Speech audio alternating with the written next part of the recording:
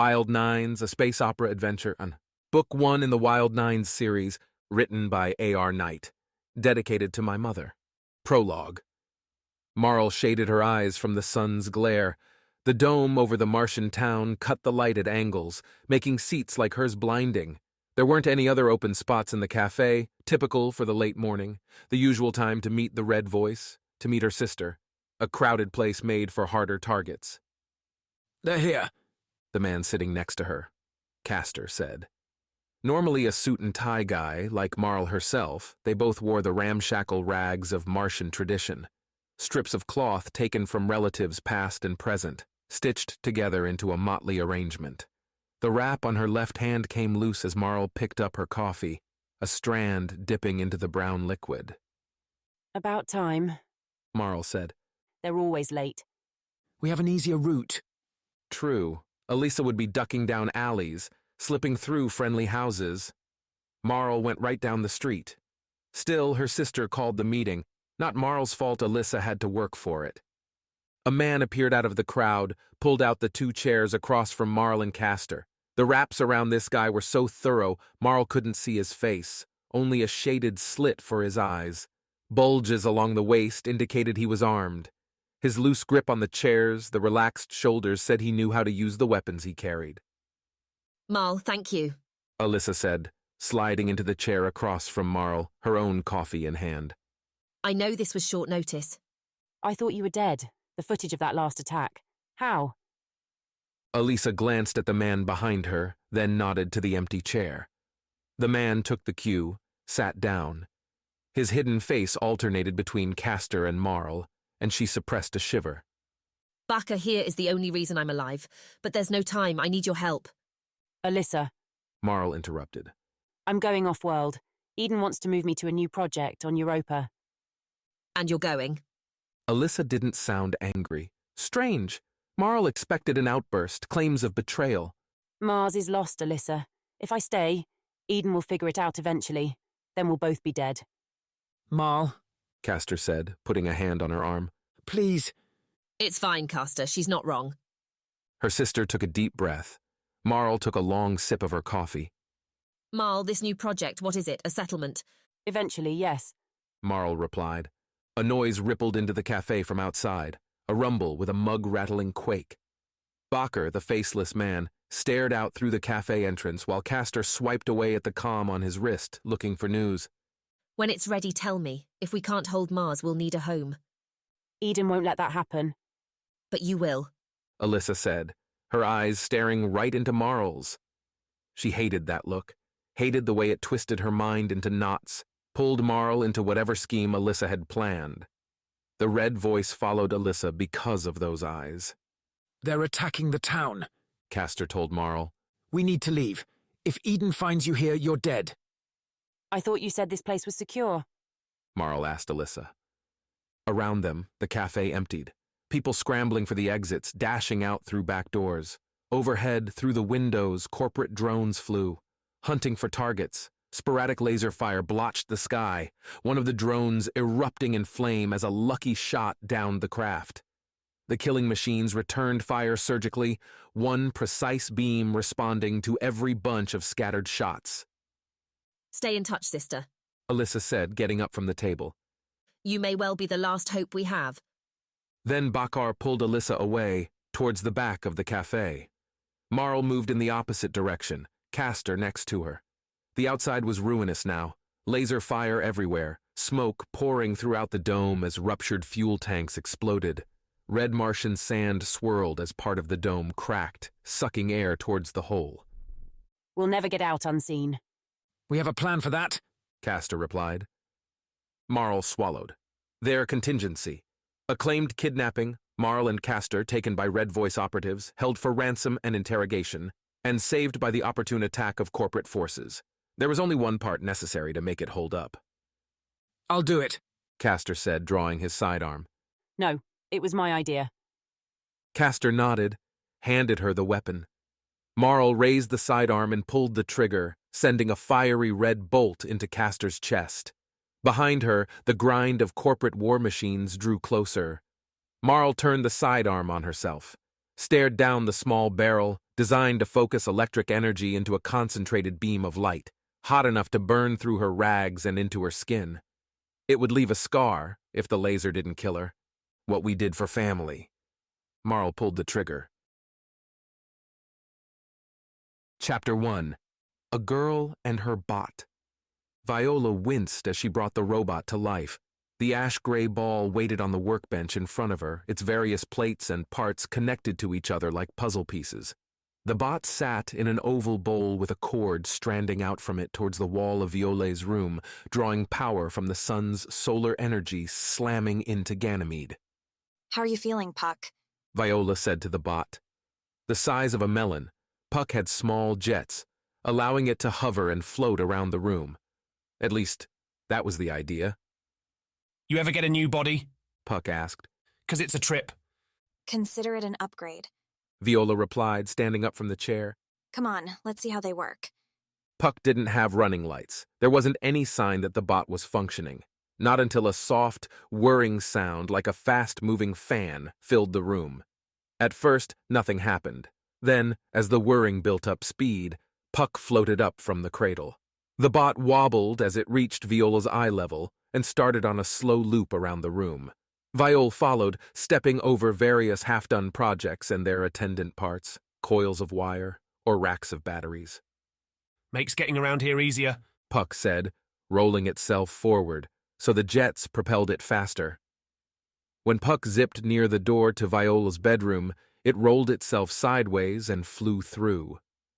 Viola followed the bot and spotted Puck hovering in front of the wall screen opposite Viola's twin bed. The screen was showing a waterfall, somewhere on Earth, and the surrounding jungle. It was muted, Puck's jets providing the only sound in the room. That's on the list. Viola said. An island, Hawaii. Better than a beach. At least there I won't get grains in my circuits. Speaking of, the jet's doing fine. Greens all around. Puck said, referring to the systems checks the bot ran on itself. As for how they control, they could be faster, but I suppose I can make this work. Glad you're happy. Viola said, crossing her arms and watching the waterfall flow. The feed wasn't live. Viola, or rather her parents, subscribed to a service that batched these recordings and delivered them to Ganymede a few times a year. Viola waved at the screen, and it shifted, switching channels to the outside camera feed from her parents' house. Their bubble. The screen showed Ganymede's blasted surface, the brown rock and great transparent bubbles.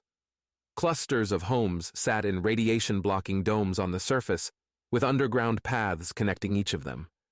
Larger tunnels, populated with carts that sent passengers back and forth, linked the neighborhoods to Ganymede's nexus, the giant factory and headquarters of Galaxy Forge.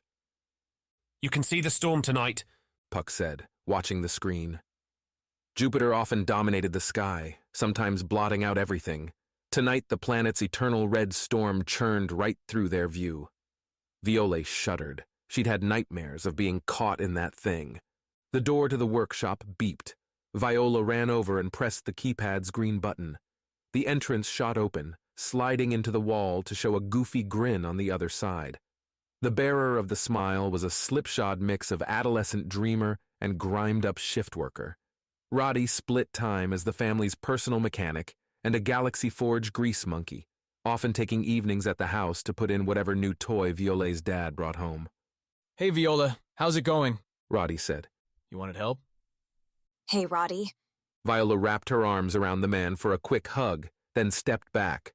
Wanted you to test something for me. It's with Puck and, might hurt a little. Hurt a little? Roddy said, coming into the room. The door slid shut behind him. Puck whirred out into the workshop, rotating so that the black circle camera focused on Roddy. He's a target. Viola said to Puck. Go. Roddy looked at Viola, eyebrows rising into the man's clay-red hat, part of the Galaxy Forge uniform. Puck didn't hesitate. The bot shot forward until, a meter away from Roddy, Puck let loose with a hot, white laser. The beam hit Roddy on the forearm, causing the mechanic to jump back, curse, and rub at the spot. Puck darted forward after Roddy, shooting more of the stinging lasers. A lot of them. Puck. Viola yelled. Stop. The bot paused, rotating to look at Viola. He's not neutralized. I should keep shooting at him. What the hell, Viola? Roddy said. He'd grabbed a piece of scrap metal and was holding it in front of him like a shield. Puck, go back to the cradle. Viola said, though excitement leaked into her voice. Did you see that, Roddy? I felt it all right. Roddy grumbled. Yeah, sorry. Viola said, helping Roddy put the metal slat back on the ground. I didn't think Puck would keep shooting, but it means the threat assessment program works. Are you okay? I'll survive. Roddy took a breath, looked at Viola. His face was straight, tight. Roddy never liked being reminded of why Puck was getting a threat assessment program, or why they'd been working at night to build the jets for the bot. Still not changing your mind? I can't, Roddy. Viola said. If I don't get out of here now, I won't get another chance. After this semester, I'll have the degree, Dad will put me in Galaxy Forge, and I'll be stuck. It's not so bad. Roddy replied, continuing to rub his arms where Puck's lasers hit him. You'd be good at it. I'd be trapped. Viola said, turning and walking over to a large console that dominated one side of the workshop. Viola turned it on, accessed the star chart program, and the console projected Jupiter and its surrounding moons into a swirling hologram in the center of the room. Viola pointed at a smaller, bluish one. Tomorrow will be a perfect launch day. How's the ship? Good. Your dad hasn't used it lately. Been too busy. But Viola, I don't think... I know it's a lot to ask. Viola interrupted. Dad will find out it was my idea. I'll leave a note. It's not me I'm worried about. You don't know what it's like out there. Which is the point. We're not doing this again, Roddy. Please, just tell me you'll have it set tomorrow. Roddy nodded. Viola could see a dozen arguments start and die in his eyes. There wasn't any time for them. Now that Puck's threat program worked, she had to boost the bot's laser so it could do more than sting. Then there was the packing, and the note to her parents. I'll make sure she's ready to go, Viola, for you, Roddy said, sighing. Thanks, Roddy. Viola gave the mechanic another hug as Roddy made his way out the door. As she moved back to the workbench, Viola flipped the console to the streaming headlines. News around the solar system popped up on the screen. Viola paid little attention, except this time almost every headline included the same quote. Viola waved her hand through one article to expand it. You cannot silence the red voice, said Alyssa Reinhardt in a mass-transmitted message today. The leader, previously presumed dead, continued to state that until the people of Mars had their rights restored, there would be no peace. Thankfully, Europa's a long way from you. Viola said to the picture of Reinhardt. With another wave of her hand, Viola dismissed the image and went back to work. Chapter 2. The Escape. Do you understand the state Europa is in right now? It's barely civilized. There's no atmosphere. Stuck in a base where if one thing goes wrong, we'd lose you. Viola heard her parents' voices. That didn't stop her from approaching the bay where her father's private ship sat, waiting for Viola to take it. One by one, Viola debated down the arguments. Sure, Europa was full of profit-seeking prospectors. But so was Ganymede. It was just more refined here after 2 decades of colonization. No atmosphere? Ganymede's was still thin enough, siphoned away by Jupiter's gravity, that if you spent more than an hour outside, you got lightheaded. Endurance competitions ran to see who could go the farthest without succumbing. Anywhere off of Earth was harsh. Are you sure? Puck asked. 'Cause you do this, it will not be pleasant when Daddy finds out.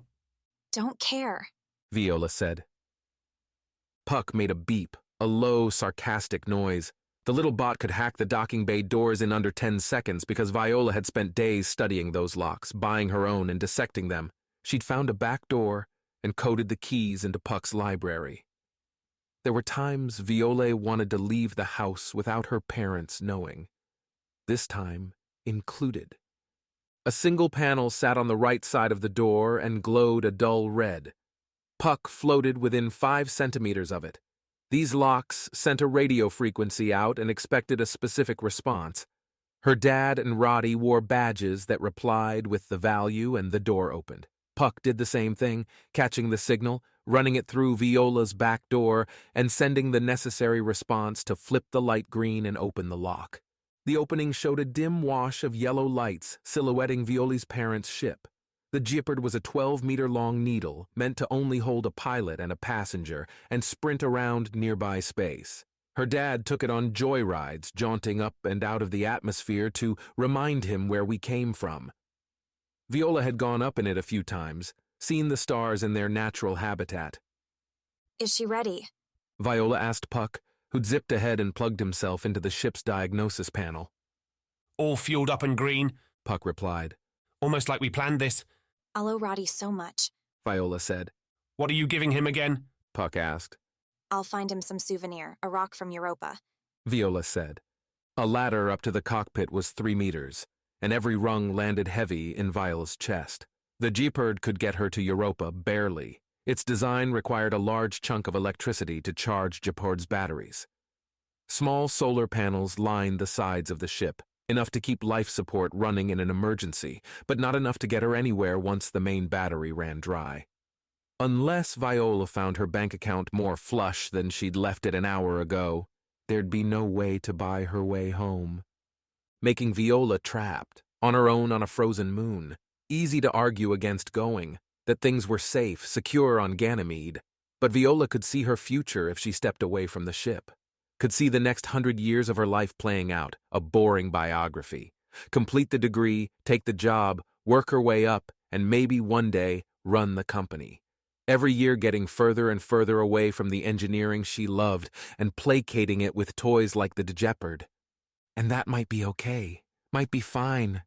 Only not now, not when there was still that voice telling her to take a chance. Viola pulled herself into the cockpit and disengaged the ladder. When the ladder moved away from the Jeopard, it ran over a pair of sensors in the floor. By doing so, the bay's departure system registered Viola's intent and turned on the rest of the lights. The gate, a thick block of smooth moon rock, ringed with glowing ruby dots warning her it was still shut. Puck floated beside Viola, hovering above the passenger seat slotted behind the pilot chair. In front of Viola sat the flight stick, followed by a panel of buttons and levers controlling thrust, landing struts, and more. The Jeopard had few autopilot features. The manual effort was part of the thrill. Viola had been here 1,000 times in the family simulator, feeling her way through a virtual trip.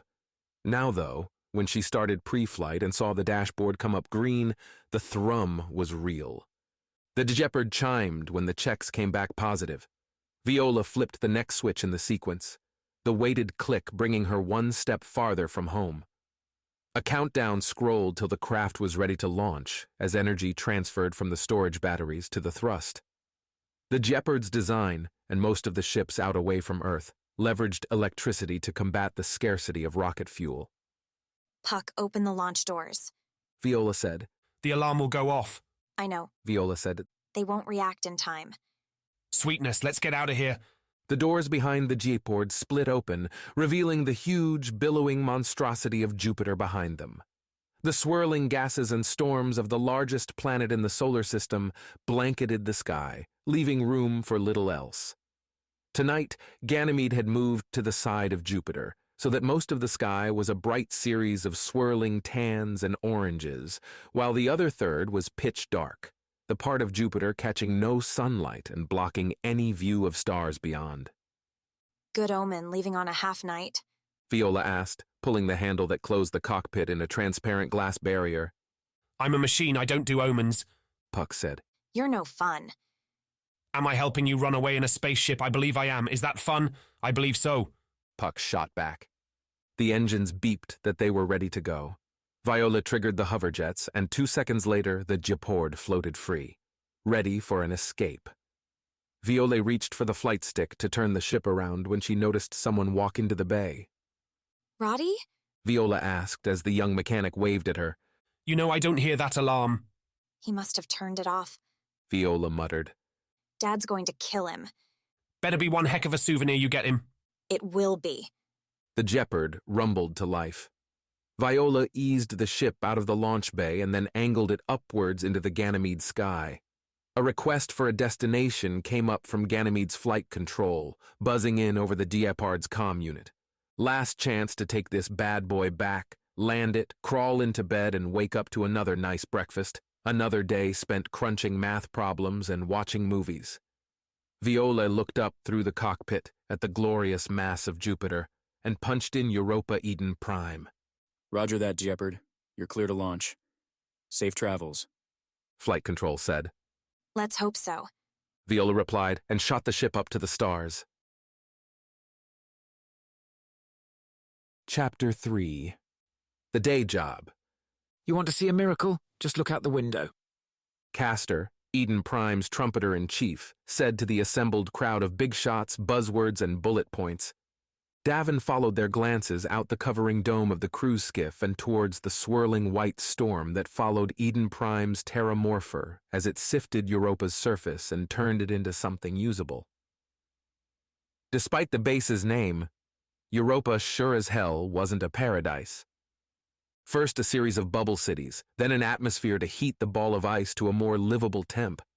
The bright pillar of light lancing to the surface near Eden Prime was an indicator of those efforts. A large solar mirror orbiting the moon and reflecting concentrated photons to the surface. Most of Eden Prime's power came from that thing, even if it meant never having a true night.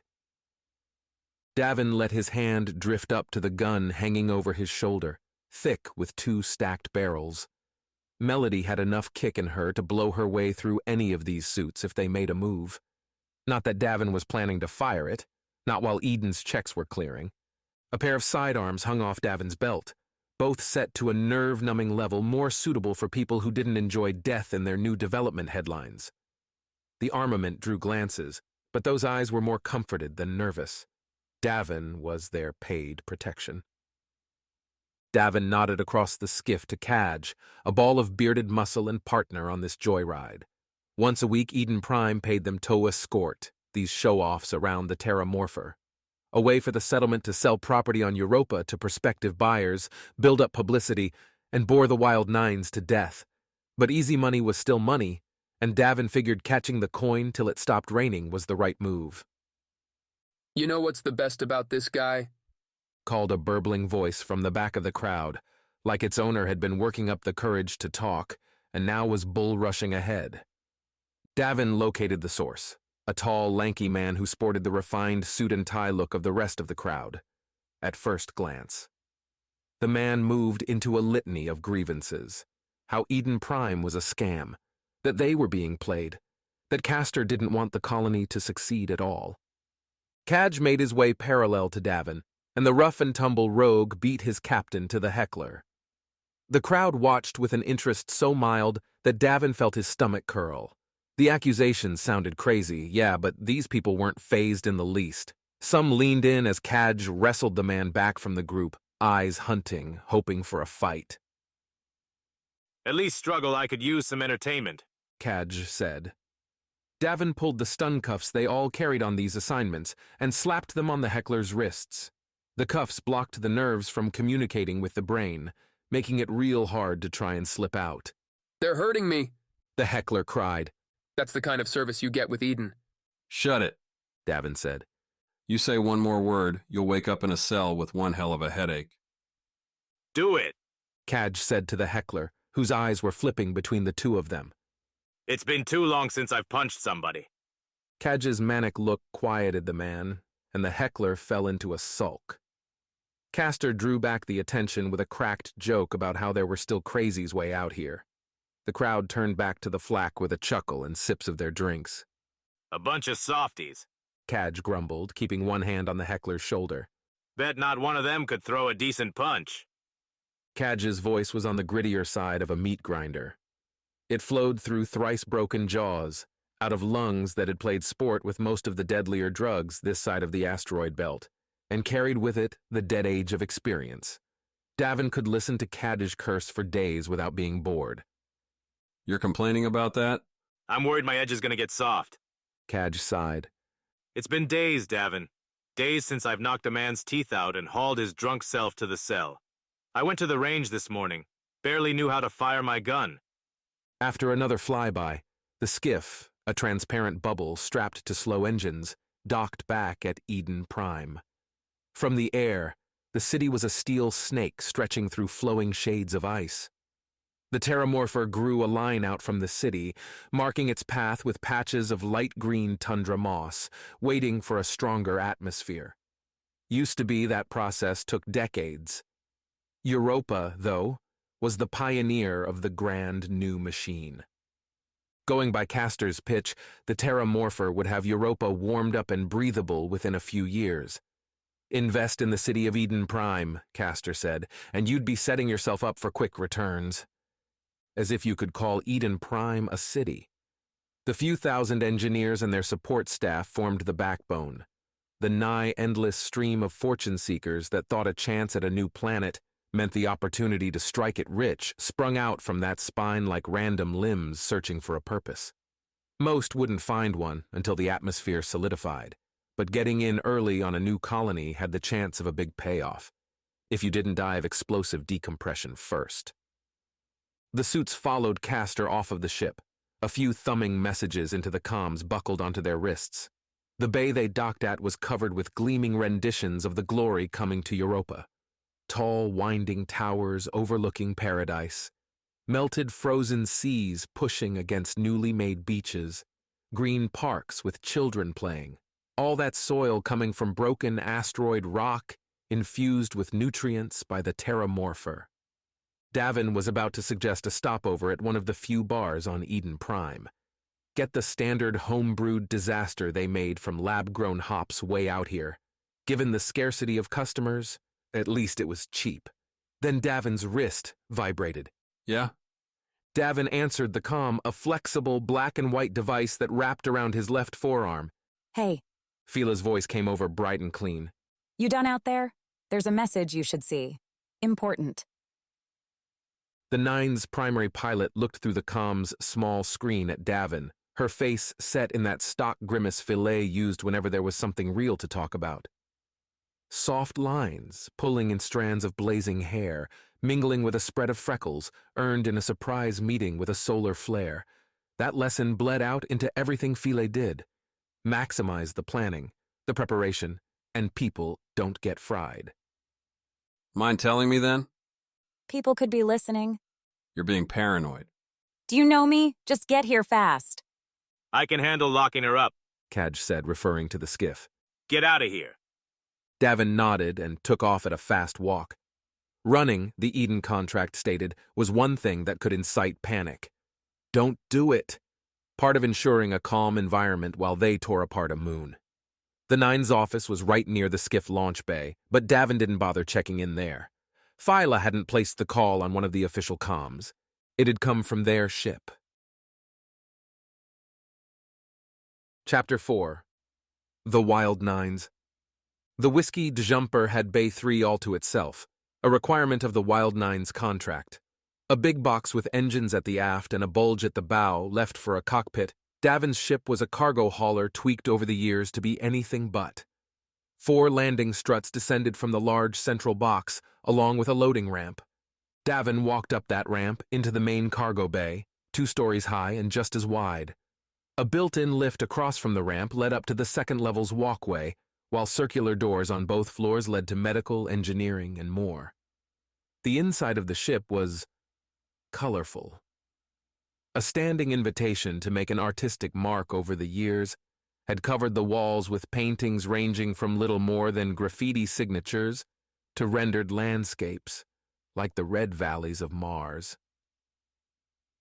Every time Davin walked in here, history struck him like a hammer.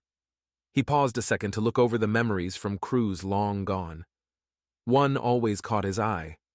A black outline of the Whiskey Jumper, lines bleeding everywhere on the metal walls, hovering against a blue and white ball.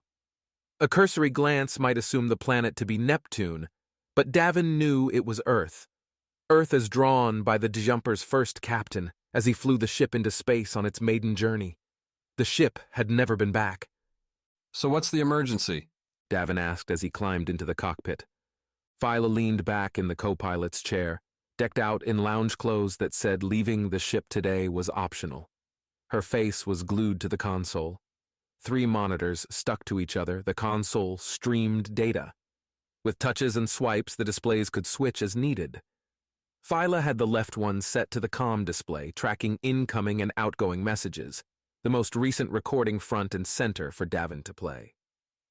2 high-profile visitors. Personal escort. Your favorite kind of job. Phyla said, sucking on a jolt stick. Davin reached for the stick. Phyla handed it to him. Chemical cocktails wrapped around a sugary twig. Tasted dry and scratchy, but gave one hell of a kick. Like eating a spasm. Where are they now? Davin asked after a few twitches. Landing, going through the usual harassment. Eden, the company behind Eden Prime, was hyper-vigilant about taxing any incoming cargo, grabbing every spare coin they could. Eden Prime boarded and assessed every incoming ship, assigning a value to it. That value determined what level of attention people like Castor and his boss, Eden Prime's overall manager Marl, paid to the vessel. Cadge is going to blow it, Davin said, sitting in the co-pilot's chair. Just lose his mind one of these days and split someone in that crowd, or maybe Castor open. Worst thing is I'm starting to hope he does it. Feel like Eden would frown on that. Phyla said, taking the jolt stick back. There are always more contracts. So why'd you have me come here? Escorts aren't a secret. They don't want Marl to know they're coming, or anyone else on the base. Interesting. How are they getting around the search? Philae rolled her eyes, a slow motion where Davin could track the pupil as it made its journey from one side of the blue eye to the other. She'd started doing that when they were kids, decades ago. Learned it from her father, Phyla mentioned once, saying it was a warning she was going to be sassy. You think I had a nice chat with them? They beamed the ask straight to us. Short range, hard to intercept. All it said was to meet them and keep it quiet. Any idea who they are? The ship is small, Eden branded, like Mothership Eden, not Prime. Parents wondering what their kid is up to? Maybe, Phyla replied. Either way, for this much coin, does it matter? Philae pulled up the message. At the end of the single sentence was a price. A good price. It does not. How much time do we have? The pilot flipped the console back to Eden Prime's air traffic, pointed to an entry. Bay 7, scheduled to land in an hour. That gave Davin enough time to shower off the Eden uniform and put on more comfortable clothes. A jacket with plenty of pockets, pants with plenty more. Boots flexible enough for running, strong enough to keep his feet from getting shot off. One glance at himself in the cabin's mirror, and off. On the way out of the Whiskey de Jumper, Davin grabbed Mox from the man's room. The crew cabins were tight affairs, a twin bed with a desk, complete with single-screen console. A locker built into the wall for clothes. Davin looked in and suppressed a flinch. Mox wasn't wearing a shirt, which meant the black metal frame of his exoskeleton was on full display.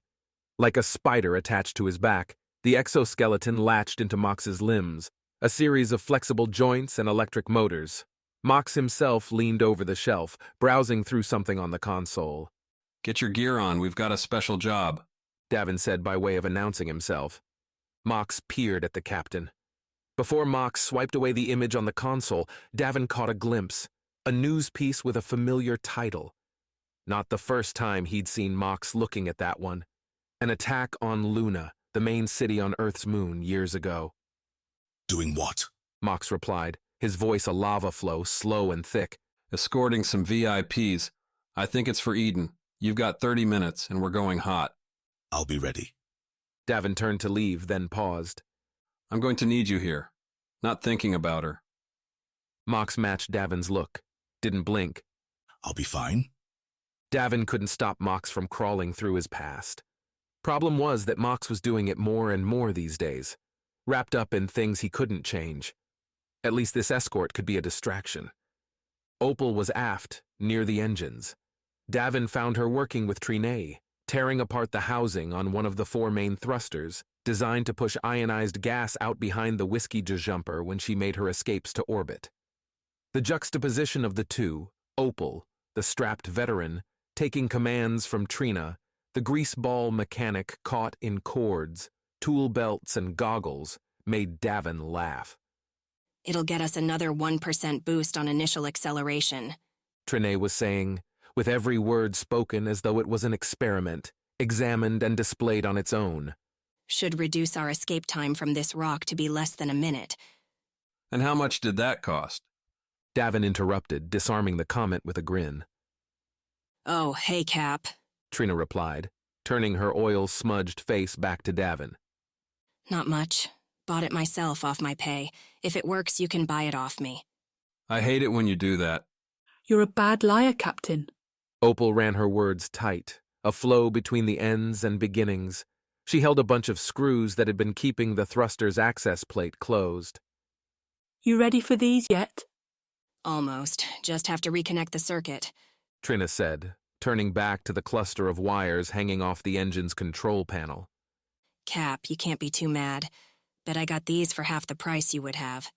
Hey now, I'm not that bad, am I? Both of the women gave him deadpan looks. Should have seen her, Captain. Opal said, setting the screws on Trina's wheeled work cart.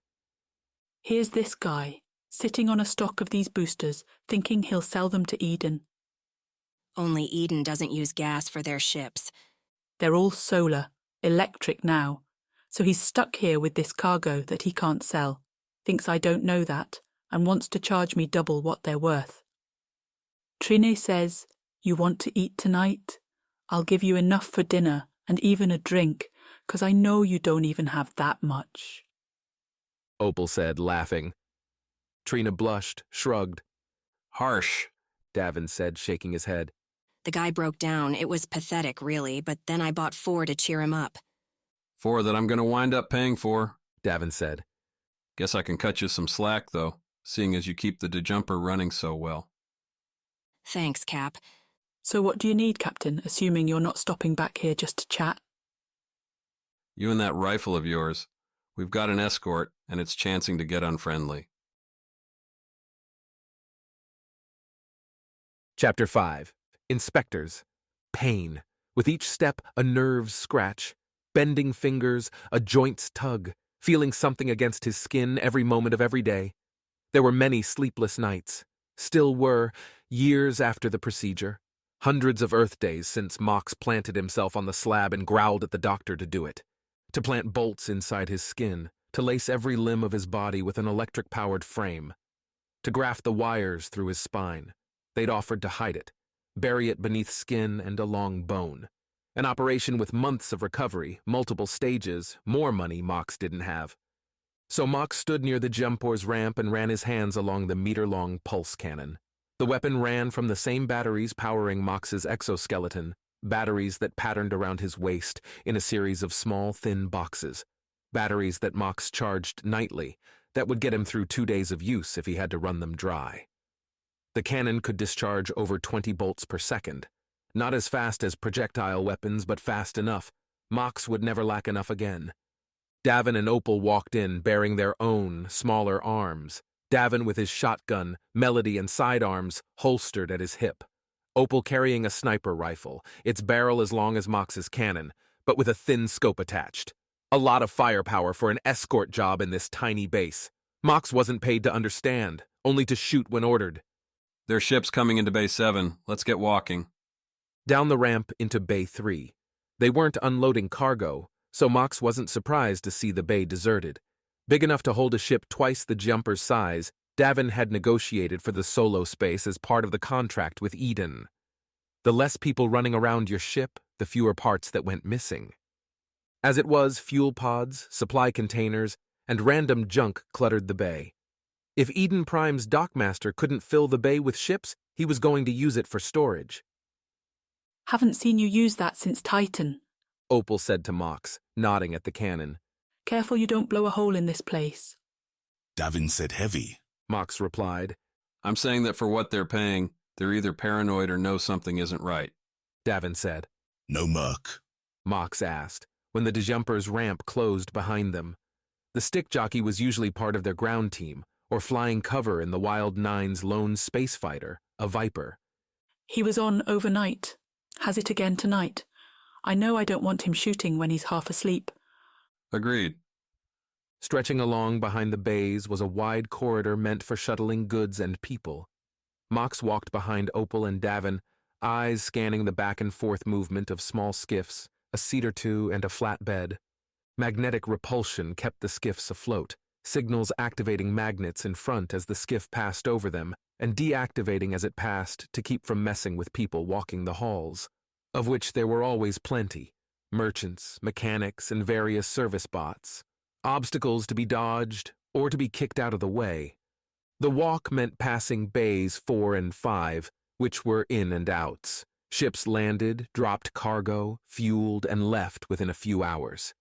Skiffs lined up at the gates to deposit or receive cargo.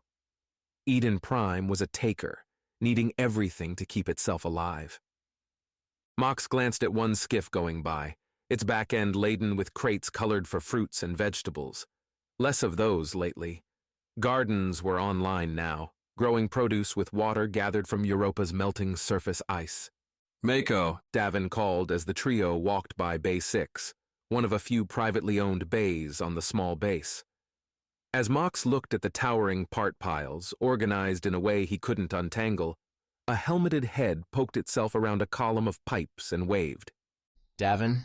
Mako replied, stepping around the column and extending his scrawny, pale hand for a shake. What are you doing this deep? Mako took them in, lifted the goggles from his eyes, and whistled. And ready for action. A job, Davin said, then waved his arms. Your place is messier than usual. Mako turned and gestured at a ship behind the junk piles. A cargo hauler from a generation before the jumper, the hulking series of spheres was being dismantled by a horde of small robots, scratching and tearing at various pieces and hauling the scraps to different piles. You see that? Mako said, squinting at Davin. Business is good. You ever see this place clean, you'll know I'm done. What job? You're going to have a neighbor, Davin said. 5. You know that's an in and out. 7. Mox announced. And soon? 7. Mako said. Rare day that 7 gets filled. Only Eden corporate or big shots. Any idea who might be coming in? Mako shrugged, looking like a puppet on strings, given how light the man was. Mox felt a tug on his frame and glanced. One of the salvage bots poking at his leg. Mox kicked it away. Mako's eyes followed the stumbling droid, tracking back to Mox and then looking away. Mox saw the man gulp. Fear. Mox supposed that was the intended reaction. Maybe if you kept your ears out of that junk pile, Opal said. You'd catch wind of things. All I know is what comes in pieces, Mako said. And the parts are selling fast, most of it to our fearless leader, Marl. What's she want? No idea, don't care. I mean, should I... Davin sighed, pressed a few keys on his comm. Mako's own unit beeped, and the junk vendor looked at it with a wide grin. It's energy stuff and shelter gear, like she's planning on expanding, but not with Eden's help. A new group of people. Davin glanced at Mox and Opal, but neither one had any ideas. Eden, the supermassive company that was investing in the base, had plenty of coin and supplies to expand Eden Prime as much as they wanted. Marl, the base's director, shouldn't have to go scrap hunting. Seeing as I just paid you for that crap, you give us a heads up if it looks like something strange is heading towards Base 7. Like you 3? Mako laughed. None of them joined him. Sure, yeah. You see one of my scrap bots roll by, expect company. Then Mako went to a pile of small lift jets and dove in, digging. Conversation over. Davin walked out, and Opal followed. Mox took one look back at the busy bay, bots building piles of scrap to sell. Tried to picture himself doing that job, sorting through junk for anything good. Couldn't.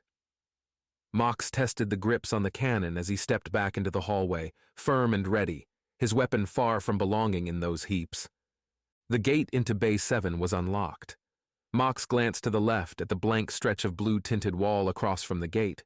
In there, somewhere, was a camera. More in the halls. Anyone thinking to get fast-fingered with someone else's stuff would be filmed, found, and flung off the moon. Davin held up his comm to the scanner alongside the door, which beeped an affirmative. Bay 7 appeared as the gate slid open, vast and empty, no crates, no power cells. As the trio stepped into the bay, Mox felt his neck itch. The walls shifted, slid in his vision. He'd been here before, or somewhere like it. Mox knew what was about to happen, past memories too strong to let die, knew it and could not stop it. Chapter 6. Strongman's Start. The green lunar surface, a verdant product of terramorphing weaving between spiraling glass towers, low gravity making it easier to arc buildings overhead, or to build offshoots, architecture as fantastic art.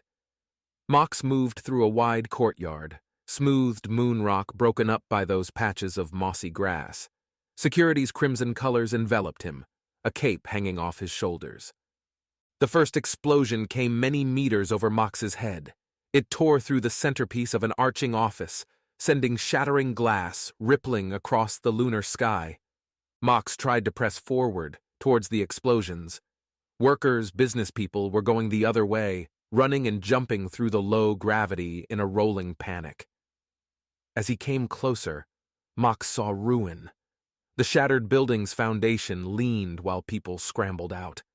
Overhead, the arch split, breaking this half of the building free from its counterpart. The curved tower listed further. Mox waved people away, pointing back towards the courtyard. Countless faces blurred past as Mox's comm called out with questions, orders, warnings. Then the floors started falling. Support beams tore apart, anchors ripping up the lunar surface as the leaning weight proved too much. A woman tottered out of the building as it collapsed, bleeding from her head. She looked dazed, then fell to one knee. Mox ran towards her, pushing against the crowd. They parted for the red uniform, worth respecting even in crazed flight. Mox picked her up, the woman turning to look at him, her face marred with 100 tiny scratches from the glass window that had blown out in front of her. In her eyes, Mox saw the building above them, falling. The woman's mouth opened. "Yo, Mox, you with us, buddy?" she said. A blink. Bay 7 sat in front of him, no fire, no woman, just Davin, waving his hand back and forth in front of Mox's eyes. "We're not there. You're not there." "I know." Mox growled, but the edges of his vision played out the attack, flames still curling, glass still falling. "It feels similar. Open calm." "Tell me about it," Davin said, looking around the bay. "You weren't there." "Doesn't mean I don't understand." Mox didn't reply. No point in arguing. Mox looked and found Opal, set up in the near right corner, rifle up and out, supported by shipping crates. Davin leaned against the door. Mox stayed where he was, dead center, cannon primed. Mox felt the captain's eyes on his back. "What?" "Who was it? The woman you say you're seeing?" "I knew her." "That's it." Mox didn't turn to look at the captain, just stared straight ahead at the bay's opening, resisted falling through the hole again. "I don't talk about her," Mox said after a few seconds. "Doesn't mean I can't ask." "Why?" "'Cause I got a guy wearing a weapon running around my ship. Think I owe it to the crew to know if you'll ever lose it." "It won't happen again?" "Feel like I've heard that before." "It won't happen again?" Mox repeated, more to himself than Davin. Mox raised his arms, showing off the exoskeleton. The cannon, when Mox let go, pulled forward on his torso. The frame tugged back, its batteries pushing energy to keep the big weapon level. Mox felt it, the tight yank on his muscles, the red bloom of pain as bolts in his shoulders tensed. His face tried to move, eyes tried to narrow, but Mox resisted. Showing weakness wasn't a choice, was not his role.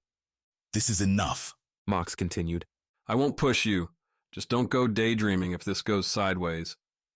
"I'll be fine." Bay 7's alarms wailed. Incoming ship. A light blue film covered the big, gray bay doors, a magnetic field preventing the oxygen and atmosphere in the base from leaking out. The gray doors opened with a loud chunk, then slid along rails greased to perfection by the attentive bots.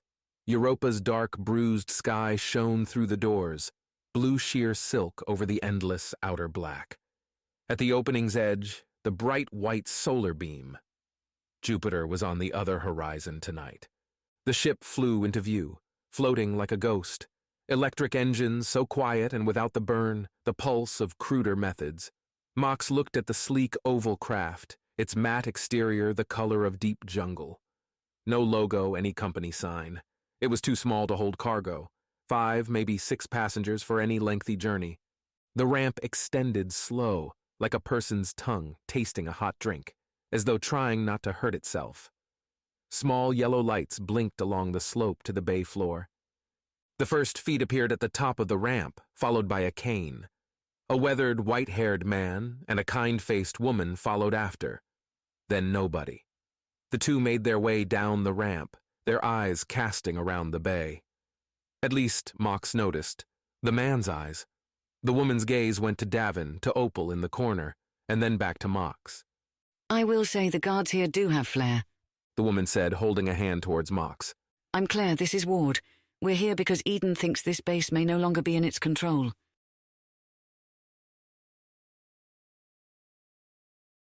Chapter 7. Seen through the scope. The two of them were easy targets. Their clothes were thin, no armor, every step methodical, easy to predict. Ice formed in Opal's veins. Security wasn't hired if there wasn't risk. If things went wrong, the nines would have to fire first. The woman talked to Mox and Davin out of earshot. Davin made his characteristic shrugs, and Opal pressed her lips together to keep from yelling at them to stay low. Davin didn't have the experience. He'd found Opal on Minor Prime, that space station sitting between Mars and Jupiter, in the heart of the asteroid belt. Not that those were great times for Opal. Not that she could afford to say no. But Davin telling her with that smug grin he was moving from cargo into the protection business told Opal all she needed to know. Davin hadn't ever laid in the red mud on Mars, watching the enemy for hours, waiting for the perfect moment. Opal had gone to Minor Prime to avoid those situations, to stay out of the sights of someone else's rifle. But here she was, staring through a scope. Finger near a trigger that Opal knew she'd be pulling before the day was out. Except not here, because Davin was waving at her to get moving. Opal stood up, pressing a button on the side of the rifle's stock that changed the magnetism holding the various parts together. The weapon collapsed into a small cluster, connected by one flexible metal strand running through every piece. Made the weapon easy to carry, easy to hide. We were telling your colleagues we're expecting a ship, the woman said, introducing herself as Claire and her partner Ward. It should land in a few minutes, I believe, in Bay 5. We'll want your help to search it. For what? Evidence that Marl's got more going on than building Eden Prime's business. She'd have too much to lose. Eden Prime's growing. Why risk it? Claire gave Opal a small smile.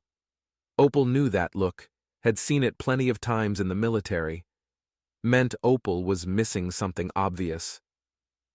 Eden has too much invested in Eden Prime, Ward said, his voice a high whistle. We're here to see whether Marl shares that sentiment. Love me a good tale of corporate intrigue, Davin said. But why don't we get you two where you need to go, so you can leave before someone shoots you and costs me a contract? The man has a point, Claire said, putting her hand on Ward's shoulder and giving him a gentle push forward. This time as they walked into the hall, it was Mox in front and Opal at the rear. The big man covered a large part of the hallway, enough for Claire and Ward to stay behind him. A glance down the long corridor showed only a few skiffs being cleared out by two workers. No crowds, no bustling bots. It wasn't late enough for Eden Prime to be slowing down.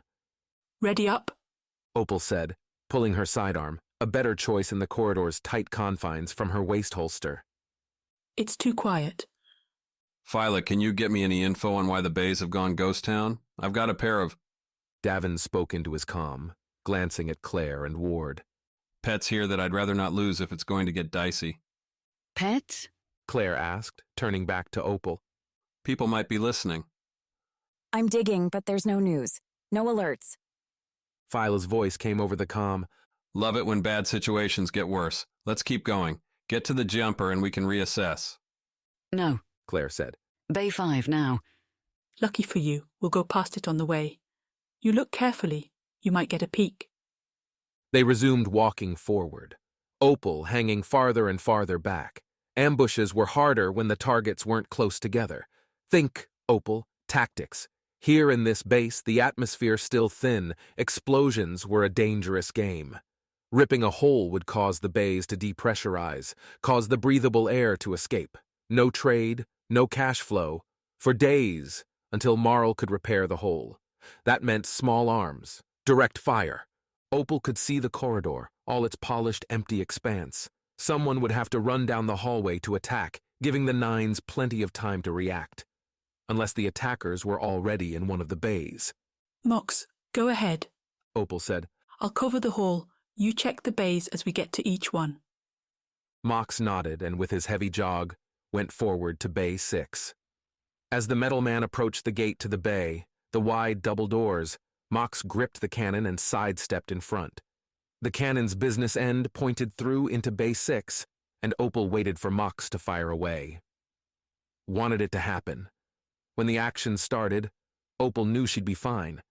Now it was ice and nerves. Clear? Davin asked, standing between Mox and their charges. Looks normal, Mox said. Mako's there. Still working? Can we trust him? Opal asked. The answer to that was always no, never trust. What if Marl found Mako's button? Some new ship to tear apart maybe, or a shop on the main boulevard through the base? Something tempting enough for Mako to sell them out. He's safe. Don't worry. Opal shook her head.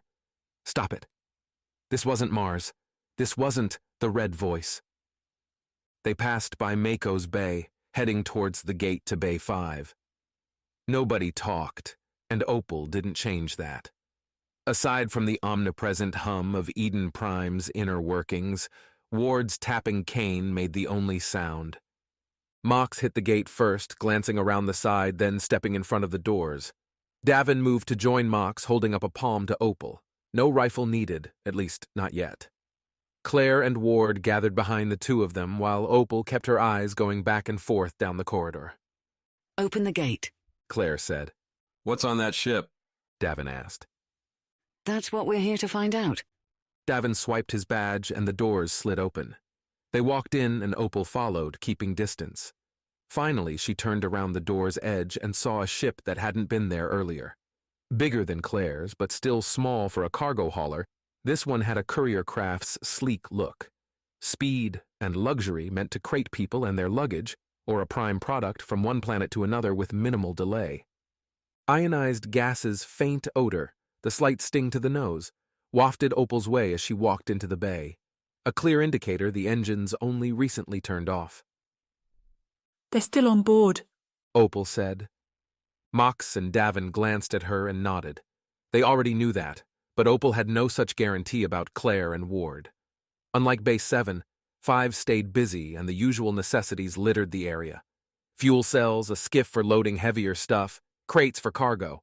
Plenty of things to hide behind. You two might want to take cover, Davin said, sharing Opal's sentiment. Or am I getting the wrong vibe here, that this ship isn't friendly? Depends on Marl, Claire said. Ward nodded. They stood loose, calm. If they thought this might be a trap, why weren't they treating it like one? Let's play it safe then. How about you go over there? Davin pointed to crates stacked near the bay's corner. Claire and Ward didn't argue and took cover. Opal went to the opposite side near a fuel cell pile, slid her finger along the rifle's barrel, tapping a button that sent out a magnetic charge, snapping all the pieces into place. Opal leaned forward, bracing her elbows on one cell, and looked through her scope. Mox put himself dead center, a massive target that could dish back everything and more. Davin took a spot near Claire and Ward, standing between them and the gate. The waiting was always the hardest part. A sniper, Opal sat for hours, each breath a careful in and out to keep her aim from moving, ready to fire at any moment. The tension growing with each second until, like a frog being boiled, something moved and the stillness shattered with cacophonous destruction. The ship made a noise, a grinding sound, systems powering up. With a sudden jerk, a rectangle 2 meters tall shifted open in the bottom of the ship. A ramp, thinner and meant for people. And a foot was the first thing that appeared, booted. Joined by the second foot a moment later they descended. Opal saw calves, thighs, no holster on the waist. A snap look back up the stairs through the scope, but there wasn't another. Stop, Mox announced as the person reached the bottom step. Move and die. The person stood still, hands resting near the sidearm on his waist. He wore an older, mismatched uniform, like someone who'd raided a company's dirty laundry chute. Opal didn't recognize the faded brands, but recognized the uniform's style. The sloppy getup complemented the easy grin, the relaxed muscles. The guy stared death in the face with a smile. Opal tightened her finger on the rifle's trigger. No fear made someone dangerous. So, is that the usual way you greet people on Eden Prime? The spacer said. 'Cause that's not very polite. Sorry. Mox said. I didn't ask for an apology, but thanks. Now I've got work to do, so if you wouldn't mind. What type of work? Claire asked, stepping out from her cover and moving next to Davin. Well, that's just the thing. It's work that doesn't need spectators, or people asking questions. Why'd you say you were in this bay again? The man's hand twitched. His smile grew. A tell. The spacer faced overwhelming odds, but he would draw the minute Claire answered his question. Opal pressed on the trigger when a shot flashed. Lasers were always soundless, except for the screams they extracted from a hit. The spacer fell back, down, smoke rising from his chest. Opal looked up from the scope and saw Claire holding Davin's sidearm, pointing it at the spacer. Whoa, hey! Davin yelled, yanking his gun back from Claire. That was a nice conversation. You see those clothes? Claire said. That's the proof we needed. Now we have to run. Proof of what? Davin asked. But Claire was pulling him along towards the gate. Ward, the man Opal had last seen plotting with a cane, had picked it up and was holding the cane like a weapon, aiming the point around like it was going to spit lasers, which Opal realized it might. As Claire made it to the gate, Mox backpedaling to join them, she paused. Opal expected the doors to open, as they should, but they stayed shut, trapped. Phyla, we need the gate to Bay 5 open, Opal said into the comm on the left wrist. On it, Philae said. As the hired security for the base, they had the codes for the doors. Should have taken only a couple seconds, but those seconds passed and the door stayed closed. The ship rattled, its ramp retracting, the engines spooled up. Opal shifted the scope, looked at the contours of the small ship. Deep in those recesses were nozzles, barrels ready to fire. In tight quarters, the ship could fry all of them in seconds. Mox, that ship has weapons, Opal snapped. Philae, we need this door open, Davin said into his comm. Claire and Ward shifted away from the captain towards the crates. The only chance they had was Mox's cannon ripped a hole in the world, the slap screech of the rotating barrels heating and spitting bolts, dozens of them echoing around the bay's metal walls. The white line struck the ship, now a meter off the ground, and burrowed deep into the hull. Black marks riddled the front as Mox arced the cannon towards the divot's opening as the ship brought its weapons online. Opal, looking through her scope, lined up on an opening where a small gray nozzle was shifting forward, and fired. The rifle sent a blue bolt, not as hot as Mox's shots, that struck the nozzle and blew it off in a sparking shower. The cannon did its job. At this range, and without the ship having time to charge a shield, the craft disintegrated under Mox's energy blasts. A key shot blew apart armor plating covering the cockpit. Thick glass still sat there, used as a viewport when the ship wasn't being attacked. Opal could make out someone moving back and forth, arms pressing at buttons. She centered the scope on the figure. One good shot, and this was over. And Ward took it. That cane of his blasting a long, slow red-orange wave that arced onto the cockpit's glass and ate its way through it. A plasma sprayer. Opal hadn't seen one in years. Old-fashioned, slow, but effective. The ship shuddered under the assault, its jets popping off and on as power cables melted and rerouted. Mox's cannon paused, overheated, and needing to cool itself for the next salvo. Behind the melting plasma, the shape still moved in the cockpit. Crazy to stay there. The plasma would soak through at any moment, destroy the console. But Opal raised her scope, lined up the shape, saw the person raise its arms. Surrender? Opal's finger stayed on the trigger. Then the person pulled something at the cockpit's top. The repulsor jets burst, swinging the ship around so the engines pointed back at the gate, right at Mox, Davin, Claire, and Ward. Opal felt the panic, the certainty of what was going to happen next, and the complete inability to do anything about it. Opal saw the telltale lighting, an engine primed to launch. She dropped the rifle, turned towards the others to warn them. Mox was already moving. Even with the cannon, that exoskeleton pushed the man when he wanted to go. Mox jumped, grabbed Davin, and shoved them both to the ground as the ship's engines roared to life. The light wasn't blinding so much as obliterating. Even through her closed lids, her hand covering Opal's world went pearl. She fell to the ground, her back so hot Opal thought she'd caught fire.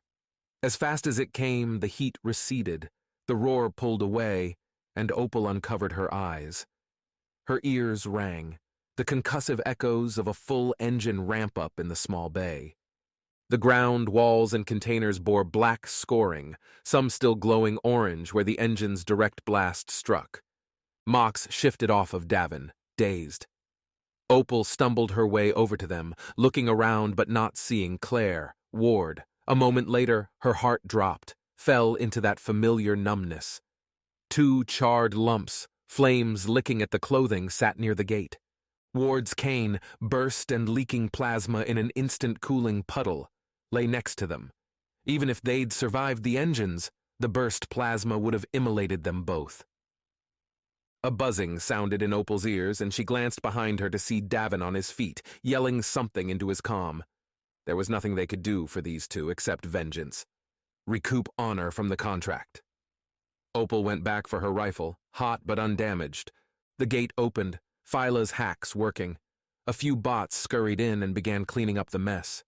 Europa's silver-black sky bled in from outside, the magnetic shield keeping the burnt air close. Chapter 8. Fighter Pilot. Merc was grabbing a mid-nap snack when Phyla's tight voice came on over the intercom, yelling for him to get to the fighter. He dropped the energy bar, whose packaging screamed it contained literally every vitamin, and scrambled out of the kitchen, down the short hallway, slid over the ladder into the central loading dock, and then bounced right for the small fighter bay. Got any more info? Merc calmed as he went. Davin, Mox, and Opal were on an escort.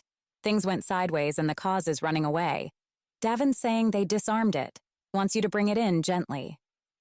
Davin always wants it gentle. Scrap's worth more than ash, Merc. The Viper 221 was a stupid name for a super cool ship. This baby had aerodynamics that guaranteed a rockstar performance in 0G or more. Merc had the preset for Europa's atmosphere dialed in. The pre-flight check flipping greens in less than 5 seconds. The Viper flew electric, a killer advantage when you needed maximum thrust immediately. A disaster for long trips, but Merc didn't fly it without the jumper nearby. He coaxed the craft out of the jumper and towards the big bay's opening exit. 20, Merc said. The Viper processed the command and spat forward, sliding from the bay and through the magnetic shield. Going by official time, always Earth standard, it was mid-afternoon. Below, the ice-tinged moss around Eden Prime looked caught in a fog, blue and white clinging to the foliage like frozen broccoli. Beyond the Terramorpher's edge, more pure blues twinkled.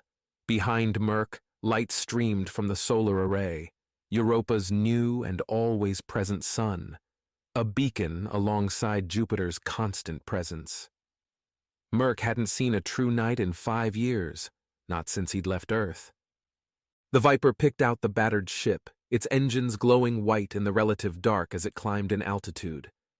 Outside the cockpit windows, Merc could only see the ship as a bright ball of light streaking upwards, but the Viper's scanners, as Merc dialed them in, modeled the craft, including broken edges and burned holes from Mox's cannon. Much farther out, and the Viper's interpretation would look like it was getting drunk, and then further away a big old circle stating, "Hey, there's a ship here." Phyla, they're making a break for space, Merc said, angling his intercept vector. But you asked me, that ship's not capable of holding atmosphere for long. Don't make space do your dirty work, Merc. Never crossed my mind, Merc said, releasing the comm. 50. The acceleration pushed Merc back in his seat, a familiar grin crawling up his face. Speed, man. That was the stuff. Looking through the cockpit, the HUD displayed a few dots and meters where Merc could catch his prey. On the right, the Viper's energy. The left had its throttle. The middle held a deep blue circle around where the escaping ship sat in the atmosphere. It had a head start, but the ship didn't have speed. Merc figured 2 minutes till firing range. Merc's left hand released his double grip on the flight stick and eased towards the left panel where buttons sat with stickers over them. Trinae's work. The mechanic messed with the Viper when the jumper didn't need her, adding weapons and toys, so every time Merc flew the fighter, there was something new waiting for him. He found the toggle on the far left. He pressed the switch forward and felt the slight click. The noise, like coins falling into place, echoed through the cockpit. The Viper had lasers, and they were devastating if you were sure your target had no shields, or any reflective plating left to bounce your molten bolts off into space, or worse, right back at you. Slugs. Those weren't so easy to toss away. They would chew through the ship like toothpicks through cheese, make it impossible for the craft to leave the planet. Hey, sitting ducks. Merc announced through the short-range comm to the ship. Flag yourself for surrender, and I won't fill you full of holes. You think I don't know you'll do that anyway? The reply came, the voice strained, high-pitched. Don't know what you're talking about, man, except that you keep heading to the stars. You're going to do it as a fireball here in a sec. There weren't supposed to be extra people there in the bay, the man said. It should have been simple. We'd already be gone by now. Say again, ship, and cut your engines. You getting this, Philae? Hearing it, don't understand it. Phyla replied through their secure channel. Hey, heads up. Jumper's picking up a new player in your game. A moment later, the Viper's own sensors beeped. New craft coming from orbit. Hot. Far enough out that the scanners showed a plane circle, but it was going fast. Another few seconds and there'd be a picture. Shields maximum, Merc said, the voice toggles mimicking hard switches. But he didn't want to take his hand off the stick right now. Slotting the energy to the shields meant losing some of the Viper's potential thrust, but it wasn't like Merc needed it to keep up with the enemy's slow-burn wreck. Ship, you got a new bogey coming in fast. Suggest you tell me what it is. You got any info? Merc commed to the enemy ship. Then suggest you turn around, hightail it back to base all nice and easy. Stick jockey, threatening a man who's already dead won't get you very far. The guy on the ship replied, before breaking off in sad laughter. The ship swung left, turning away from the inbound craft, but it wasn't moving nearly fast enough. Merc saw the new player adjust its line to match. At the speed it was going, the new ship was going to overtake in 10-15 seconds. 10%. Merc said, cutting the throttle. No sense getting between the new guy and the old one, especially when he didn't know what the new one was going to do. The Viper beeped twice. Deep tones. Missiles launched, but not at Merc. Ship, you got a pair of bugs incoming. They weren't supposed to be there, man, the guy said. Supposed to be in and out. Can't say we didn't do the job, though. Can't say that. The missiles, their bright ends just visible like fast-moving stars, lanced through the air in front of Merc and struck the ship. The explosion started small, then crackled into fire and arcing lightning. Electric engines would blow big, but that was something more. Phyla, there was a bomb on board that ship, or something that goes up real nice, Merc said, watching the fireball collapse on itself, wreckage plummeting like meteors towards Europa's surface. Just get back here, Philae said. What, don't want me playing tag with that new ship? Speaking of, the attacking vessel was adjusting course towards Merc, but also towards Eden Prime behind him. Merc pushed the flight stick forward, tilting the nose of the Viper straight. At its velocity, the other ship couldn't twist sharp enough to get a clean shot. Even in Europa's thin, developing atmosphere, the air resistance would rip the craft apart. Once Merc sped underneath the other ship, he could turn around and, if he needed to, light up their rear with all kinds of goodies. "Hello there," crackled Merc's short-range radio. "Just calling to confirm we've got no designs on you, mate." Sure they didn't. Merc wasn't going to put himself in their trusting hands anyway. Why'd you toast that guy? Merc replied into the radio, keeping his comm open. "Put him out of his misery." The voice on the other end fell flat, a player tired of the game. "He was a dead man. Not that it matters for you." Kind of you to tell me that. The larger ship blew by overhead, continuing to head for Eden Prime. Merc detected no missile locks, no warning shots. Apparently they were one-and-done killers. What do you want me to do, Philae? We're supposed to be providing security, and they just wiped a guy on our turf. Come back home, Merc. Till we know what's going on here, I don't want you out. Merc almost complained, wanted to protest, maybe take the Viper after that new ship. But instead, he plugged in the docking routine, curled through the sky, and went back to base. Chapter 9. Contract Disputes. Eden Prime's headquarters sat a long walk from the bays, a walk Davin made after a long cleanup and debrief with the team. That walk went along a wide, open space everyone called the Boulevard. Like a cylinder sliced in half, the curved roof collected solar energy and gave a stellar view of Jupiter and the surrounding stars. Stores bought space along the sides, building bubble shapes from the outer wall. Marl's government building wasn't any different, except in design. Made from blue swoops with not a straight edge in sight, the building evoked the waves in Europa's soon-to-be-thawed oceans. At least that's what Marl said. The front doors, tempered glass inlaid with swirling drawings of fish, currents, and kelp, opened as Davin approached. Business hours were over for the day, but Davin pushed through the door anyway. Marl had to know what had just happened in Bay 5. Had to know about the ambushed execution of the ship Mox had shot to pieces. No ship could land at Eden Prime without permission from flight control. The Wild Nines were the de facto police for this place, and nobody bothered to let them know a suspicious vessel with a bomb was coming, nor that there was another ship entering the atmosphere loaded with heavy weapons. Bay 7's locked. Opal's voice came over the comm. There's some weird people there. Looks like they're trying to get in Claire's ship. Don't recognize their uniforms. It's fine. Don't push it, Davin replied. No getting back to the inspector's ship for any hints. Just another twist in this great day. Davin stood in the lobby of the Eden Prime building, glancing at the twin stairs curling up around either side of the entrance hall. They both led to the same second-floor landing, a balcony that gave you an eye-level view of a dangling chandelier. The lights in that fixture cut sharp, long and thin, like the frozen shards decorating the wasteland beyond the Terramorpher's mouth. Lit as it was now, the chandelier cast a pure white light around the interior.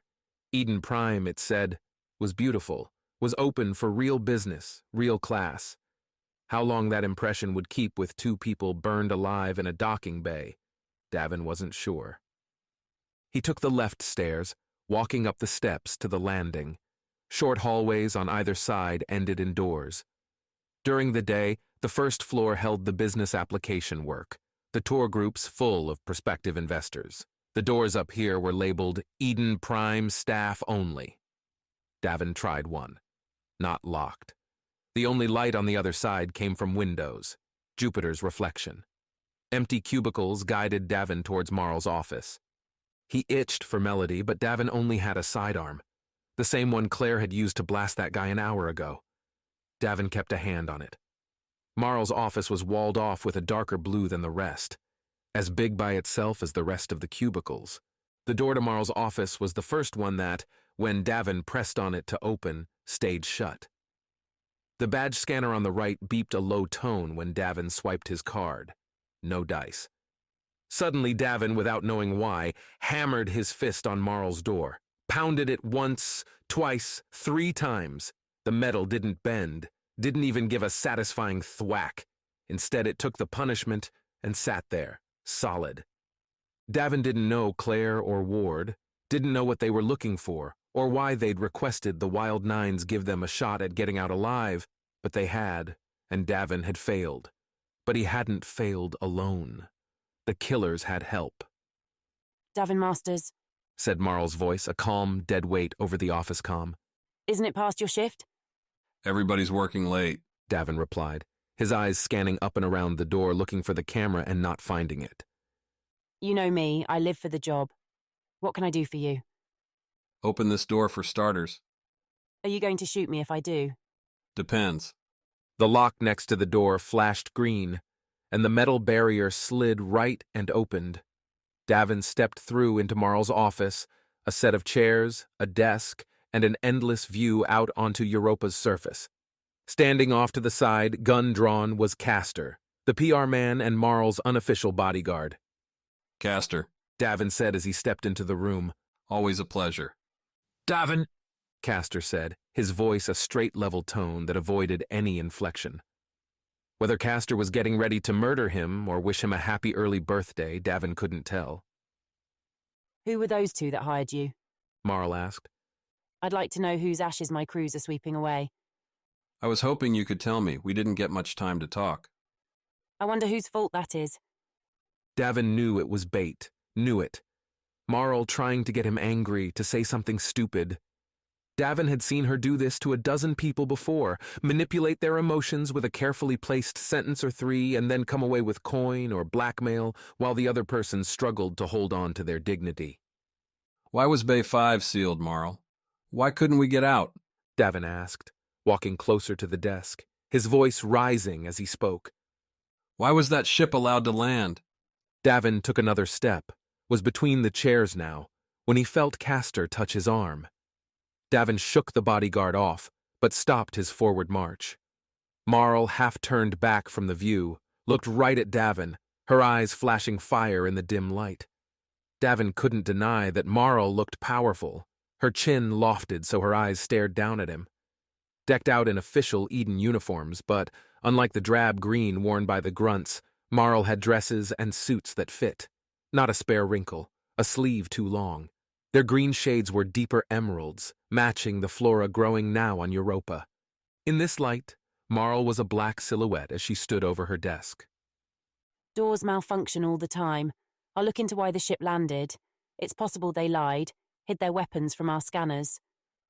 So you know nothing? I'm sorry. You're not? No, but then I shouldn't be. You and your team failed to tell me an escort hired you. Failed to tell me why those two were here. Failed to keep them alive. Failed to capture the ship that attacked them. Marl placed her hands on the desk, thin, bony, but strong. In fact, Davin, what I should be is angry, and I am. Hey, Davin started. Which is why... Marl waved him quiet. Effective immediately, I'm ending your contract with Eden Prime. You and your Wild Nines have a day to put yourselves together, but then I want you off this moon. And who's going to keep this place from falling apart? Captain Flack here? Davin said, nodding at Castor. We are, said a new voice behind Davin, full of cocky pride. The voice came from a built man in the doorway. He looked like a retired fighter, stood with the rugged wariness of someone who'd earned his gray hair. The man's clothes caught Davin's eye. The same set, a loose collection of dusty red and blue that the man back in Bay 5 had been wearing. Pharaoh and his team are your replacements. And the important thing, Davin, is that they're better than you. Really? Davin turned to the new man. Where'd she find you, Pharaoh? Just hanging out waiting for a contract? Marl and I, we go back to Mars. Pharaoh started. Quiet. Davin, you have a day to get your things together. Then I want you gone. You look at the camera feed from Bay 5. You'll see this guy, and the one that tried to blow up your base, have a very similar fashion sense. Might want to reconsider. Davin stepped away from the desk, back towards the door. Pleasure to meet you, Pharaoh said as Davin went by. I'm sorry my coming means you're going. Sure you are. Enjoy this pile of trash. It's a real winner. 24 hours, Marl said to Davin's back. Then you're gone, or you're dead. Always a sweet talker, Marl, Davin said as he walked by Pharaoh, out the door, out the office, out of the building.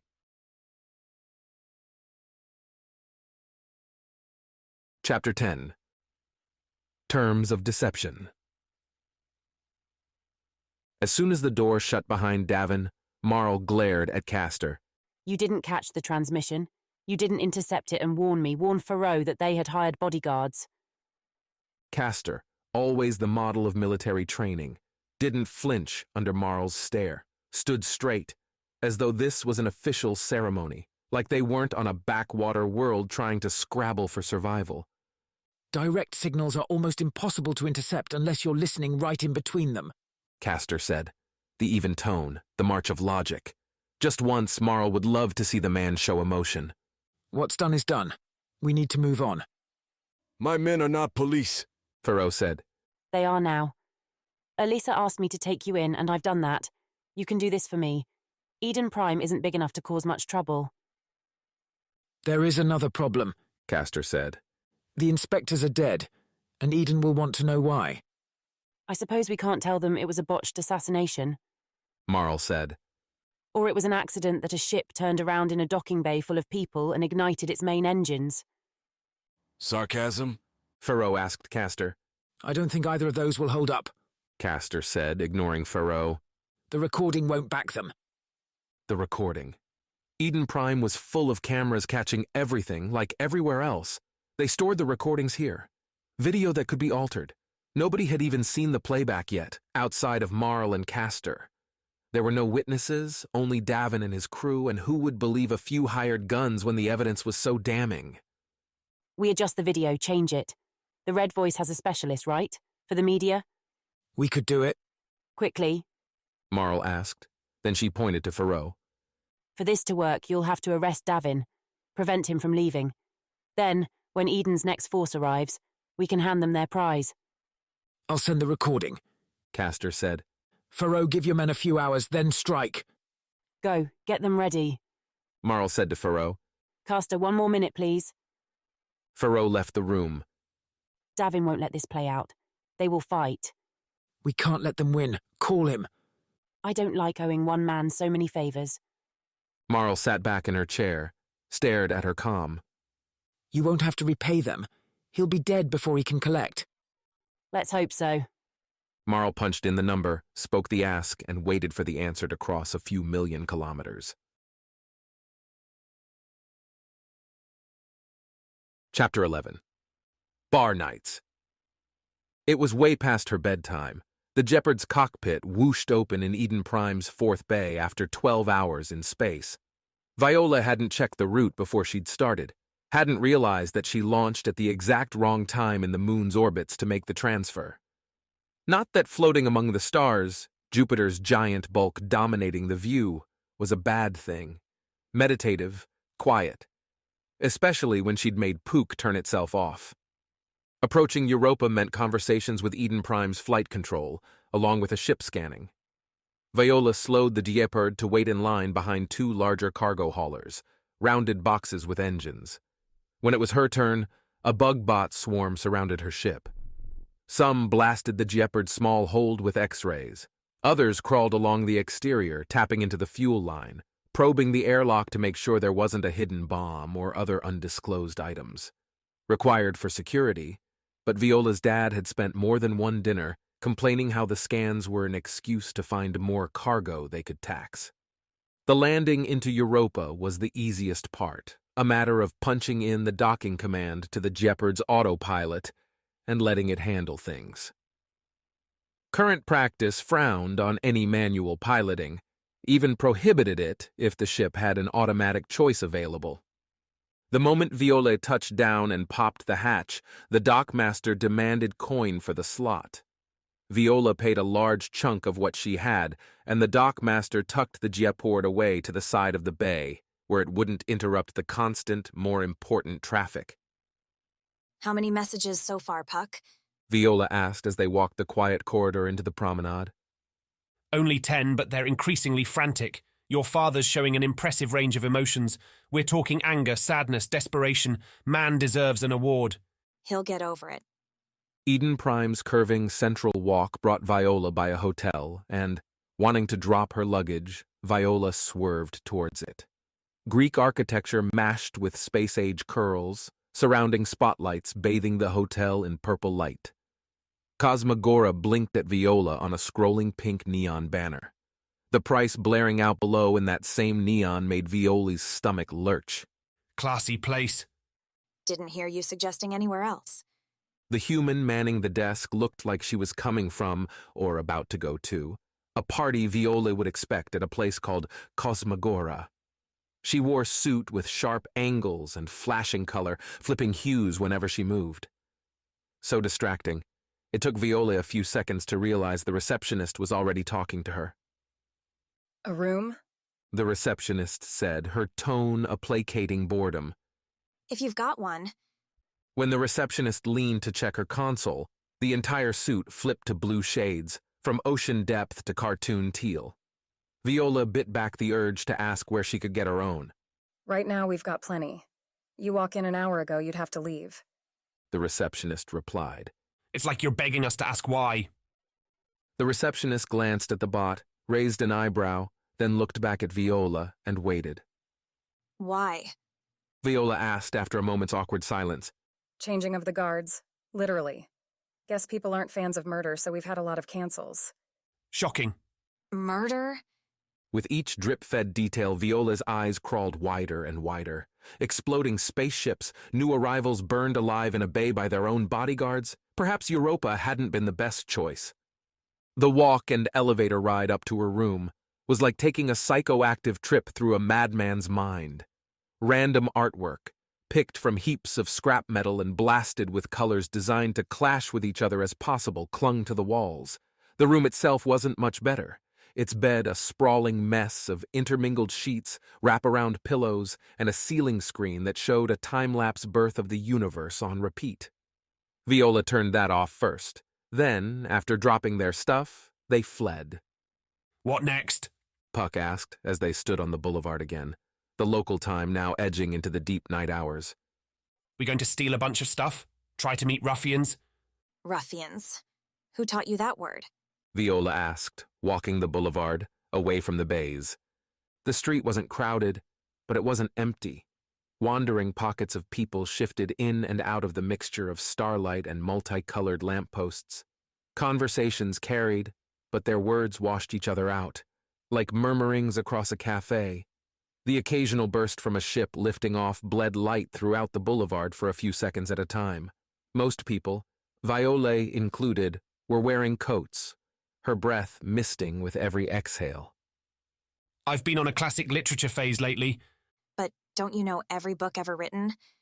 I back up the book I want to read, then go through it nice and slow, reinstalling it to my live memory, then delete the backup. How long does it take you?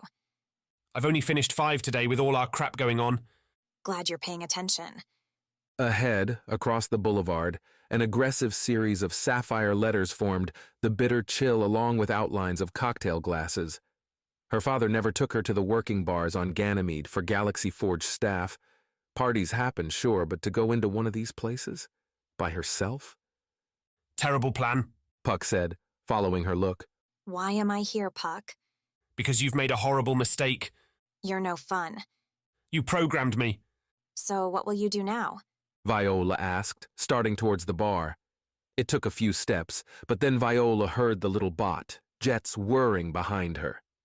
If anyone looks at you funny, I'm just going to start shooting.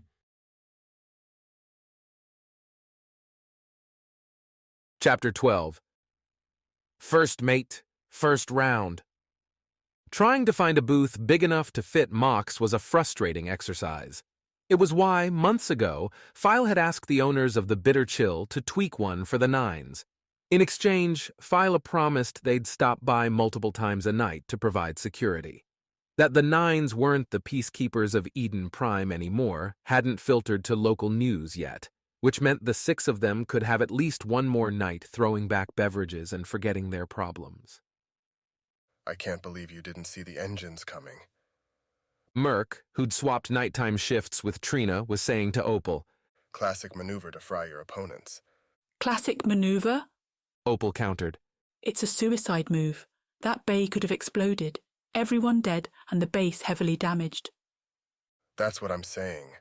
Those guys clearly had nothing left to pull. Opal's squinted eyes said she wanted to take the fighter pilot and choke him right there. Merc was trying to use that idiot grin of his to disarm the comments, as though slapping a smile on a problem made it go away. Cadge and Mox were talking about something to each other, while Davin was at the bar getting another round. Merc! Phyla interjected. Stop being stupid. Think that's impossible. Merc threw up a hand, took a sip from his beer. So, Cadge said, returning to the table's talk. Now that we're a free band again, what's the next job? Captain's at the bar, Mox said. He's the only one that gets a say? Thought this was a group effort. The way Davin told it, we've got a day to get off-world. I'm just wanting to know where we're going. Cadge looked at Phyla, the others following his glance. Surely the Jumper's pilot would know their next job. What the backup plan was in case the contract fell apart. Problem was, there wasn't any backup plan. No reason for one. with the indefinite contract from Eden Prime staying active as long as they wanted to keep locking up drunks and banishing scammers from the frozen frontier. We'll figure it out, Fila said, hating that she didn't have an answer. Now that's what I'm looking for. Choices. Allow me to vote for the most violent one. Kaj, what the hell's wrong with you? Give me another job like this, where I can breathe. Just because you sucked red sand and shot innocents doesn't mean the rest of us have to die of boredom. They weren't innocents. You were there. Cleanup crews don't make the messes. Kaj, Fila said, glaring at the man, whose face had an evil little smile that showed he knew he had a sore spot and was ready to pick it. That's a good idea, Merc mused. Mars, it's still a mess, right? They'll need help. You don't want to go there. We know, thanks to this guy, that Luna's off limits, Kaj said, allowing Mars to slip away. Which means what? We try Earth. Bounce to Saturn and see what's there. A tray set on the table, the crowded mugs on it clanking together. Davin returning, his eyes showing wandering redness from an order that came with a couple extra shots that didn't make it to the table. Kaj and Mox shifted, giving Davin room to collapse onto the plastic cushion. Team, Davin said, casting his eyes around to each of them. As your captain, I hereby order all of you to drink. You heard the man, Merc said, laughing. Fila took a gulp from the mug. True to the bar's name, the beer was bitter, cold. It ate its way through her throat and into her stomach like swallowing an ice cube. Davin, they're wondering where we're going to go. Don't think there's another bar in Eden Prime, Davin said. Unless another one opened and you've been holding out on me. Ha. Silence. Eyes moved to Davin as he took a long drink. The thing is, I'll have an answer for you, tomorrow. There's some things that I'm working out, calls I've made. We'll see what comes through. Fila was about to ask Davin what calls, but held back. She hadn't seen Davin back at the Duel since, a few hours ago, he'd come back to say Marl canceled their contract. There wasn't anywhere else Davin could have sent transmissions off-world, not without paying for it. As for what Davin was working on, Philaid heard that one too. A favorite tactic of Davin's when he didn't know what the hell they were going to do. But the rest of the crew sipped their drinks, moved on to other conversation. Fila met Davin's eyes. The captain gave her a slight nod. Now, you see that? I could use one of those, Merc said, looking across the bar. A woman had walked in on the young side to be here, followed by a small floating bot, buzzing around her head like a moon. You be real nice to Trainee, and maybe she'll make you one, Fila said. That girl doesn't belong here, Opal interjected. Fila agreed. Too many questions on that girl's face as she looked around the bar. Don't worry, guys, Davin said, standing. I'm on it. Fila watched the captain stand up and walk, tottering away from the table. Escape one problem by jumping right into another. Just what they'd always done. Chapter 13. 2 for 1.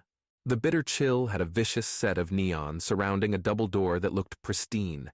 Hanging next to that door, laminated and plastered to the wall, was a short one-sheet that started with think. Below, a pair of paragraphs stated that doing stupid things on Eden Prime, like fighting, killing, or just being a nuisance, could get you kicked off the moon on the next freighter. No court, no trial. A clause at the end stated this was Eden's standard policy for all of their locations, no matter which world. Sounds fair, Puck said. Not open to abuse at all. Ganymede is the same way. Viola replied. Gotta love the free laws. Through the door, there was somehow more neon hues spiraling around the interior, casting bubblegum pink, grape purple, and lipstick red shadows along the curving roof. The bar sitting central was a cascading waterfall of blues. Bass vibes interlaced with wandering instrumentals accompanied the light show, backdropping to the constant chatter coming from a collection of tables and the long loop of a bar. Viola hunted for an empty seat, but they were all taken by a motley arrangement. Some looked like Viola's father, business sharks waving cocktails, while others looked like they'd stepped out of machining parts and into the bar with nowhere in between. One of the only openings was at the bar itself, a lone small-backed stool, next to a pair of men in thick work suits that looked like they'd tromped from a cleanup where the mess won. Viola wasn't sitting for over 10 seconds before a bartender locked eyes with her and without a word asked what she wanted. Something strong, Viola said, aping a line from a movie she'd watched a year ago. Good move. Puck buzzed, hovering a centimeter from her ear. Asking for a stiff drink when you're alone on a moon you've never been to is a smart decision. I didn't know what else to say. Viola whispered. I've never done this. Hi, I'm Puck. I have literally a million recipes and reviews of various drinks at my beck and call. How may I serve? Viola rolled her eyes and settled for staring across the bar at nothing in particular. She'd made it here, but what did that mean? Sure, it was more interesting than sitting at home imagining being here, but still. That your bot? Said a man whose palm appeared on the bar between Viola and the zoned-out workman. Puck whirred to the other side of Viola's head while she looked at the man. He was pressing hard on the bar counter, depending on it to keep him up. He rocked back and forth, but the bright eyes and sloppy smile looked genuine. Puck's a friend, Viola said. Have some of those myself, the drunk replied. Friends. They're good in a pinch, you know? In a pinch? Yeah. The drunk paused, blinked a couple times, Viola wondering just how far his train of thought had derailed. You won't judge me, will you? Judge you? I don't even know you. Fair enough, the drunk replied. Then to the workman, You mind moving over a seat? Else I might fall on you. The man didn't argue, shifting over a spot with a nod and giving the drunk a chance to flop on the stool. The bartender slipped Viola's drink in front of her, a pale brown shade filling the tumbler. Don't trust him, Puck buzzed. He's drunk. Really? So anyway, the drunk said, resting his elbows on the bar. Here's the deal. Today I lost my job. Viola caught the man's eyes flicking towards her, judging the reaction. And? It was boring as hell, so I don't mind. Okay. Viola took a sip. Cool at first, but the liquid torched its way to her stomach.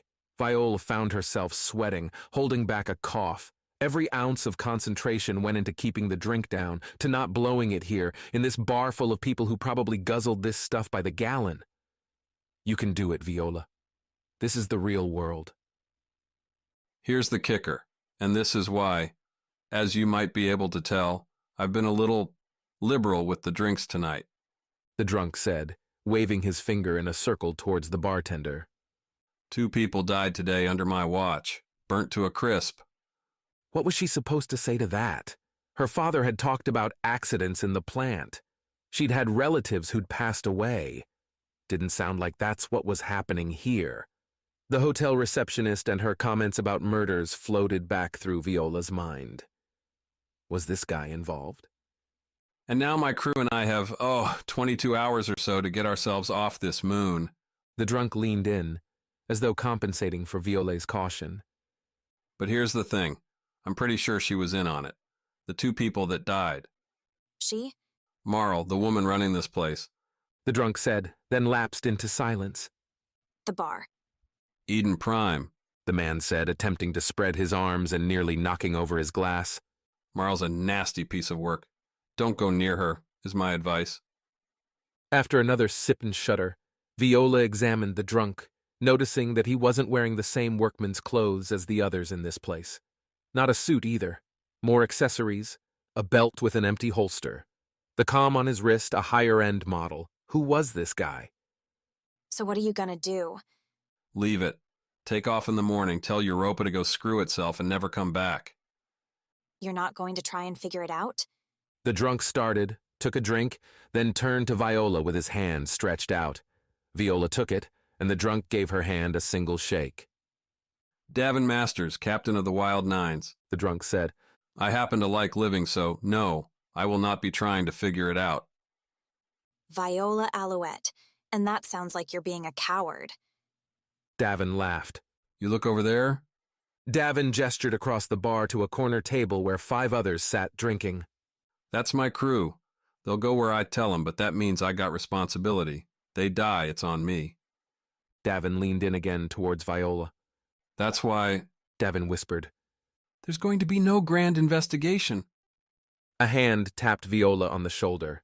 Two hard, frosted-over faces stared at her, greedy eyes bubbling up beneath their glowering looks. Both seemed to have just walked in from a survival expedition, sporting visible nets, batons, and guns on their hips. "Your name Viola Alouette?" the trapper asked. "What are you doing, Welk? More importantly, what are you wearing? You look like a homicidal dog catcher." Davin interrupted. "And you finally look like the trash you really are, Davin. But I'm not here for you. Especially now you're just another drunk like the rest of us. I'm here for her. And the reward." The reward? Viola asked. "Daddy wants his little girl back home, and we're taking you there now." "How much coin?" 100,000. Don't even try to step into this, Davin. You've got no right anymore." Davin slid off the stool, looked at Viola, then winked at her. Everyone saw the punch coming. Davin's drunk swing flew wide left, and Welk's companion pushed Davin back into his seat. Welk, shaking his head, stepped towards Viola and reached for her. Pook flitted from Viola's ear and, near Welk's arm, shot its laser. Welk yelped, just in time for Viola to throw her drink at him. The glass shattered, spraying booze into Welk's face, causing him to stumble back. Then Welk's companion threw Viola off of the stool and she hit the ground, hard. The breath left Viola's lungs in a rush. Her head exploded in pain as it bounced off the floor. Viola struggled to breathe, to roll away, to stop hurting. The club lights glowed down at her, a dizzying rush of color. As Welk's friend bent down to grab her by the shoulders, Viola only had one thought. Leaving home was a mistake. Chapter 14. The Real World. Things looked different from the floor, a plastic mess of tiles overlaid with the sticky grime of spilled booze. The neon lights in the ceiling faded out as Welk's companion leaned over, reaching for her with arms outstretched. A reflected glow from the floor showed a straight face, exasperated. The sight pushed a burst of adrenaline through Viola's veins. Like this guy had any right to be annoyed. Viola kicked out hard at the man's ankle, her foot bouncing off of the strike. The man paused, laughed, and grabbed Viola's shoulders. She tried to wriggle, but the man's grip pushed into her muscles, her joints, and trying to move sent pain whistling through her nerves. "She's a fighter, Welk," the companion said. "We'd hate for this to be boring, wouldn't we, Gat?" "Then you ought to love me," Davin slurred, stepping off his stool and launching into a sloppy tackle. Davin fell into Welk, pushing them backwards into another table, beer spilling everywhere. Gat picked Viola up, pressing her back to his chest, and lifted her towards the exit. His wrists and hands were too low for her to bite. Viola's heels broke on the stone slabs of Gat's shins. Puck whirled in front of them, trying to find a shot. Gat paused, glared at the little bot. "Poke me with that laser and I'll break her leg. Reward said nothing about bringing her back in one piece." Gat growled. Puck hesitated, and Viola shook her head. This wasn't worth a broken leg. Puck floated back, and Gat continued his march to the exit. Viola tried to yell for help, but her lungs were still having a hard time catching breath. Stare after stare slid away from Viola's eyes. There were no friends here. Nobody cared what was happening to her. Other than Puck and the drunk captain behind her, Viola was alone on the moon. "Problem with me," Davin announced from the floor, "is that I'm a package deal, see?" "With who? Other washed-up losers?" Welk, coming up alongside Gat, shot back. "Now, Welk, my crew."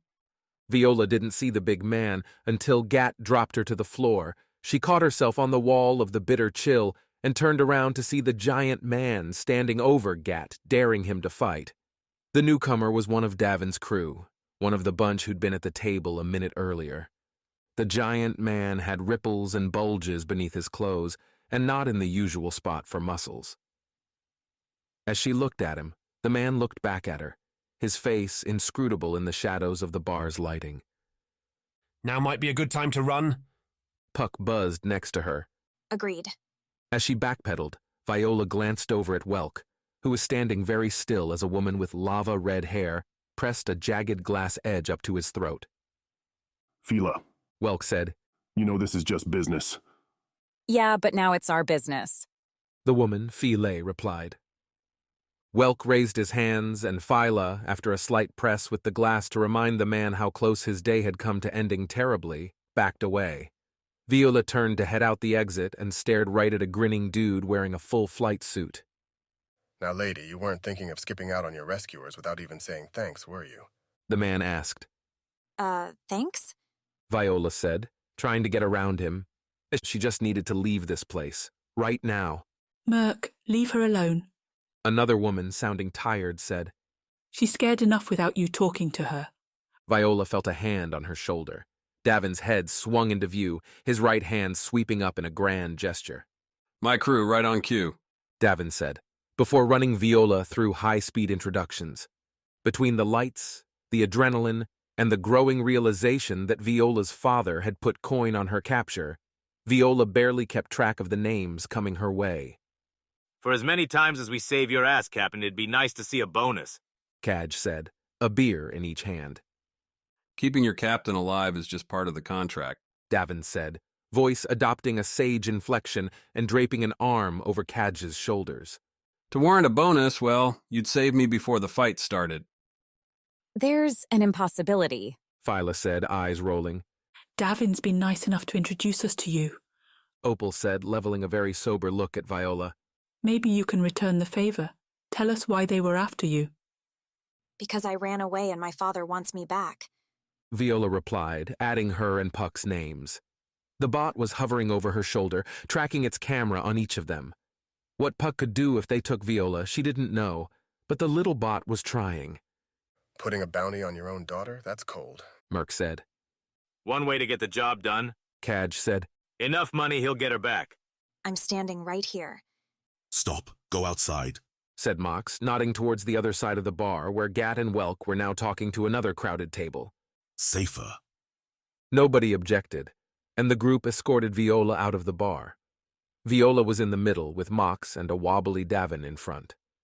The boulevard was even quieter now, the hour getting close to morning.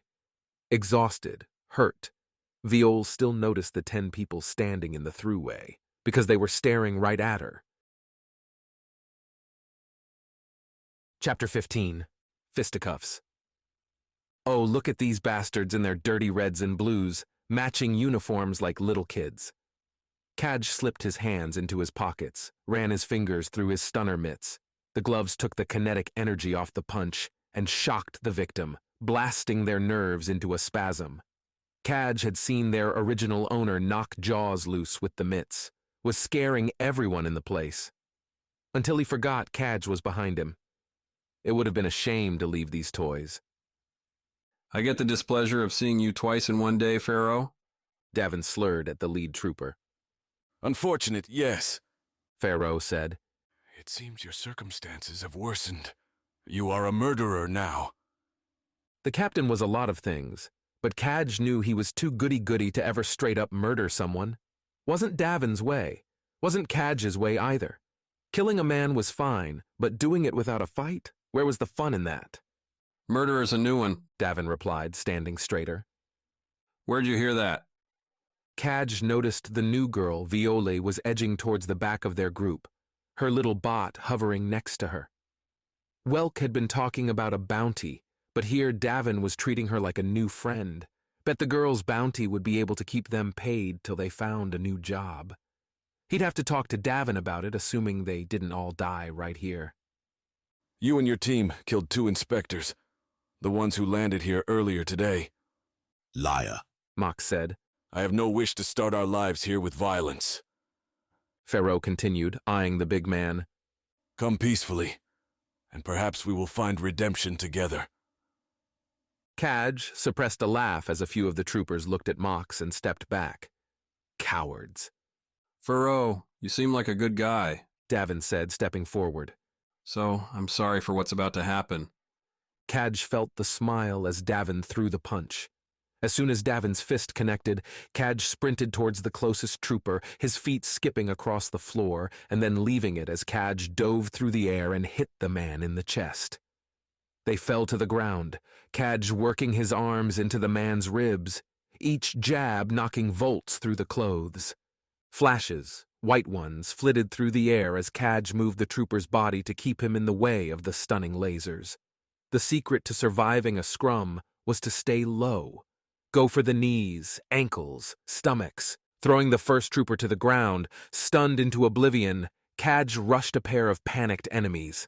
To his right, he saw another trooper fly by, sent by Mox on a one-way trip to pain.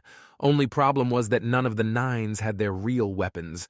A brawl was one thing, but as soon as these troopers got themselves composed, it would get ugly. Kaj jumped towards the two troopers as they raised their rifles. Each hand grabbed a shoulder, and Kaj pulled both to the ground with him. Elbows flying, knees jabbing, Kaj worked every muscle he had in a frenzied dance. When he felt the troopers go limp, felt them stop trying to hit him back or run away, Kaj looked towards the fight. Mox carried Philae in one hand, Opal in the other, both of them hanging on as the metal man ran out of the tangle of bodies. Merc covered their retreat. The pilot picked up a lost rifle and sprayed stunning bolts at the remaining troopers, who dove into cover behind benches and potted plants. Davin dodged a looping haymaker from Pharaoh by falling flat on his back and rolling away. Pharaoh took the opportunity to talk into his comm.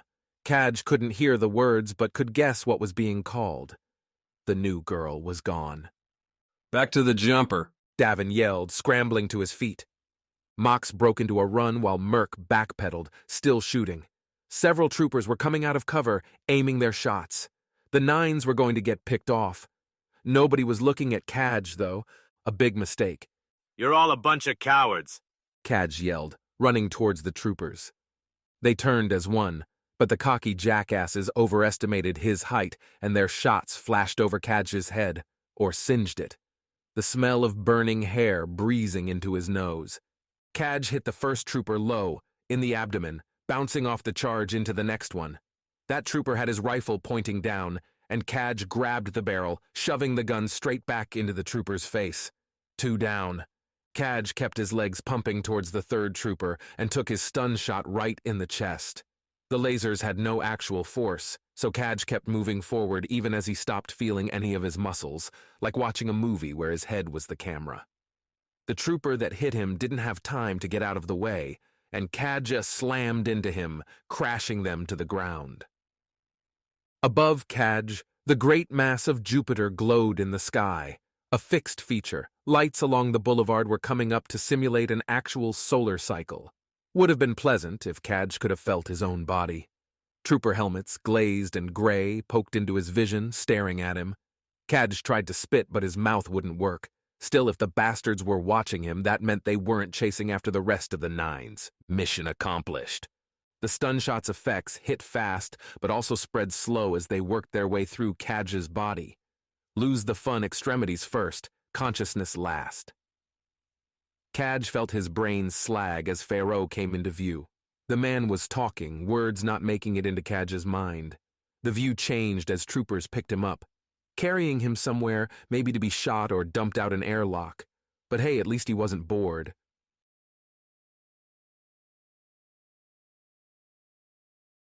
Chapter 16. Run and Hide.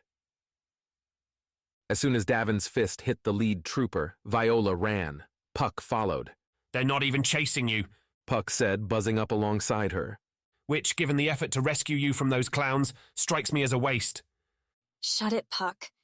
Viola risked a glance back, and yeah, Puck was right. The two groups were brawling, with bright white stunning bolts flying out. Mox, that big metal man, was throwing a trooper into another pair as easily as Viola would throw a ball, bowling the troopers over with their own man. Who were these people? Viola kept running, past the hotel and to the large doors leading into the bays.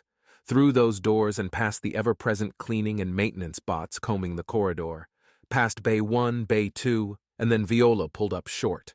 Ahead in the corridor, outside Bay 4, where Viola parked the jeepard, was another set of those uniformed troopers, 3 of them, rifles in proud display, gesturing into the bay at someone Viola couldn't see.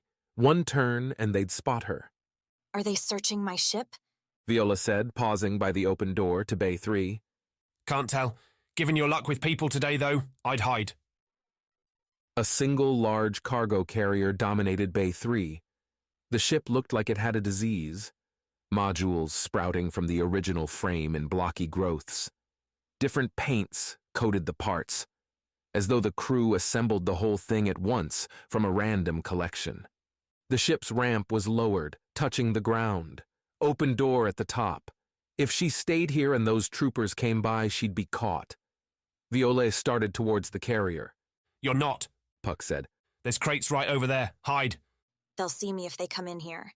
The ship's the best hiding place, Viola said, continuing towards the ramp. And if man-eating pirates own it? Those odds have to be worse than waiting out here. Viola picked up the pace. A quick jog up the ramp and into the ship's cargo bay. A few scattered metal containers sat around. Too sparse for a ship in active use. Graffiti coated the walls, drawings of abstract landscapes, faces. One looked like Earth. Another, made up of swiped reds, must have been Mars. Circular doors led to other modules, and Viola picked one of those at random, walked up to it, and as she came close, the door spiraled open, not locked. Whoever owned this thing really trusted nobody would take it. A small hallway, barely wide enough for 2 people. Hanging on the walls were maps, charts, diagrams of shipping routes and trade laws for various settlements. After those came a series of trophies? One resembled a piece of fur, brown and thick and cut in an intricate arrangement with swirling versions of Saturn's rings. Another a dustwork, made from grinding and scattering Mars dust in spots on sticky fabric. This one made fragile and textured work of a Martian mountain landscape. Several doors branched off. Viola peeked inside them while Puck hovered behind, watching for any sign of the owners. Crew quarters, each room holding a small bunk. Enough for 4 crew members on this level, but, going by Galaxy Forge requirements, a ship this size would need at least double that to run well. The first room had a calendar with pictures of Earth on it, landmarks that Viola recognized from classes when she was younger. Pyramids, the fjords of Norway, the regrown Amazon jungle. There was a temptation to dig further, but Viola stopped herself. Maybe she'd get pity hiding back in the engines, but not if she rooted through their stuff. Further down the hallway, Viola hit a fork, one way leading to the engine panel, the other leading to a small launch bay. Which way to go? Is someone there? Came an older man's voice, scratched and strained. You could run, Puck said, as Viola took a step towards the sound. We could get out of here. There's no telling what this guy might do. And go where, Puck? Viola said, then kept walking towards the sound. In front of the large console and metal access hatch to the left engine sat an older man, his white beard clotted with blood that spread across the cream coat and pants he wore. Despite the wrecked state, the man's eyes tracked up to Viola's, alert and fiery. You're not the one I was expecting, the old man said. Neither were you, Viola countered. Fair enough, I suppose. What happened? These thugs in uniforms. They said they'd destroy the ship if we didn't lower the ramp, and then they just about did it anyway. The old man said, then coughed hard. Much as I'd like to talk, it's rather painful. If you aren't going to kill me, would you mind helping me to the medical bay? Viola hesitated a second, Puck's warning dangling in her ear. If she tried to carry this guy somewhere, there'd be no running if someone found her. But then, what other choice was there? Leave the old man to suffer? You'll find I'm not as heavy as I look, the old man said as Viola crouched and put his arm over her shoulders. I'm mostly hot air, you know. Was that a joke? Picking up the man reminded Viola of how long she'd been awake, her legs exhausted and twitching with the extra weight. I find it's the dire situations when humor is most necessary, and I suppose since you're attempting to save my life, introductions are in order. I'm Eric. Eric's clearly crazed, Puck buzzed in Viola's ear. I say we ditch him and run. I heard that, though I can't fault your little mechanical friend much if indeed you came to this ship under suspicious circumstances. Viola managed to walk back to the stretch with the crew rooms on either side. I'm just trying to hide. Oh? And who is pursuing you? Perhaps we share a foe. Someone named Davin. He had a crew with him. Eric laughed, a weak coughing thing that did little for him making it through the injuries. Viola couldn't stop moving forward. She worried that as soon as momentum stopped, Eric's weight would crush them both to the floor. but she wanted to ask what was so funny. What's your name? Eric asked as the laughter died. Viola. Viola, it seems you've met my captain. I told you, Puck said, buzzing ahead and looking out into the main entryway of the ship. It's still clear. Drop him and go. Tell me why I shouldn't. Viola said, nearing the end of the hallway. Don't worry, Viola. Davin's never made it a point to hurt young women. I wouldn't be here otherwise. I'm sure it was a misunderstanding. He didn't hurt me, really, Viola said, replaying the bar scene in her mind. None of the crew had done anything to her, except help, now that Viola thought about it. But there'd been distractions. When he wasn't being attacked, Davin might focus on that bounty. If you're having doubts, I can personally guarantee your safety. Davin will let you walk right off this ship if I ask. That's a lot of trust, Puck said. I'm not going to leave him to die. Viola kept moving. And your generosity will be repaid. They lurched back into the ship's entry bay. It was empty, but Viola could hear noise outside. Eric gestured to the left, a door leading to the medroom, somewhere Eric could patch himself up. Viola stayed silent, trying to keep the easiest escape route clear in her head. That and her legs were burning from keeping Eric upright. What I'm trying to say, Viola, is that, as you're helping me right now, so we might be able to help you, Eric said, then sighed. Especially as it seems this ship won't be going anywhere in the near future. Chapter 17. Heal Thyself. Home, a cramped 3-meter by 3-meter medroom. Seeing the bed, the countertop covered with tools laid out in strict order, labeled cabinets, and the bright surgical light took the edge off Eric's constant jarring ache in his stomach.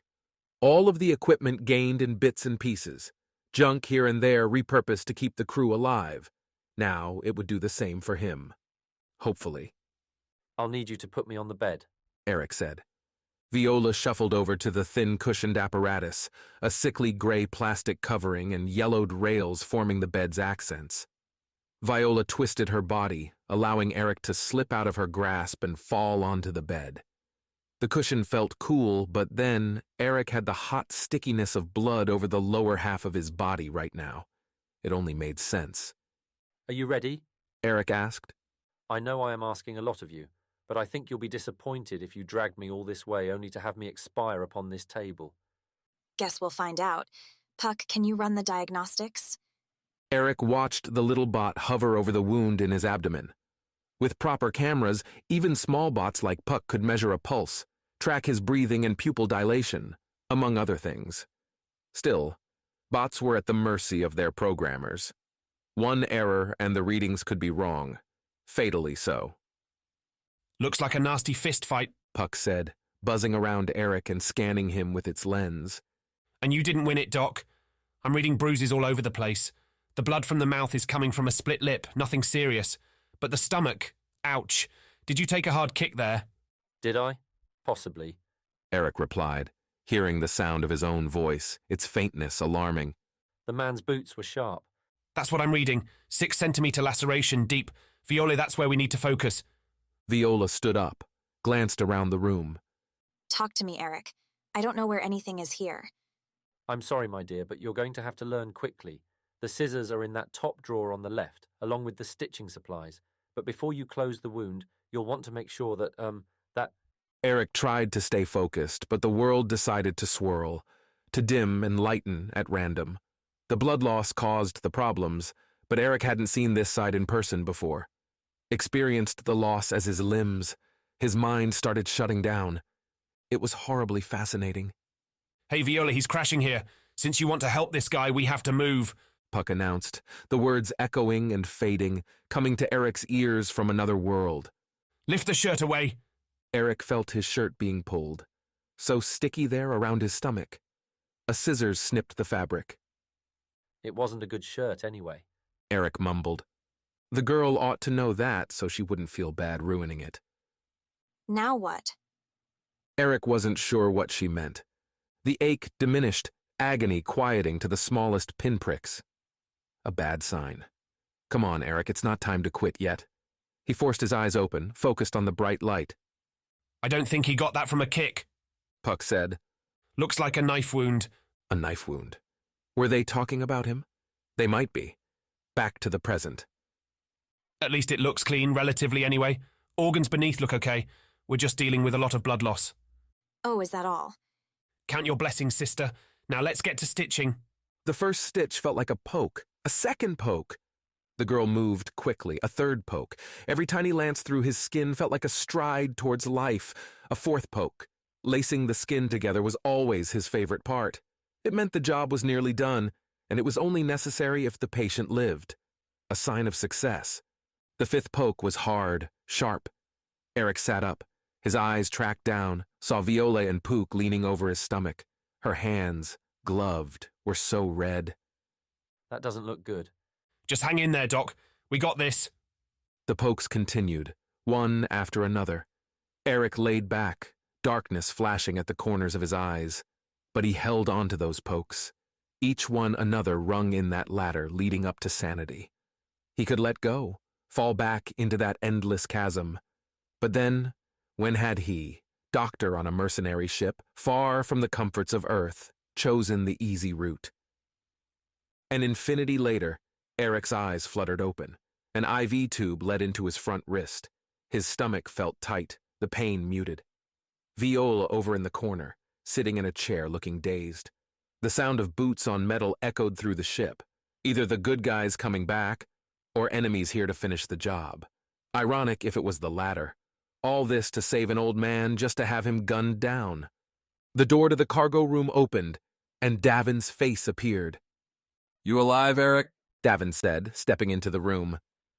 Viola's face twitched. Eric could see her muscles tighten. Thinking about a run for it.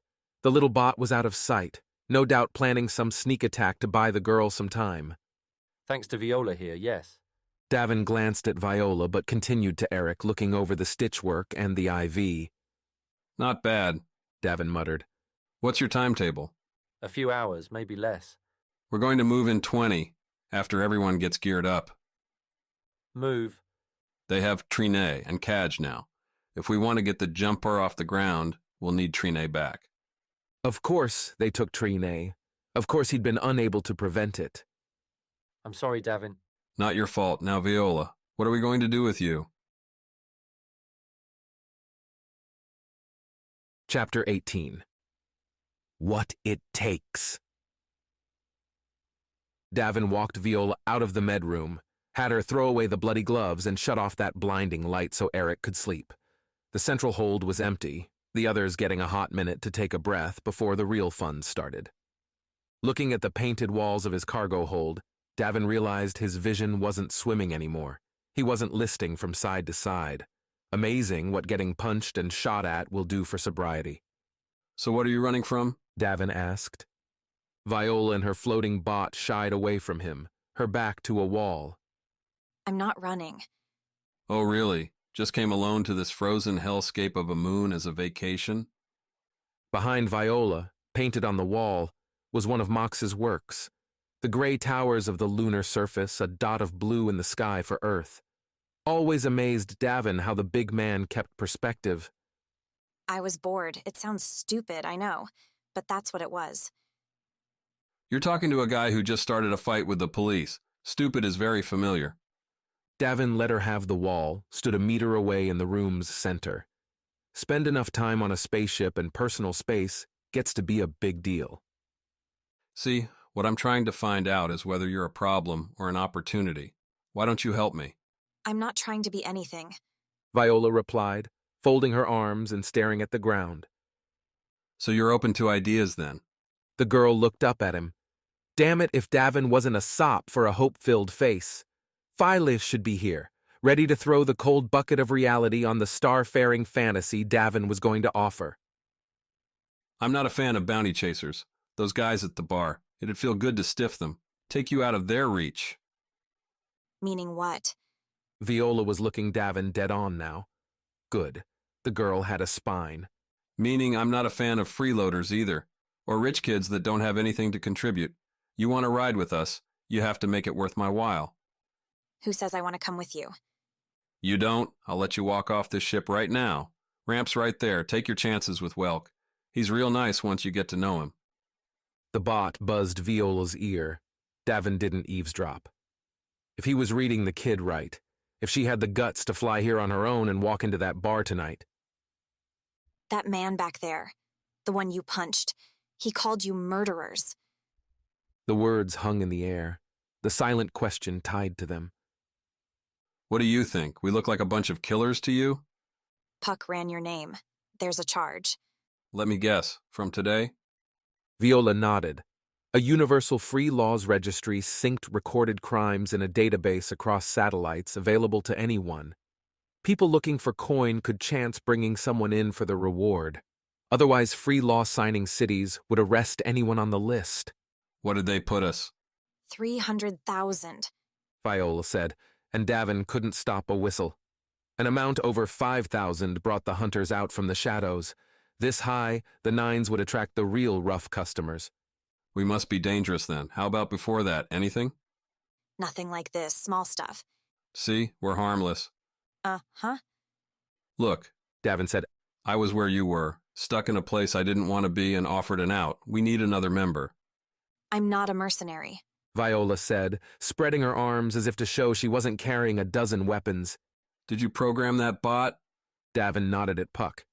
Yeah, went a little overboard on a class project. Then we can use you. Davin glanced at his comm. I have to get my gear. You want to leave? The ramp's right there. You think you want to stay? Go up to the cockpit and talk to Phyla. Davin turned and left before Viola could ask another question. The girl looked like she would fit in nicely if she stayed. Bonus. She'd come cheap, and if she didn't work out, there was always that bounty. Davin's cabin was the largest on the ship. Ramshackle souvenirs from a dozen spaceports littered the room, from stick figure statues of the first native Martians to swirling balls of gas literally captured from Jupiter's atmosphere. Towards the head of the bed near his own pillow, Davin had a lamp that filtered light through a blue slate of Europa ice. In the locker on the right side was his objective, hanging on a hook. Melody was the deadly parting gift of the last captain, along with the jumper itself. The departing captain didn't say anything about it, and Davin found Melody on his first walk through the ship. No note except a full supply of charged battery packs for ammo. Davin slotted a fresh charge into Melody right then, slipped a couple more into his pack. Next to Melody was the same series of sidearm everyone on the Dijumper carried. Gotta love bulk discounts. The weapons weren't much in a big fight, but they'd knock a man out cold if Davin shot him close. Mox, Merc, Opal, you ready? Davin said into his comm. And hey, we're marked at 300,000. Be ready in case there's a surprise. 3 clicks came back. The universal affirmative. Time to stage a rescue. Chapter 19. Video evidence. Feely ran her hands over the 3 consoles that made up the Dijumper's cockpit. A pair of cushioned chairs nestled in the middle, one of which she occupied. The view closed off now, the armor shades blocking outside light. She was busy checking to see whether their visitors had left any nasty surprises. The idea that someone had been pushing these buttons, adjusting her settings, had Phyla feeling ill, violated. Hello, said a voice behind her. Phyla jerked around and tried to put on a neutral expression. Viola, wasn't that her name? The girl was staring past Phyla, at the shifting updates on the consoles as they ran through their checks of the jumper systems. They change based on what the ship's doing, Phyla said. Because we're resting. It's telling us all the things we'd be interested in for a maintenance stop, or a cargo load. Viola nodded, and Phyla reached her hand towards the central console, then gestured, sweeping the status updates away. An overlay of choices appeared, words beneath simple icons. Flight, cargo, life support. Tap and Phyla could get a second-by-second update on every part of the Dijumper. All of these are different sets? You got it.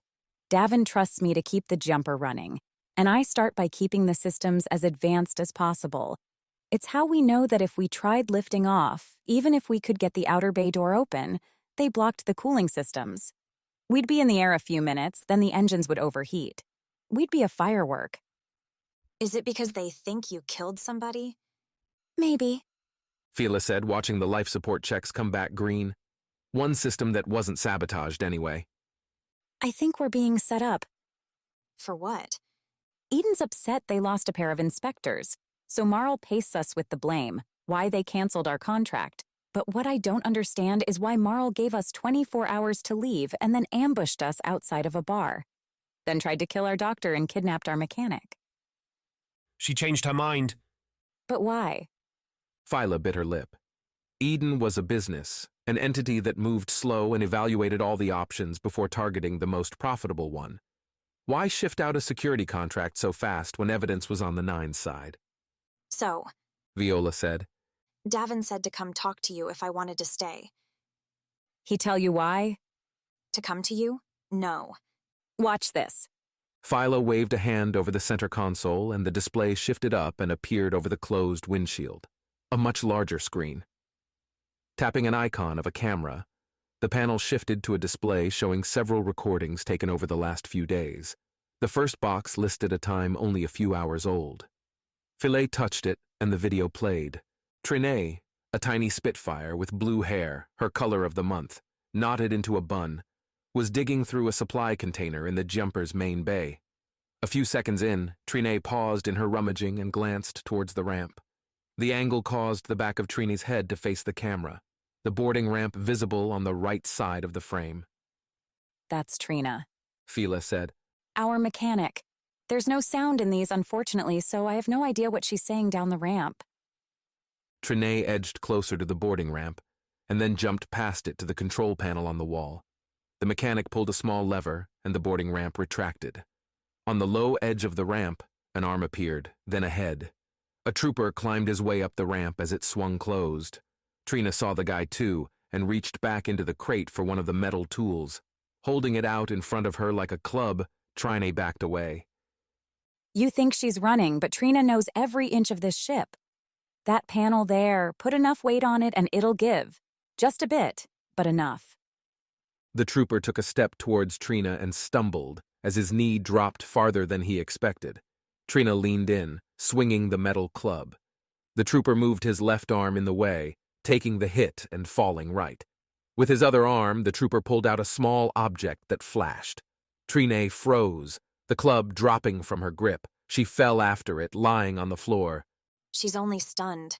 The color, it's based on the makeup of the energy triggered. The white, it's more electrical, locks up the nervous system. Philae glanced at Viola. The girl knew her lasers. It was a start. In the video, the man walked over to the control panel and reversed the boarding ramp's course. He turned and shouted something down the opening. Then an orange blast from off the screen lanced through the cargo bay and into the trooper's side. Eric? Viola asked. Better shot than you'd think. I've never figured out where he learned how to fight so well. The trooper stumbled onto the ramp, then fell to his knees. Eric walked into the feed, towards the control panel, but a flurry of guns from out of sight launched lasers up into the ship, driving Eric back. The doctor settled for reaching Trinae and dragging her away. 2 seconds later, and more troopers appeared on the ramp, moving upward in a crouch, guns ready and pointed. Eric and Trinae weren't in the shot any longer. The next few minutes is Eric and Trinae playing cat and mouse with them. His mouth keeps moving, like he's trying to reach us over his comm, but they had at least one localized jammer. I don't understand why they'd be doing this. That's the million-coin question. Philae reached over and swiped forward. Now Eric and Trinae, still motionless, were in the left engine room. Eric stashed Trinae in a corner, then took up a covered position next to the room's entrance. For a bit, there was nothing, only Eric staring down the hallway.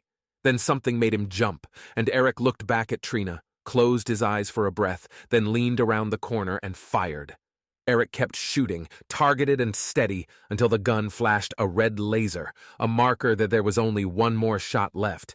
Eric took another look back at Trinae, aimed the gun at her, then shook his head, pointed the weapon back off screen. He thought they'd kill them both or do something worse. I can't even imagine feeling that hopeless. Eric fired the last shot.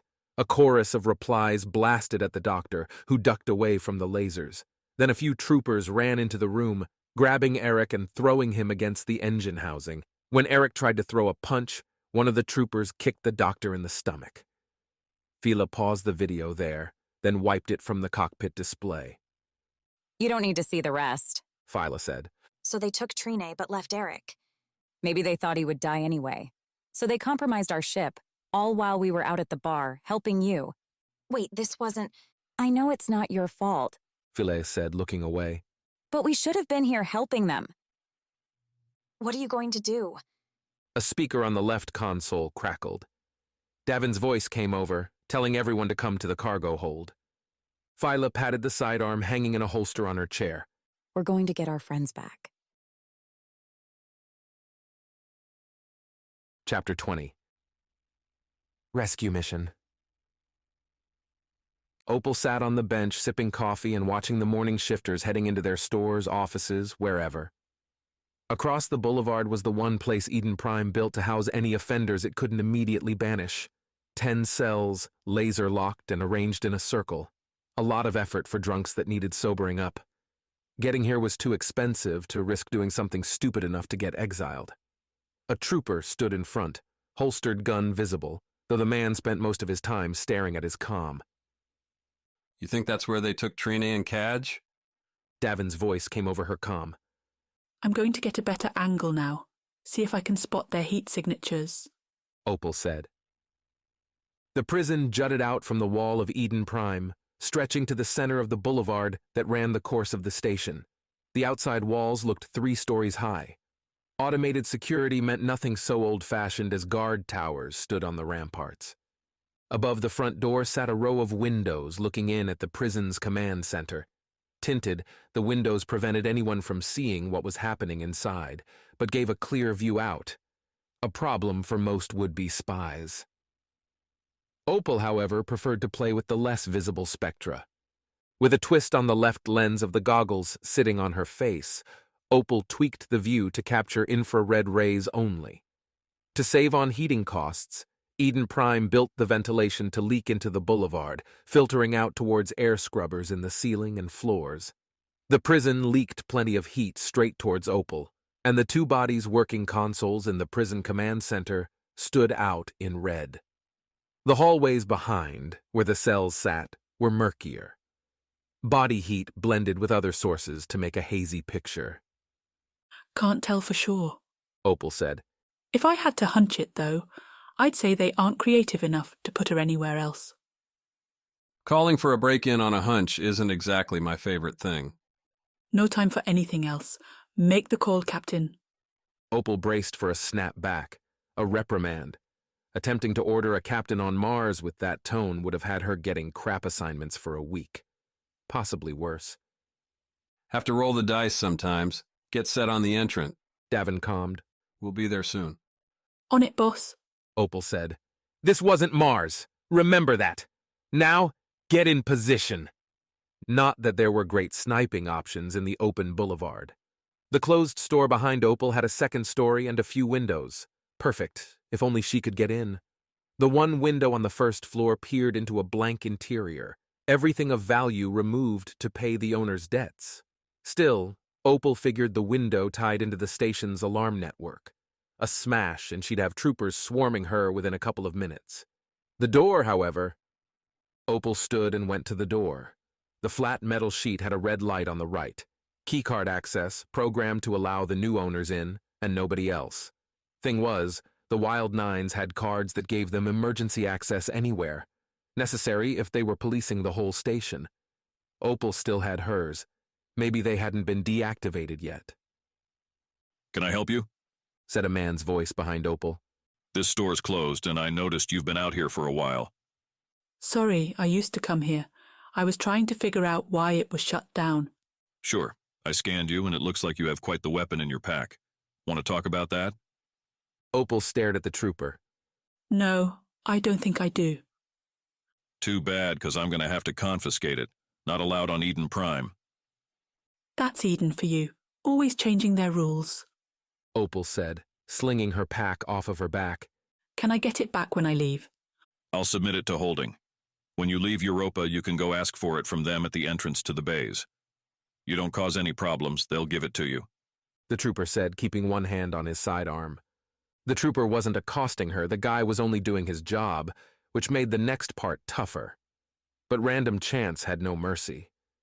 Taking out the jumble of parts that made up her rifle, Opal handed the armful to the trooper who took it. Oh, you'll want to be careful with this part, Opal said, reaching towards the guard and pressing the rifle's magnetic assembly button. The charge kicked, and the parts slotted together, matching their precise strengths, and pinching the guard's fingers and arms in between pieces. The trooper yelped and shook his hands out of the rifle, which finished snapping together, just in time for Opal's kick to land in the trooper's chest.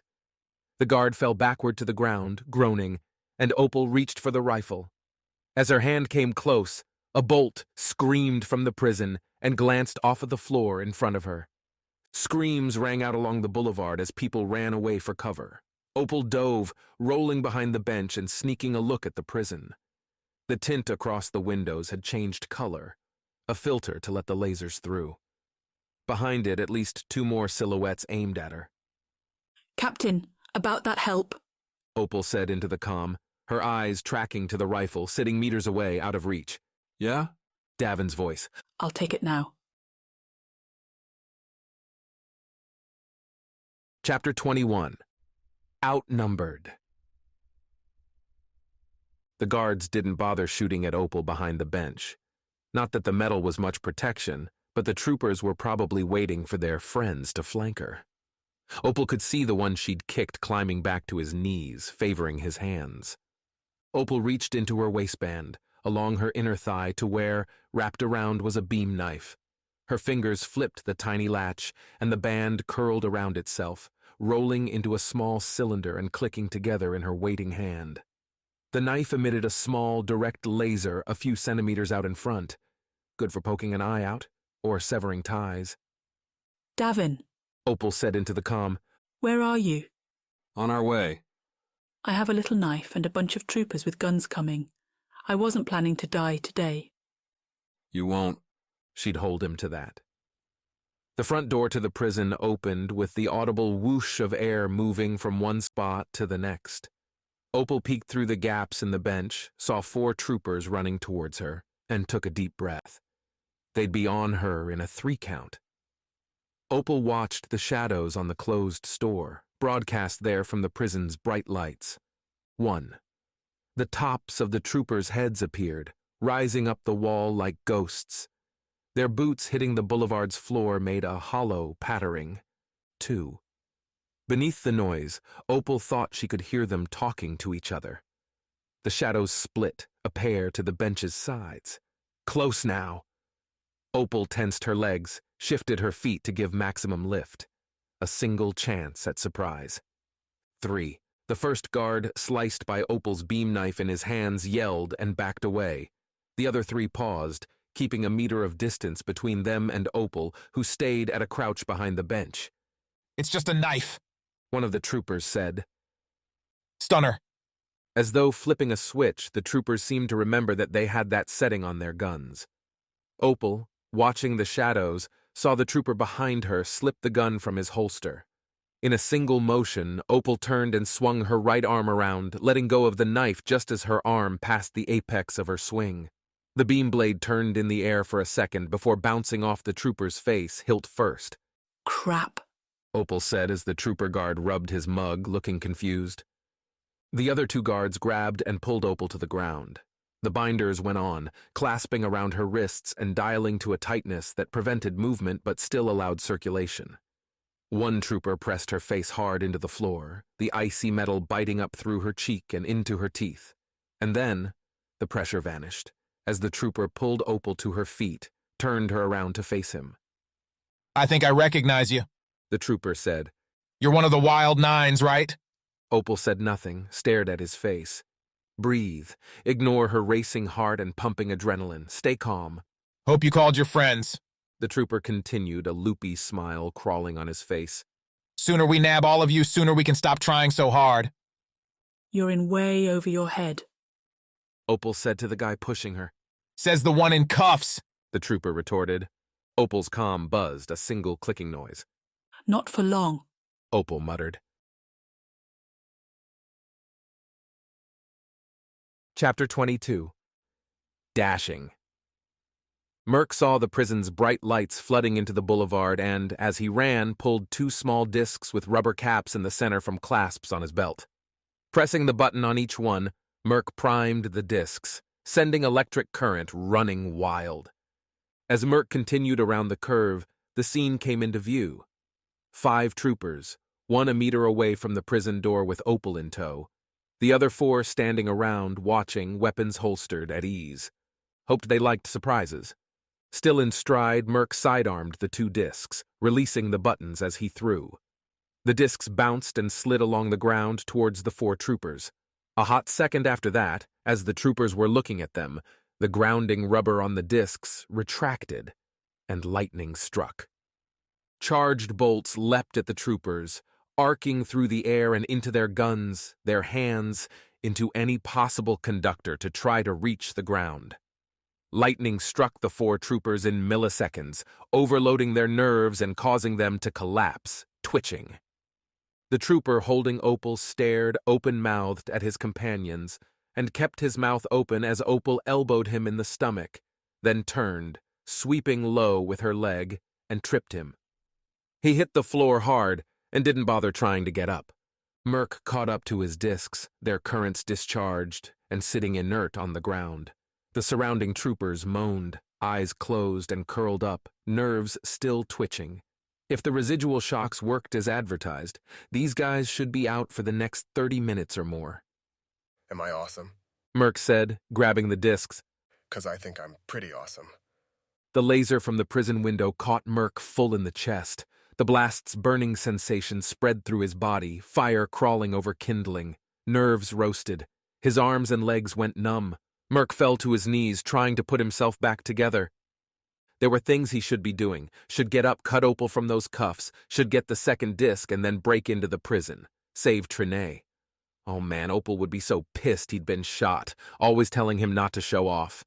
Reminding him every second that fighter pilots didn't know how things worked in the trenches. That training was nothing compared to the real thing. Guess she was right. Opal was right next to him now. Merc looked at her and realized he was on his side. When did that happen? Tried to ask Opal how bad it was. Couldn't tell if his mouth was moving. Things hurt now, pain coming in from all corners, just everywhere. Opal pulled him behind a bench. Another laser flashed nearby. Sorry, Merc said, or thought he did. It was too hard to tell.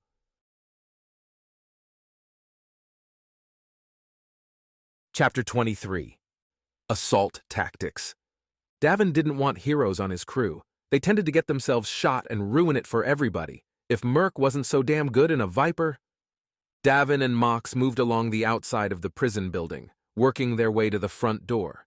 It came out from the side of Eden Prime like a bulge, the curved wall slick and polished Europa rock. A few cameras dotted the 2-story top, black eyes peeking out. No windows save the big one in front. Cheaper to put screens inside than drill holes in the structure. On a normal morning, the shops around the prison would already crawl with perusers. Laser fire had a way of keeping things clear. Across the boulevard, Opal had Merc cowering behind a bench. Lasers lanced out from above the door every few seconds when a trooper thought they had a shot. The cameras would show Davin and Mox coming along beneath, give the troopers time to prepare for a frontal assault, one that wasn't coming. "Let's say hi," Davin said. Mox, going without his cannon for better mobility, crouched. Then, rattling the ground, he jumped the 3 meters up to the large front window. At the top of his jump, Mox swung his right fist forward and shattered the glass.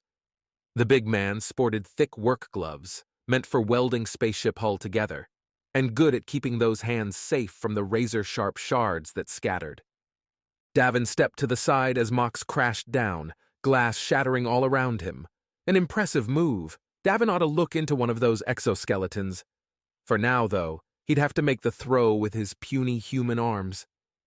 Davin unclipped a small sphere from his belt, pressed a button on it with his thumb, and arced it up through the window. "Good throw," Mox said. A hot second later, the orb exploded in a crackling flash of bright light. Mox jumped again, this time grabbing hold of the window and pulling himself in. Davin waited for the sounds of gunfire, but there was only banging. A chair flew back out the window, bouncing through the boulevard. Clear. Mox's voice came over the comm. Opal, get Merc back. Phile, Eric. We know. Fila replied. Already prepping the bed. Davin watched Opal pull Merc out from behind the bench. There was no way she'd be able to lift the pilot. Drag him back alive. It was lose Merc or let Mox handle the prison by himself. Davin looked at the troopers lying on the boulevard ground, still stunned from Merc's electric discs. If that was the best they had, Mox could handle it. Together. Opal nodded, and the two of them held Merc up between them and started the long walk back to the bays. Merc's pilot jacket, a relic from his Earth training days, was charred around the chest, the burned black looking wet next to the dyed dark of the rest of the clothes. Mox, you're on your own, Davin calmed. Bring Cadge and Trine home. Count on it. Chapter 24. Ready to leave. Viola repacked in record time, Puck spending every second juicing up on its charger. Was she really leaving with Davin and his band of mercenaries? Then again, what else was there to do? The clothes finished falling in her luggage and Viola pressed the vacuum button. The sunflower yellow suitcase compressed on itself, forcing the air out. Essential for cramped spaceships. You're doing this, huh? Puck asked as it came awake. I know, as a bot, the concept of mortality doesn't play with you. Viola hefted the suitcase and walked towards the door. But as a person, I have an urge to feel like I'm making something of myself before I die. The way to do that is joining a bunch of killers after they're accused of murder. Accused doesn't mean convicted. They went to the hotel lobby. The souls staying there were rising, and the entryway was full of bleary people grabbing coffees, waters, and scattered breakfast food. Viola snagged a raspberry Danish, the fruit filling lab-grown in Eden Prime's own greenhouses, and shoved it in her mouth as she walked out the door. Your father would send the coin to get you home, you know, Puck said as they weaved through to the exit. I don't want to... Viola heard the shouts on opening the door. To her left, people ran back towards the hotel, towards the bays. Early workers, cast in dawn's murky beige as Eden Prime adjusted itself to let in more bright light. The solar satellite, beaming its power, glared above Viola. Think that's Davin's doing? Viola asked, pointing towards the crowd. Let's bet on it.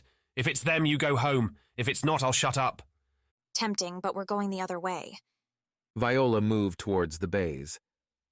Phyla had said that if Viola wanted, the Nines had an extra spot. They'd let her go along with them as gratitude for helping Eric. Phyla coupled the invitation with a time check. The Nines wouldn't be waiting for Viola.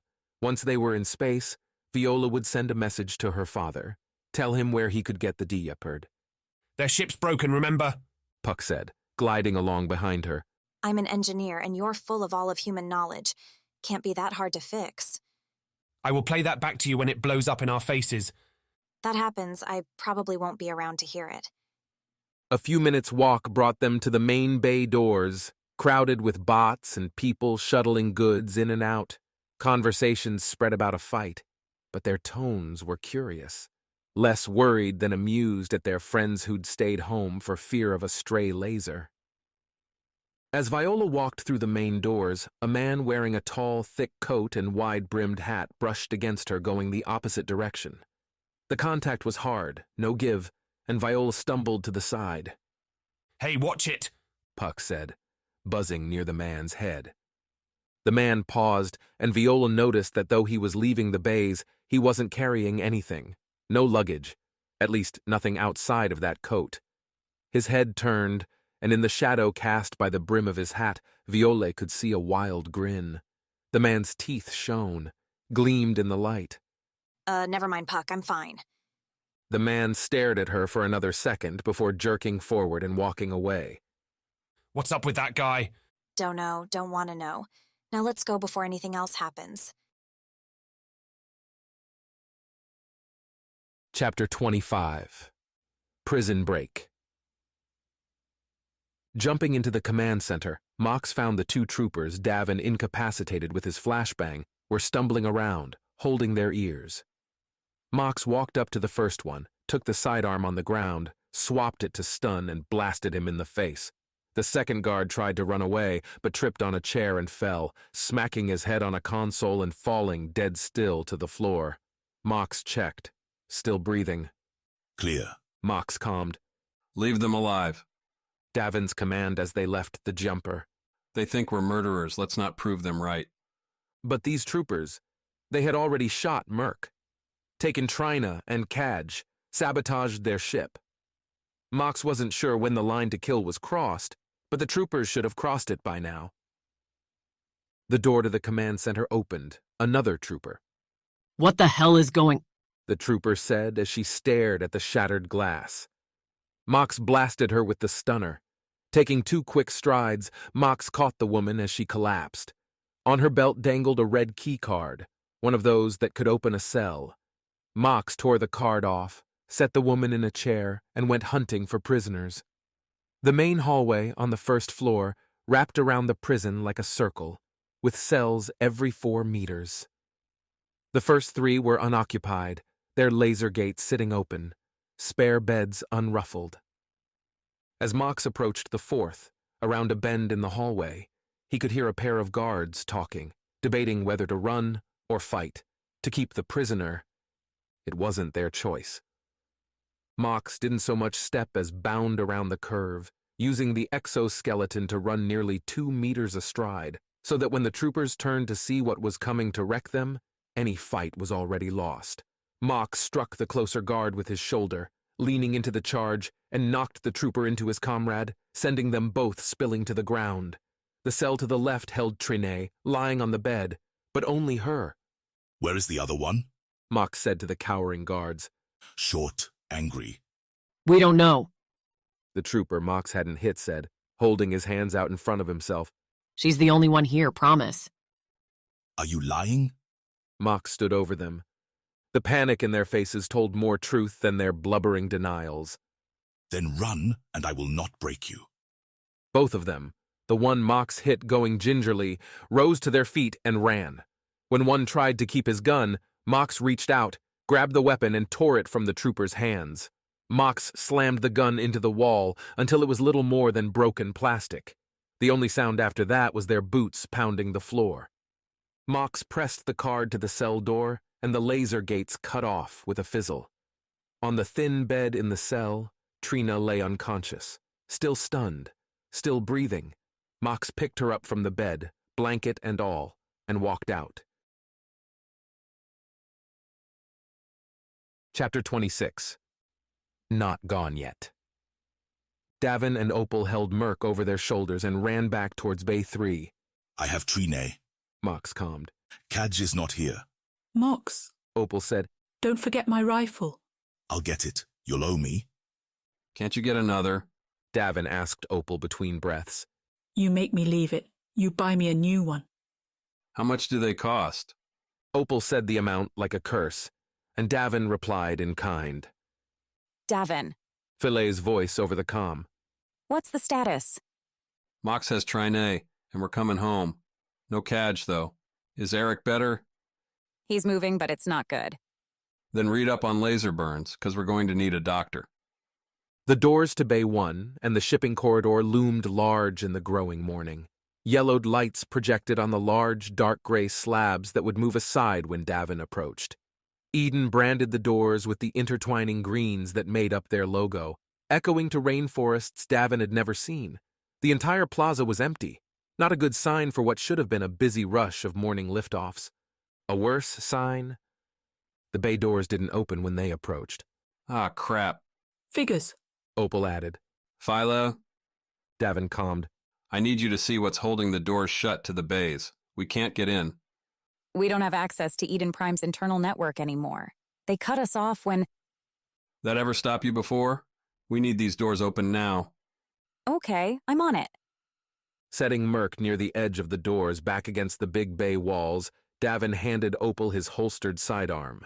She took it with a nod, then dashed away into the shadows near large crate stacks waiting for outgoing ships, connecting the dots, the locked door, the empty boulevard during a busy part of the morning, and it wasn't hard to see a trap.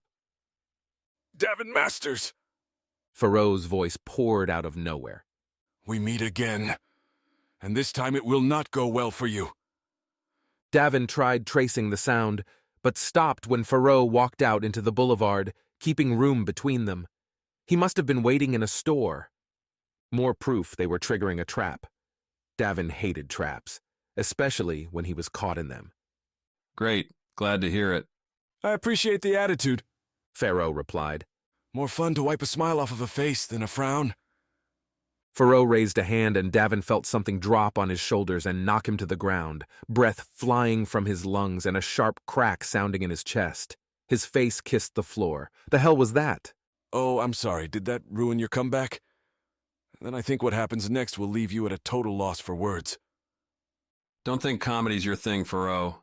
Davin wheezed, trying to gather enough strength to lift whatever was on top of him away. Melody, black and wicked, sat a meter away. Close enough to roll two, grab, and squeeze the trigger.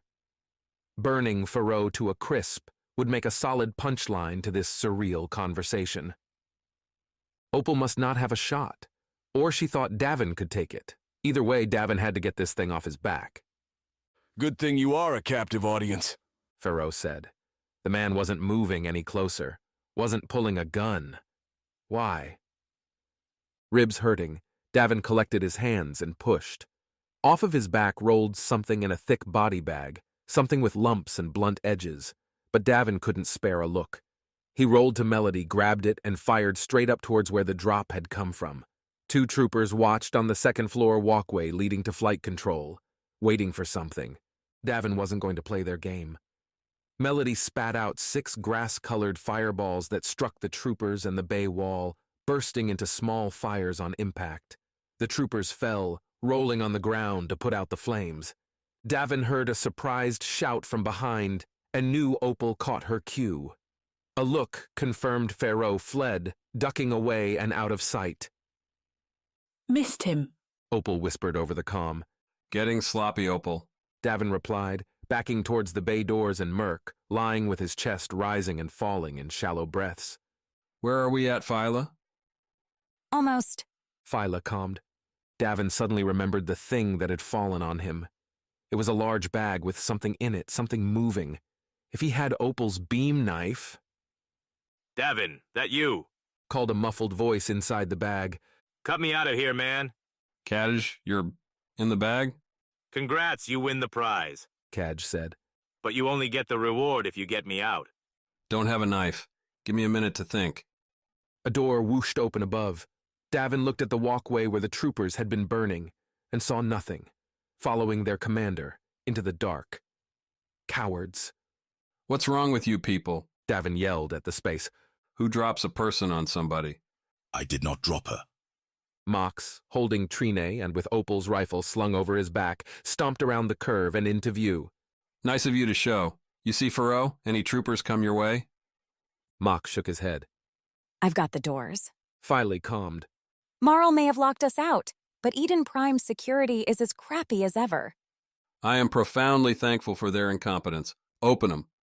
The bay doors lurched open, revealing the corridor beyond, and a person leaning against the wall sporting a thick and tall coat that covered his entire side.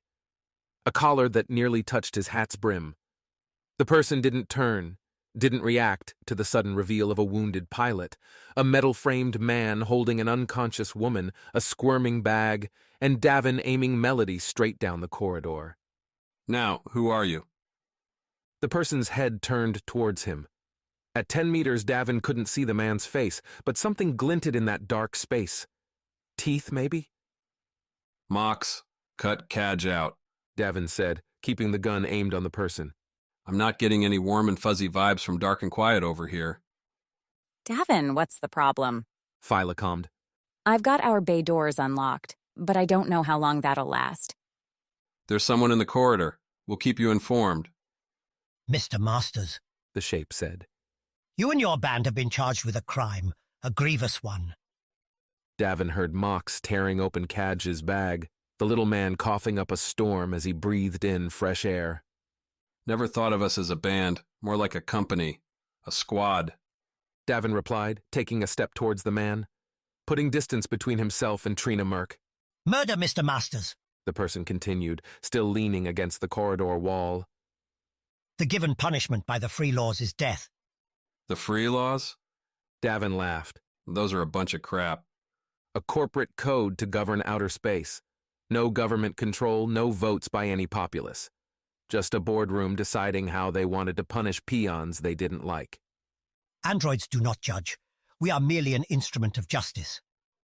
The androids were impartial enforcers of free law punishment, provided a company would pay for one.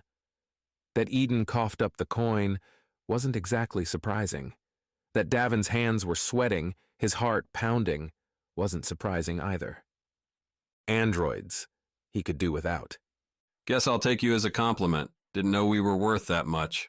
Davin said, then to Mox and Cadge, "Get going. I'll distract him till you get by." The android faced Davin straight on. Mox and Cadge, the former carrying Merc and the latter holding Trine, edged away. "You got this, Captain? Guy looks a little messy." "Just go for the ship when it comes at me. I don't want to worry about you." As if taking a cue, the android broke into a run right at Davin. Its coat billowed out behind, and as the android ran, its arms pumped forward and nasty knives appeared in its palms. Up close and personal, then.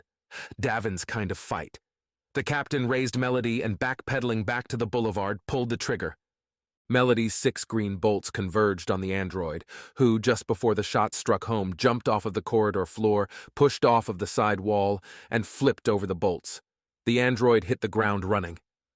A hell of a move. In his peripheral, Davin saw Mox and Cadge make a break down the corridor with their precious cargo.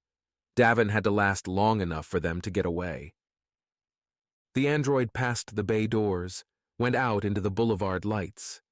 The android's face had a rigid exactitude to it, a perfection to the skin, the bones, lacking life's nicks and scratches. A man's face, but not a man, and it was about to kill Davin. The laser shot out at an angle from the shadows to Davin's right. The aim was dead on, striking the android in the chest. It barely flinched, keeping its stride moving, a molten black mark just below the shoulder where Opal shot it. Davin saw the android's right hand slide back, knife pointed, and swung Melody in the way. The android's arm pumped, the blade striking Melody's barrel with a metallic screech and sliding off. Then the android ran into Davin. The two of them fell to the ground, Davin underneath, Melody in the space between them. In a second, Davin was going to get very, very stabbed. The android's left arm drew back while Davin struggled to throw the bot away. The android didn't look that big, but boy was it heavy. With his arms pushing against Melody, pushing against the robot, Davin couldn't get any space. At least until another bolt came from the shadows, this time striking the android in the head. The robot hesitated, the left side of its skull a molten goo, and Davin, using Melody as a brace, slid out from beneath the robot. The knife stabbed a moment later, tearing through Davin's coat sleeve and sticking the floor. Davin pulled Melody out with him, and as the android turned its half-face to look at him, Davin fired. This time, there wasn't any room for the android to move, and the bolts blasted its chest. It stumbled backwards, gouts of green flame rising from its burning clothes. Both knives dropped, bouncing off the floor as the robot's hands tried to pat out the fire. "Time to run." Opal was way ahead of him, already disappearing through the bay doors. Davin set off after her, clear the bay doors, slam them shut, and they'd have enough time to get away. A red bolt seared past Davin's head, scoring off of the corridor ceiling. Only another few strides till he was through. Opal, in the corridor, turned and aimed past Davin, squeezing off shot after shot over Davin's shoulders. "Shut the door now," Davin said into the comm, and a half-second later, the sound of the doors clanging shut behind Davin's back brought immense relief. A cold shower of hope. Davin looked over at Opal as they walked the corridor, and she gave him a nod. She'd saved his life, not for the first, probably not for the last time. You make it? Phyla calmed. "I'm in. We'll be there in 2. I want to be gone by 3. Chapter 27. Picking up pieces. Trina shook awake, feeling droplets all over her face, blinked into the bright light of the med bay. Eric stood over her, and Trina felt pressure on her wrist. The sensation came slow, her muscles soft, eyes and ears muffled, like coming awake from a deep dream, except her heart, which beat like she'd sprinted a kilometer. Don't worry, Eric said to her. I had to spike you with adrenaline, then gave you a spray with the mister to shake you out. The numbness should fade in a minute. Normally I'd wait the stun effects out, but the ship appears stuck without your help. Davin would leave with me unconscious? Trina said. A headache thudded beyond the edges of her eyes. She noticed Eric had a long series of bandages along his abdomen, that the doctor looked pallid. You ought to lay here. Not a luxury I have.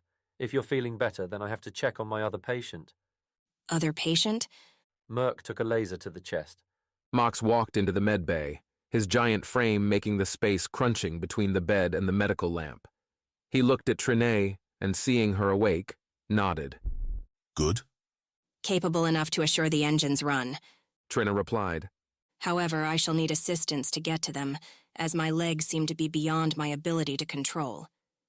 Both Mox and Eric helped Trina out of the bed and stood her up on the floor. She was wearing the same clothes, the light shirt and work jeans, that she'd been captured in. Only now Trina felt as though they weighed 1,000 kilos.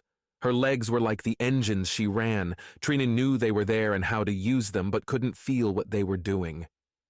You will need to carry me, Trina said to Mox. I give you permission. Then we will run. He scooped Trina up, cradling her in his arms. Trina watched the hallways speed by as Mox clomped, noticed on the floor a streaking red stain. Whose is that? Eric. They took the left at the T past the crew cabins, heading towards the engines. The bandage on his stomach, the trail was thick. He dragged you back here, tried to hold out. Trina entered the box room where the left engines and their control panel sat. Scuffs and more blood stained the metal, but not the blast marks Trina expected. They didn't try to shoot him. Didn't want to damage the engines? Why not? Trap.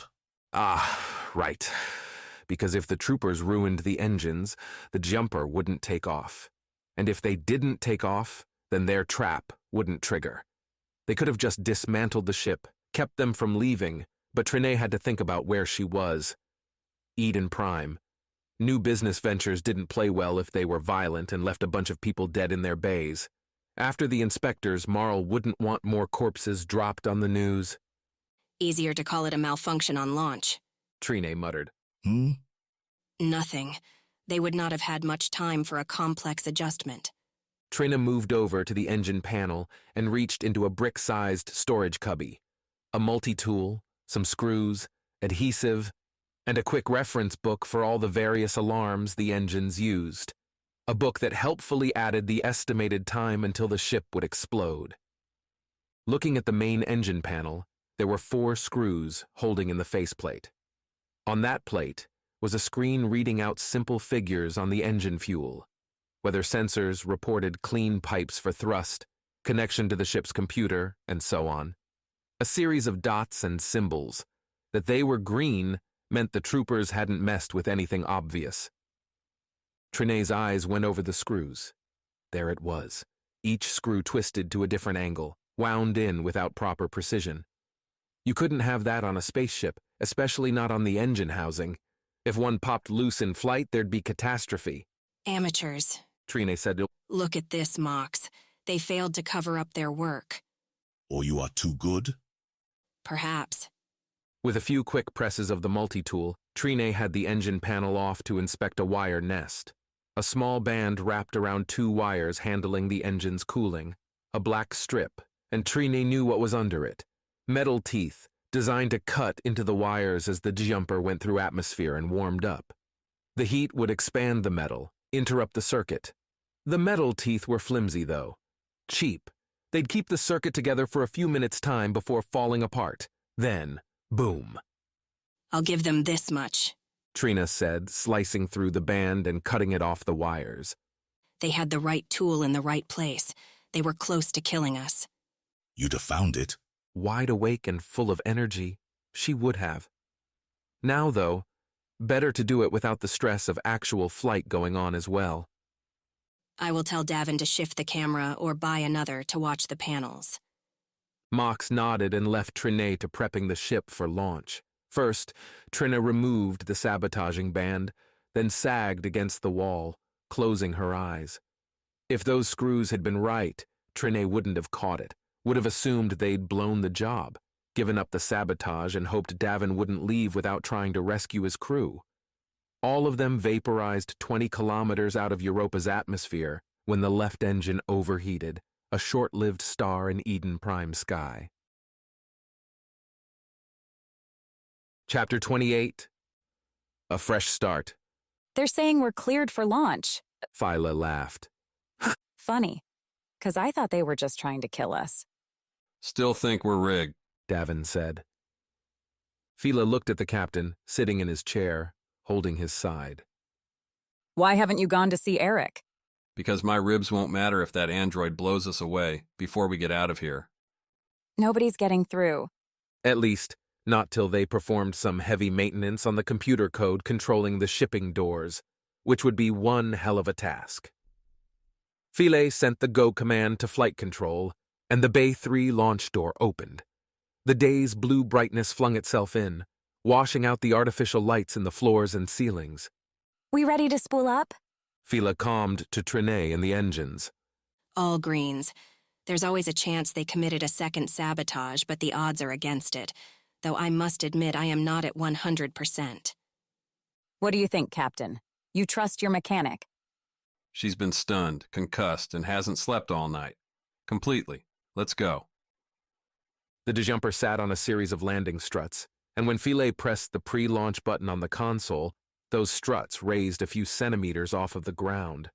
Small jets triggered, firing at the bay floor and shoving the jumper up. From there, Philae used the flight stick, a twin-pronged beast covered with quick-access buttons tied to commands. She could talk to the ship's computer, of course, but Philae preferred the speed of touch. With a few taps, the landing struts retracted, the engines warmed up for space travel, and a final series of checks on hull pressurization, fuel load, and more fun things essential for life in the stars began. Ready to say goodbye to this place? Phyla asked. I never want to come back. That tone. Davin slipped into it whenever he made a promise he knew he couldn't keep. It used to be whether he and Phyla would be back in time for dinner or wouldn't go to one of Minor Prime's upper levels. But we will, won't we? Marl tried to kill us, Davin said, staring out the cockpit as Phyla wheeled the jumper around. Took Kaj and Trinay hostage, sent an android to murder me.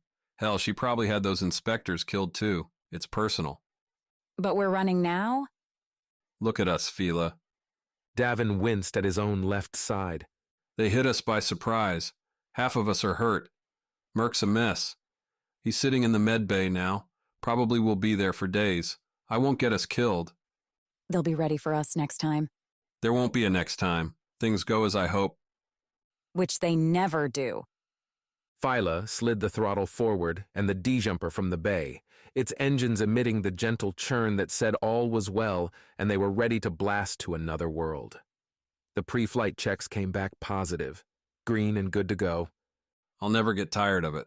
Europa fell below, disappearing as Phyla angled the ship up towards space, towards Jupiter. No pursuit registered on the console, still waiting for their trap to spring. Tired of what? This, launching, it's a fresh start every time. Funny, 'cause this time I feel like we're not getting that at all. The first time I left, you remember why? Davin kept staring through the windshield. You never said. All that talk about getting away and then one day you're just gone. Linnea and I figured you died. That I died? I wanted to find a ship and leave and you thought I'd died? You took days to send a message. Your parents were hysterical. We were going to hold a funeral. I was excited. Davin shrugged. Caught up in it. Glad somebody was having fun? Point is, we have a chance. I kept my promise. The atmosphere bled away as the whiskeyed jumper shot away from Europa. No explosion, no problems. Life support recycling air, artificial gravity keeping them stuck to the floor. No hull breach alarms. The flight path sent by Eden Prime's flight control kept them away from incoming ships, so they went into empty space. A great spot for a bomb to go off without collateral damage, but none did. Ahead, Jupiter spun in place. Its swirling beige majesty filled the cockpit with churn and chaos. They watched it for a minute because what else could you do with splendor like that except stare? You did come back. Philae said. Guess I can trust you one more time. You pretty much have to. Davin leaned back, stretched. I am the captain, and this is my ship. Are you ready then, Captain? So ready. So where are we going? Home, Davin said. Home. You think Linnea can help, or do you just want to see her?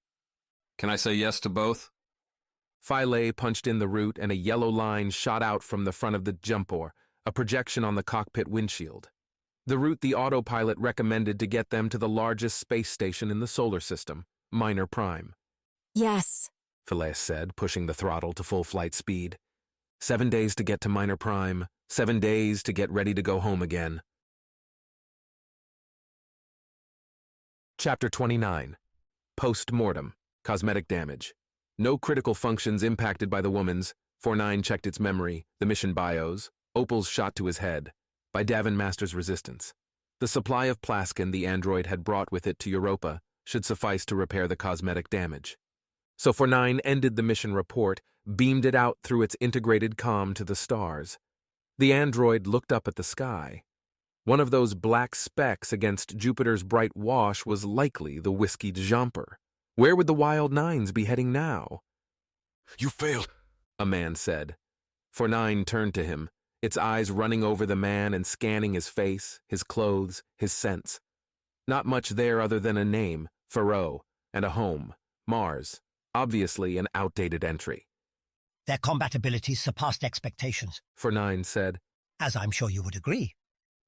Eden Prime's local media, what little there was of it, had already reported on the number of injured troopers and damage to the outpost's prison.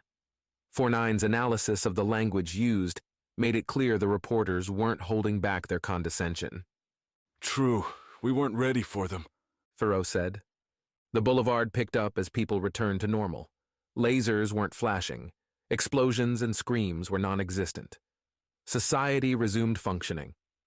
49 detected several glances its way, even as it picked up and put on its hat, pulled up its collar. Anyone who looked, who noticed, walked a little faster. Android reputation held, even out here. Are you planning a chase? Marl says you will do that. We are to secure the city. I'm surprised. An analysis of your team's abilities thus far indicates Marl shouldn't trust you with that task. I didn't see you help. I operated according to the plan. If it failed, it was due to your team's inability to incapacitate or to hold those promised. 49 threw a single eye at Pharaoh. In fact, were I to conduct a more thorough analysis, I might find enough to conclude an intentionally weak force posted at the prison. Never. And if I deemed it so, that could be construed as aiding a fugitive. Under the free laws, that mandates the same punishment for you. The android shifted a hand to one of its knives. You will not deem it so? Why? Because we will help you, Pharaoh said. He glanced up at the sky. They disarmed our trap, but they have not found our trace. 49 flagged its file on Pharaoh, updated to include potentially clever, even duplicitous maneuvers. It reran the current conversation in its head, picking apart Pharaoh's responses and searching for double meanings, tells, things that might give away a less than truthful telling. So you know where they are heading? A deal, Pharaoh said. We will give you the destination, help repair and outfit you and your ship. You will not tell Marl anything. Negative. I have filed the report, but not with Marl yet. I accept your proposal. An hour later, 49 sat in the cockpit of the single-person starship made specifically for androids. No life support. No comforts besides the lone chair to access piloting controls. An engine capable of sprinting through the solar system faster than any other ship, including the whiskey jumper. You'll wait until after they land and are separated, the voice on the other end of the transmission said. I don't want a destructive fight on my station. As ordered. Be careful, as they are not as simple as they would appear.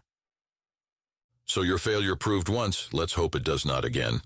The Wild Nines were going to Minor Prime, and 49 would follow.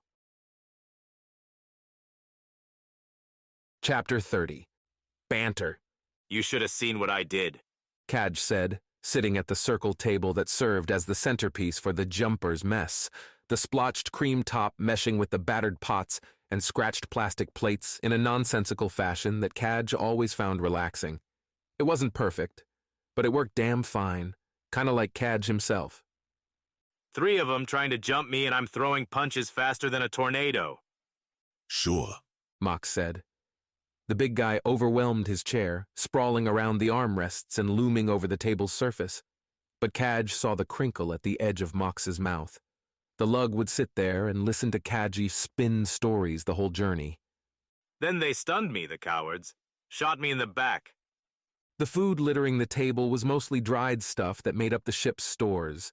Packets full of what Eric called flavored calories. Sprinkle on recycled water and they'd stiffen into a paste that was as appealing as it sounded. Kaj preferred the strawberry shortcake, and he had 2 packets poured into a bowl in front of him now, stuffing his face with spoonfuls in between story beats. Woke up a few minutes later because no stunner's gonna keep me out for long. And there's this guy standing over me, like he's studying me, like I'm one of those rats. Mox was having his usual, a shake full of protein powder and vitamin pills.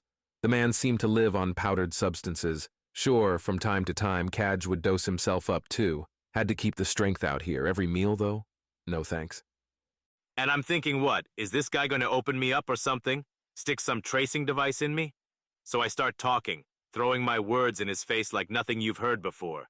Even you would have been embarrassed. I had to throw him off his game, you understand?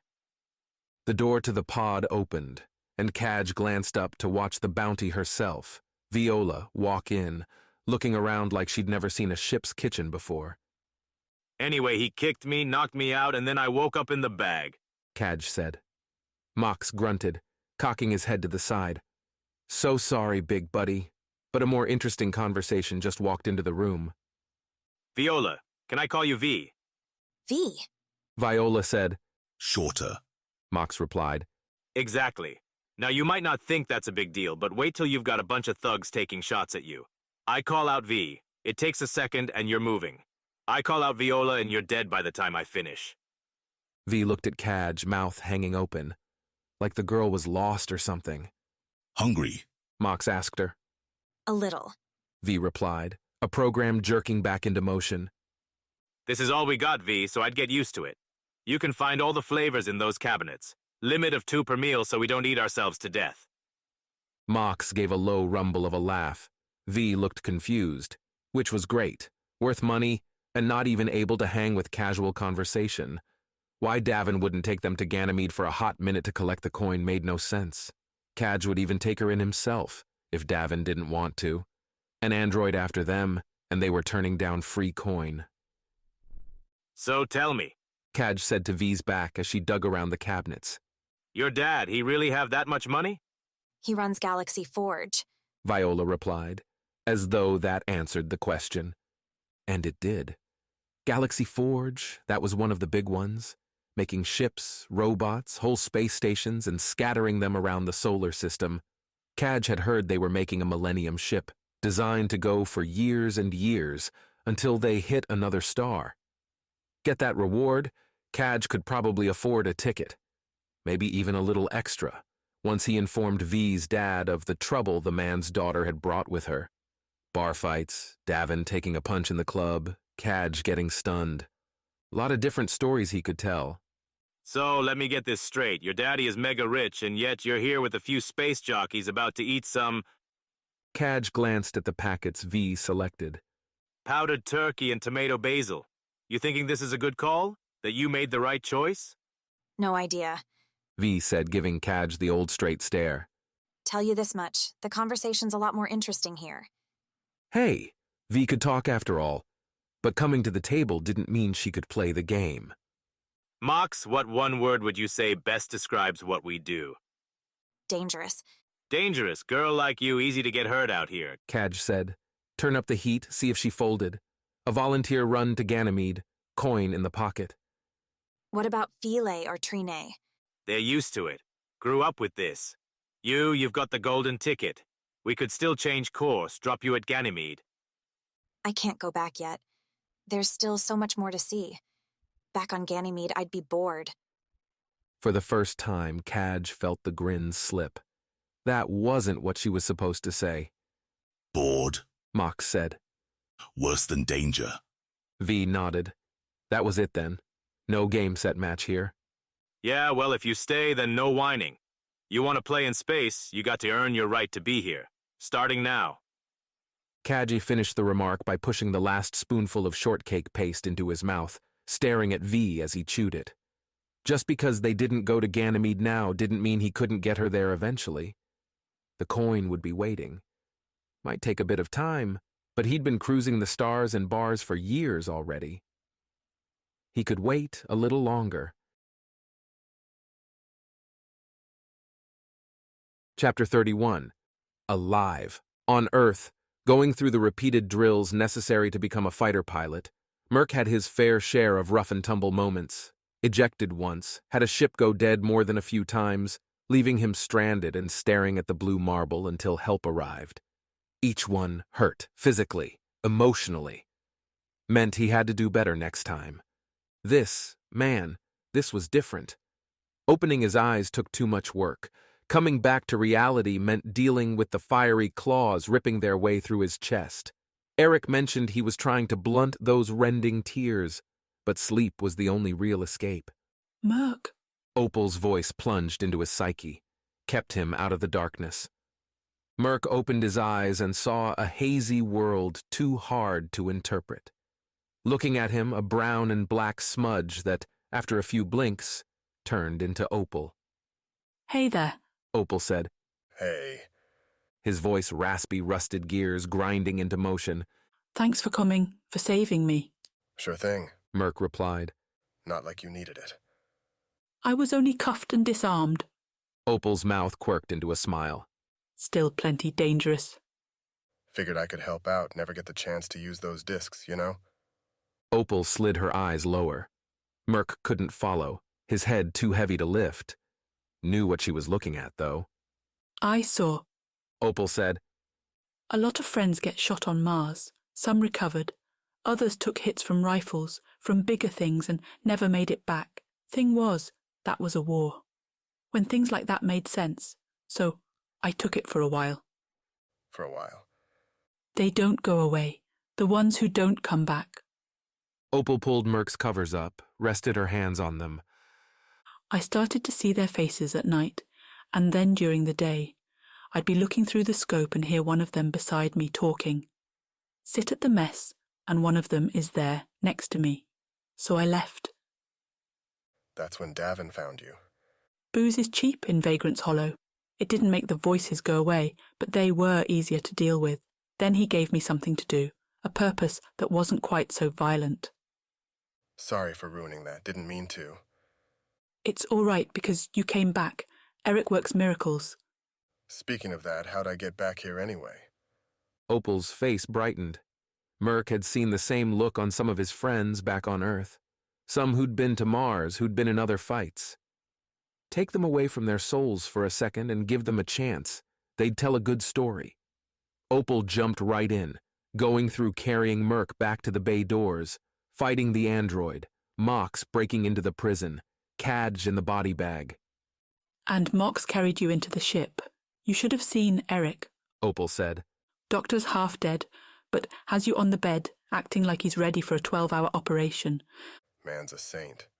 Know what he said to me after you passed out the first time? The first time? Opal pressed her hand to Merc's forehead, gently, like she was feeling him for a fever. You haven't really been awake for a while, have you? Nothing since taking the hit. What did he say to you? That fighter pilots never stay down long because they never like believing they've been hit. I didn't get hit. Here on the ground, that doesn't count. Merc tried, but couldn't keep his eyes from blinking closed. His mind wanted to stay awake, but his body couldn't handle the idea. Whatever you say, Merc, I should let you sleep. Eric wouldn't be happy with me keeping his patient awake. It's good, Merc said. Those fiery claws were falling away as Merc fell deeper into dreamland. Couldn't stop it. Didn't want to stop it. He felt Opal's hands wrap around his own warm gloves. They were nice. Good night, Stick Jockey, Opal whispered. Chapter 32. Wanted. What's the charge? Davin said. He and Phyla sat in the cockpit, the sun a distant spot far, far in front of them. Jupiter hung behind the jumper as the ship sped towards the solar system's interior. A few days coasting up to speed, then a few days slowing and they'd be at minor prime. Philae scrolled through news on the pilot's console. A lag followed every tap she made, sometimes only a few seconds, sometimes minutes. Satellites, running on solar power, chained the routes from Earth to Saturn, soon to Uranus and Neptune. Each one cached data, building up text packages from companies, news agencies, and other sources. The most common stories were locally stored and sent fast. Deeper queries required hours as satellites bounced the search to and from comprehensive databases on Earth and Mars. Pictures, movies were non-existent. Too much data. I'm looking through today's database. There's more charges than usual. They're learning they can abuse this thing. The free laws, no sovereign body in space. So here's this loose set of rules to keep people in line, including a lovely section where any interested party could pay to list a wanted person, and a reward. The ones with real motivation paid to send an android after you, either catch or kill. Getting a bot to murder a target required approval from a council of judges, but they were all corporate stooges. If you wanted to live in space, you stayed friends with the big companies. They waited till people invested out here. Now they're turning the screws. There's a couple in here for failure to pay on time. Really? You're going to send an android after someone late on a bill? It's their playground. They can make the rules. Anything on us? Here, Philae said. She swiped on the article, bringing it up on the cockpit glass. With the sun glaring through, the display adjusted the text color, black shifting to white as it scrawled between yellow and Space's black background. Premeditated murder, Davin muttered, reading. The Wild Nines, a mercenary group formerly employed by Eden Prime, is accused by SAME of plotting to eliminate 2 inspectors. it says there's video evidence, but we can't get it out here. What did they record? More like, what did Marl make? The rest of the piece was commentary about how the Wild Nines were dangerous, unpredictable, blah, blah, blah. The same stuff could be said of any mercenary outfit. The real question was why Marl wanted this whole thing done to begin with. Why not just cancel their contract if she wanted them gone? I have an idea. That she wanted the inspectors dead. You stealing my thoughts again? Only when there's something useful in them. Doesn't happen too often. Watch it, Captain. I can still turn this thing around. Davin looked up from the news, out through the window, took another deep breath of that recycled air. A few people he'd met from Earth said the stuff had a tang to it, a taste that lingered in the throat. Body's way of saying it wasn't natural. Davin had never felt that. Then again, he'd never breathed real pure air. Our parents came from Earth, went to minor prime, started families. They knew they could have gone back home if they ever had the money. They didn't. But they could have, Philly. You look at this. Davin glanced back at the console, the murder charge. We'll never be able to land. They'd shoot us on sight. That's why you're upset? 'Cause you can't get to Earth right now? Guess you think that's a stupid reason. Not if you have more behind that, like not getting killed by androids, or starving because nobody's going to hire us. Phyla, that's why you're the pilot, Davin said. He leaned back in the co-pilot's, the captain's chair. Lets me be the dreamer. You always were. Davin closed his eyes. A few more days till they reached minor prime, a murderer's homecoming. Chapter 33. Space work. A couple weeks in space felt endless. Viola kept herself busy, or rather Trine, Davin, and Eric kept giving her things to do. The doctor, impressed with Viola's stitching abilities, grabbed Viola whenever he saw her and went over how something worked. Eric's favorite, and an apparent necessity of a frequent spacefarer, was the DNA restoration machine, or the DNAR. The high doses of radiation coming in from the outside required the occasional extraction, repair, and then injection of small nanobots that swarmed damaged cells and put them back together. Then a beacon in the waste system collected the bots. Eric would bring them back to the DNR to be reset for the next person. Trine gave Viola things more in line with her experience. Keep the engines primed, monitor the systems if Trine was asleep, clean the Viper of any atmospheric gunk Merc got on it during his flight on Europa. Trini said the pilot would normally do this himself, but seeing as Merc was barely awake these days, that wasn't happening. Davin was the worst, though. The captain found the most menial tasks. Shunt the trash out into the void, inventory the food supplies so Filet could restock on Minor Prime. Still, the work was better than endless textbooks and articles. It was real. Tightening the bolts on a loose vent was something Viola was actually doing. In space, going thousands of kilometers per hour. Even drudgery in space had a tint of wonder. And when Filey announced over the intercom that they were making their approach to Minor Prime, Viola took a long breath. The vacation was ending. You might be sad, Puck said. But I could use some new surroundings. This place is claustrophobic. That's literally something you can't feel, Viola said. Says you. So tell me about where we're landing. Minor Prime. Fantastic place. Like, if you took a can, packed a bunch of people in, then told corporations they could buy tubes to stick onto it and create offices.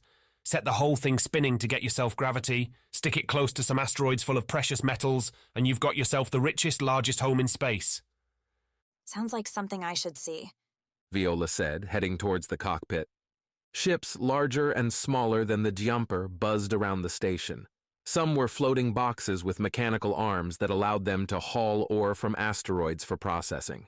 A few large ovals floated apart from Minor Prime, small shuttles whisking passengers back and forth.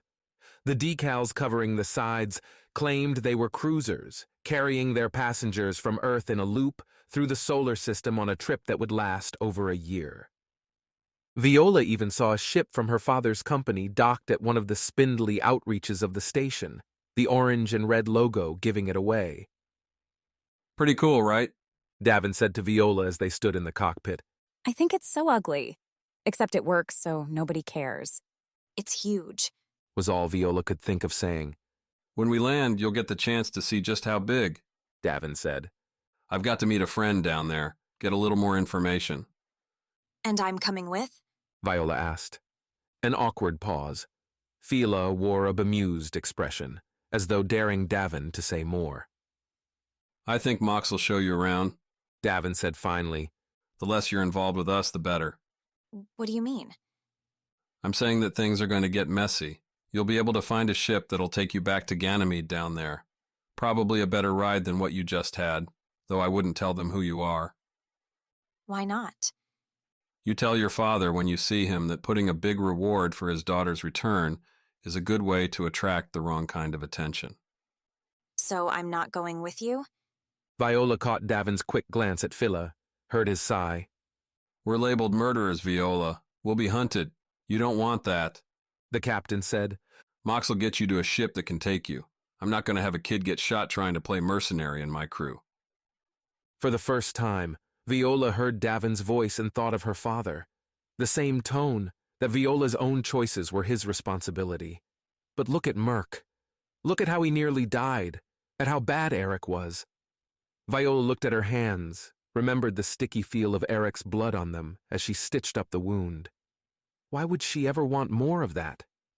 He'll show me around first, Viola said. Just a quick tour, then I'll hop the next shuttle back. Davin nodded, looking like 1,000 kilos came off of his shoulders. 20 years old, and Viola still got people so worried about her.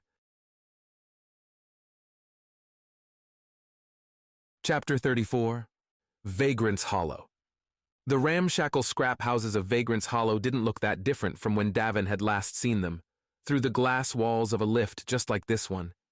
The dwellings spread out in a sloppy grid, filling in the circular level in the kilometer-wide center of Minor Prime. Shifting through the streets, once clean metal floors now coated with dirt and grime, were Davin's people, the kind that kept their secrets hidden behind their eyes. Vagrant's Hollow was 20 stories high, its ceiling a changing screen approximating Earth's sky. Here and there, malfunctioning plates stood out, black dots punching holes in the illusion. Hasn't changed much, has it? Davin asked Phyla, standing next to him in the lift. I don't know if it's changed, but it feels sadder somehow. Philae replied. Because we used to see all this and wonder where it came from. What it was. Now it's just a pile of trash. One house near where the lift landed was a prime example. Whatever its original shell, the place was made out of an entire ship, broken into chunks and leaned against each other. Style wasn't important here, having a home was what mattered. I suppose, Phyla said. They looked out the windows at the rapidly approaching lift station. The trench that served as Vagrant's Hollow's main drag laid beyond the exit stairs. Like Eden Prime's Boulevard, but with none of the sterile attempts at class. Tables and tents full of clothes, food, junk, and bots for sale sat along the sides of the meandering path. Dilapidated homes erected on top of and attached to each other leaned over it, people hawking wares or making something out of nothing beneath the misshapen overhangs. Even though the lift filtered out the smell, Davin's nose sniffed his memory and came away with the ozone sting of burning electricity, a hint of char from cooking food. Does she know you're coming? What do you think? That she probably knew before you did. Davin could only nod, and when the lift doors opened, the two of them pushed their way out along with a motley mess of humans, down the stairs and onto the stained, rusted metal that served as the trench floor. Waiting for them, a small floating platform with a railing around the edge and a single stick used for steering. The man at the helm stared dead at Davin through a pair of thick goggles, doubtless meant to protect from the occasional mists of toxic anything that spewed out at random from constant experiments gone wrong in Vagrant's Hollow. Philae paused as Davin stepped onto the platform, the flow of bodies making a subconscious part around them. Was she nervous? Why? Davin put on a grin, reached to pull her up, but Philae ignored his hand and used her own legs to get herself on board. Tell you something? I never wanted to come back here, Philae said. When we left, I thought there was a chance we weren't coming back. Ever. It felt good. You didn't say anything about it when we took off, Davin said as the platform lurched forward. It won't be long. Linnae will let us know who we need to talk to. We clear the charge, then we're good to go. I guess I didn't know I still hated it this much. Phyla leaned over the edge of the platform, looked at the leaning metal masses of the pack homes. Davin followed her gaze, washing his eyes over the dreamers meandering below. Minor Prime was an idea as much as a place, a literal manifestation of hope to the bunches stuck on Earth who wanted adventure, a chance to hop on a mining ship or an expedition deep into the dark universe. Davin checked his math. Almost 50 years this place had been acting as a permanent settlement. An older woman, dishing out soup to a family, glanced up at them bobbing by on the platform and turned away. Davin wondered why until he looked at Phyla, realized that the two of them didn't look like they belonged here anymore. Both of them armed, in gear that screamed they were probably working for Minor Prime's own police, or were otherwise searching out criminals. Sometimes I wonder why we were the ones that made it out, Philae said, nodding her head at the woman. Luck, Davin replied. What else would explain how the whiskey jumper had landed in his lap? Here, the driver said, and they stepped off. In front of them sat a storefront. Davin noticed kitchen utensils, scrap metal, a few used books, and more on the shelves visible through the doorway. The only sign naming the place hung above the entrance, made from bits of different metals, an A missing, so that the name appeared to be the Rehouse. Davin was the first through, stepping in and immediately feeling eyes on him. Why do I only see you when you're in trouble? Came the lead-lined voice of one Linemonte. Linnae stood behind the desk, staring at and yet also through Davin, a look that was wrapped in the past as much as the present, and Davin met those eyes and fell down that well with her. Several decades of shifting dreams, promises kept and broken, the twisted love that fate doesn't like to let alone. Could say the same about you, Davin said. They stepped towards each other, Lean coming around the desk as though they were going to hug. Phyla walked in behind Davin, though, and Lean paused, setting a masked smile on her face. He wasn't the only one playing in the past. Thing was, they were living in the present. With Line grunting in surprise, Davin pulled her into a tight hug. You can let me go, Line said, her face mashed into Davin's shoulder. Felt like it was needed, Davin said, loosening the grip. You remember Phyla? Friends never forget. And nice to see you too, Lena. One of these days, all three of us are going to go and get a bunch of drinks, deal with our problems, and get over this. But right now, there's this thing hanging over my head, namely, that there's an android trying to kill us, and that has priority. Phyla was the first to blink, to glance away and nod. Lene accepted the gesture, went back behind the desk, and sat down in a stool made of different parts stacked together. You've got to deal with Baser. Who? Chapter 35. Puppet Master. The problem with space was that there was too much of it. Baser muttered this so often that he considered having it plastered on a picture and hung on his wall. The vastness meant he couldn't be everywhere, couldn't take all of the problems into his hands and grind them into dust personally. Baser tried, via the stuttering video link with Marl's new police chief, Pharaoh, on Europa. Turns out choking a man on another world wasn't easy. As much as I'd like to hear again how you failed so miserably, I have other things to attend to, Baser said, and then cut the feed. And Pharaoh would sit there for another 15 minutes before Baser's reply bounced its way across the solar system to Europa, and the thought gave Baser a small bite of satisfaction. Life was all about time, after all, and if Baser could demand a few minutes of it from someone else, then wasn't that power? Although power wasn't much good if it stranded Baser on a station like Minor Prime. The spinning waste of space was only getting less attractive as Baser's departure date neared. And pushing that day closer was the woman Baser dialed next, Marl Rose, dialing. There was a word that hadn't made its way out of language yet. Baser wasn't punching buttons, just saying the target's name was enough. The monitor would present some options, highlight the most likely choices, and he would say 1, 2, or 3. Baser glanced back towards the nightstand and, on it, a wooden clock ticking away. He wound it every morning, a steady grinding of the gears. Are you going to talk, or is this just a way to wake me up? Marl said over the feed, staring out the monitor in a frenzied outfit, eyes tired. Your new security seems worthless. I couldn't find much on him. With no record, Eden won't like the choice. I didn't have much time or options. I'll remind them, though they won't be thrilled to hear you failed to apprehend Davin Masters. Another 30 minutes passed as Marl listened to his response and composed her own. In a way, the delay was a feature.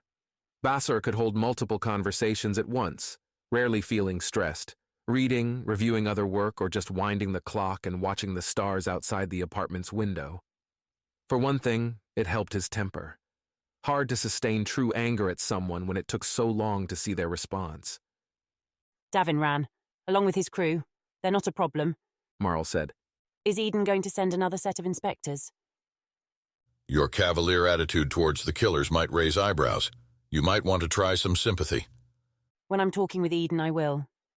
Free advice, that's all. The answer to your question is not yet. So then why did you call? I activated the android based on your evidence, your flimsy evidence. You'll be receiving a message soon with account details. Please deposit the amount noted, or Eden will come to understand just how easy it is to doctor a video feed. Marl didn't bother to reply. After 15 minutes, she gave Baser a look as frigid as Europa's surface and cut the signal. It didn't matter. She would pay. Baser left his room and went to the small cafeteria that served the police building where he lived and worked. Minor Prime, even now, required an economy of space. Eating was cheaper here. The entire dining area was polished silver metal, or plastic, disguised to look like it, easy to wash and resistant to scratches. Everything a concession to durability, safety, except the feeds. Along one wall, opposite the serving counters, a vast screen divided into a series of real-time videos. Most were from Minor Prime, the main promenade on level 5, the center of the station that served as its prime shopping center. Vagrant's Hollow and its dirty chaos, various docking bays flooding ships in and out like an ocean's tide. There was one in the upper left corner that continued to show a magnified view of Earth, routed and delayed from satellites, but still an ever-present reminder of humanity's beautiful home. Somewhere between his second sip of the dark coffee and the first tentative bite of the morning's pastry, a starchy blueberry scone, the main door to the cafeteria opened, and a comm officer stumbled into the room. A flushed face and wild eyes stared at Basser, waited while he took a slow drink. Then Basser signaled the man to speak. "They're here, sir. The whiskey jumper just docked a few minutes ago," the comm officer said. "Remind me what that is?" Basser asked. "The ship that you wanted me to watch for?" "Ah, there are so many, thank you." The comm officer stood there for a few more seconds, watched Basser take another sip, waiting for orders. People claimed to be disturbed by the androids, how they looked human but were not. This officer, though, stood more still than a bot ever would, and lacked the utility. The officer made a slight cough noise. "You can leave," Basser said, and the officer ran away. The android, Fornine was its designation, already knew where Davin and his crew had gone. Its current position put the bot only a few hours behind the mercenaries, waiting for Basser's signal. One of the feeds on the far end flipped to a broadcast of the most watched new videos, burning through popular footage. The second one, muted and fuzzy, effects added in, showed a trio leading a pair of Eden-garbed employees into an empty docking bay, then shooting them in the back. The video flipped to a picture of one Davin Masters, claiming the man was wanted for the murder. He and his entire crew. Wild nines, and only 8 members. Funny. 8 hardened fighters could be a lot for an android. Could cause a lot of damage to the station if they went down shooting. Split them apart, however. Basser picked up his comm, started placing some calls. Davin Masters had come home, and he was going to find it a very unwelcome place to be. Chapter 36. Shopping. Viola could tell Mox was tiring of her questions. The big man had slipped from 3 words an answer down to 1, sometimes just a grunt. Not like Viola could help it. The entirety of Level 5 was full of things she'd never seen. Movies on Ganymede dealt little with the miracles on display here. The glittering dresses flecked with asteroid platinum, perfumes mixed with chemicals extracted from Mars rock, and even a pet store selling animals used to low-gravity environments. "If only you weren't broke," Puck said, floating by Viola's head. "Think of all the cool stuff you could buy." Thanks for reminding me, Viola said. "What I'm here for." Mox drifted behind the 2 of them, casting his eyes at random. Shopping didn't seem to be his thing. Most of the stores Viola entered, Mox stood outside and leaned against a wall. It didn't take a lot of deduction to realize that Mox was here as a bodyguard, to keep Viola from doing something stupid, which, given her luck so far, wasn't a terrible idea. Past a pair of restaurants hawking Japanese and African cuisine, the gentle curve of the level revealed a circle with a giant square projection in the middle. Sponsored by a news organization Viola wasn't familiar with, the holographic image gave a 3D representation of the current broadcast. Pictures of Mars, ruined settlements, and flashing lasers. Better to be here than there. Beneath the projection, which shot up 10 meters into the air, people mixed and mingled on benches and tables, all anchored to the floor. "Kaj?" Mox said, nodding towards the left side of the projection. Viola noticed the squat mercenary was talking with a few other people dressed in thick jackets and work pants. Hoods on their jackets kept their faces hidden, and the group was too far away to overhear. On the trip to Minor Prime, Viola couldn't shake the impression that the man kept sizing her up like he would a piece of meat. Not sexual, no, but more like whether she was valuable. It was a strange feeling, and after the first couple of days, Viola had tried to avoid Kaj whenever she had the chance. Who's he talking to? Viola asked. Mox shook his head. Puck, wanna listen? On it, the little bot said, zipping up and away. Like a human ear, the bot could concentrate on conversations from a distance, from vantage points Kaj wouldn't think to look, such as right above him. "Why?" Mox asked.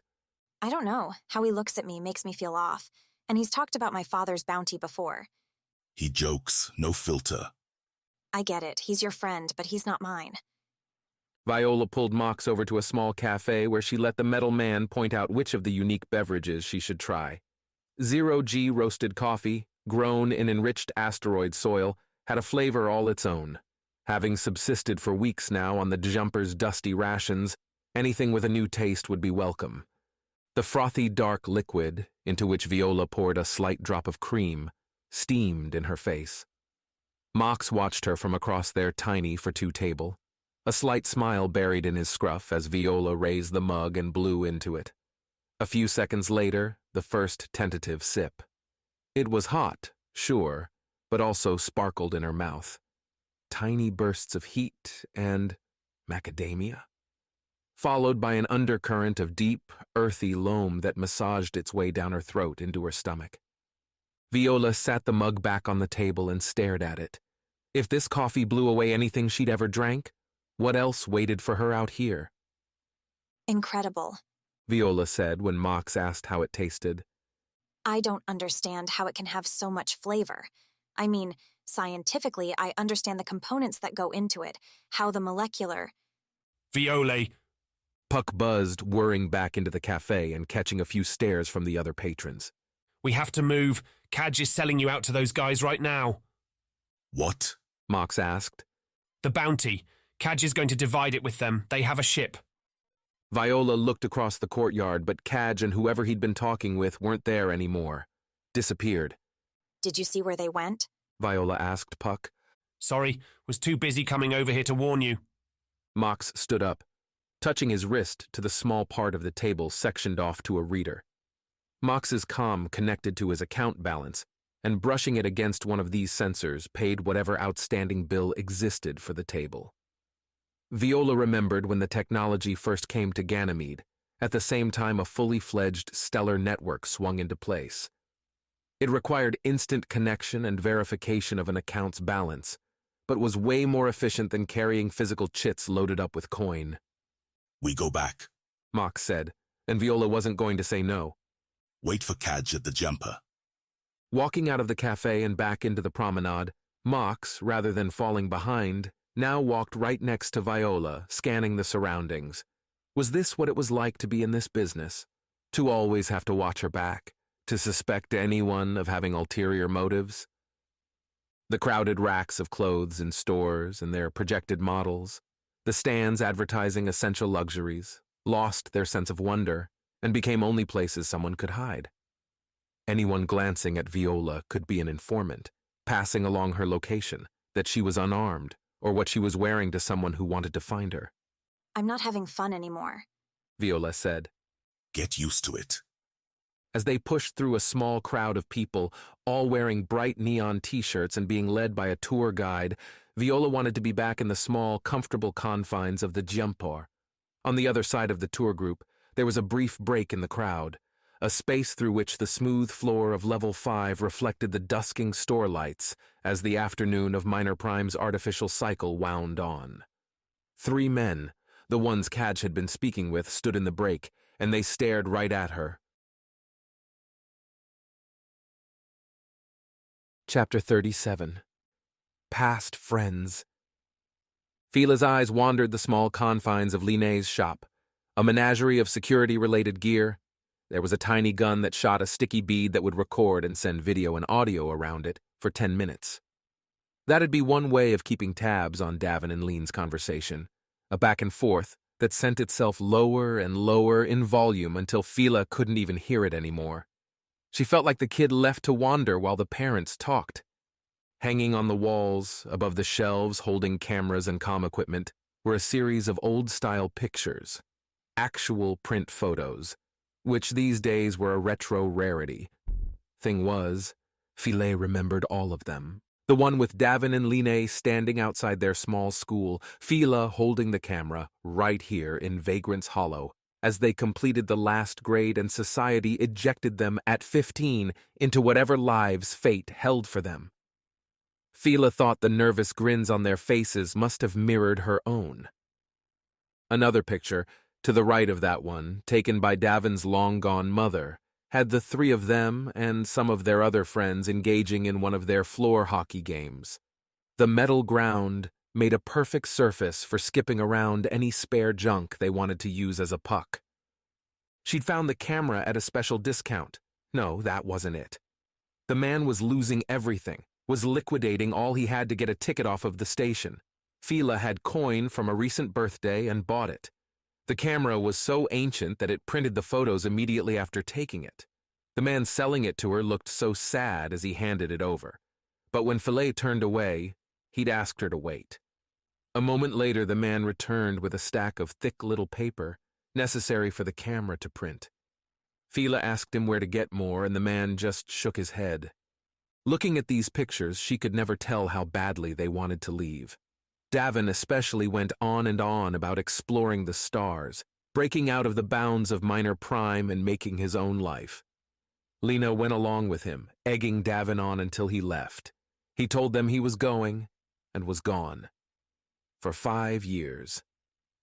Fila remembered the day Davin came back, remembered him running back through their street, claiming he had a ship, that they could go with him, breaking open their boring lives. File, Lena said, touching Fila's shoulder. Do you want them? The pictures? They should be yours, really. You took them. They just get lost on the ship. Too much movement, Fila said, though her eyes didn't move away from the memories. If you think so, Davin's going to come back soon. He'll ask you to go get the ship prepped. Why? We just got here. This station is dangerous for you. Every hour here increasing the chance of you being trapped. And Davin won't be coming with me? He wants to find the source, the person who can turn off the android pursuing you. I can lead him to it, but you'll need a ready escape. Fila looked at Lean's set face, searched Lean's eyes for a hint of a lie, a scheme playing through the wrinkles and scattered grays touching Lean's temples. Fila felt the urge to touch her own face, to trace her own wrinkles and compare whether the spacefaring life was any better. Why'd we split up, Lena? Fila asked. The three of us? You two wanted to see the stars. I had people to take care of. Parents and Lene had a younger brother. Davin and File lost their responsibilities before the jumper ever became a reality. Not that File had regrets. There'd been nothing in Vagrant's hollow then, and there was nothing now. Better to run from a black hole than get crushed by its hopeless gravity. How are they? Fila let the question float in the air. Lene didn't bother answering, looked back at the pictures. Dead or vanished. In Vagrant's hollow, those were the likeliest outcomes. The past wasn't a friendly place to visit here. All it did was show how much you'd already lost. Fila took a deep breath. Maybe now was the time to fix part of it. That last fight we had, I was so stupid.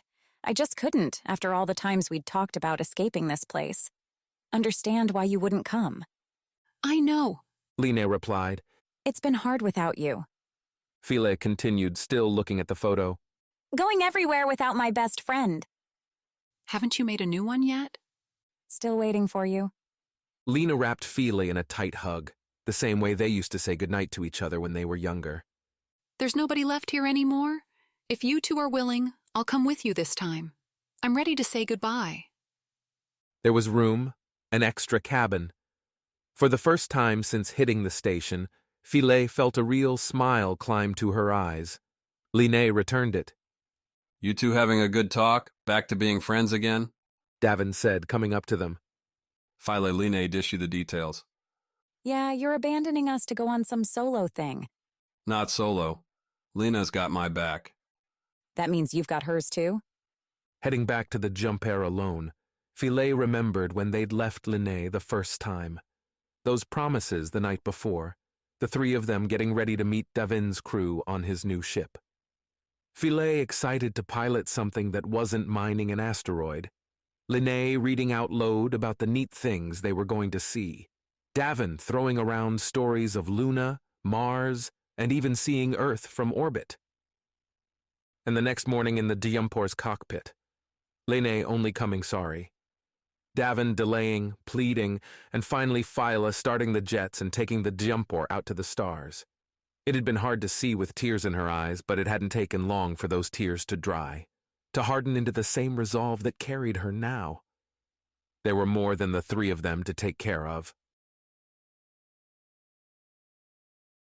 Chapter 38. Old Flame, New Burn. Lena's cramped apartment clung to the top of the store desperately.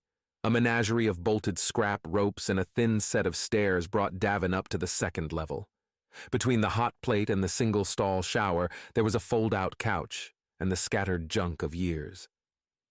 I don't know what you think it's like on the jumper, but it's better than this, Davin said. He expected a fiery retort, something along the lines that Davin had no right to critique her life, not after leaving a decade ago. Instead, Lena nodded and sat on the couch, hand digging between the cushions until she found something. Davin stayed standing, watched Lena's wrist flex as her hand moved underneath the cushions, and then heard the sound of shifting metal.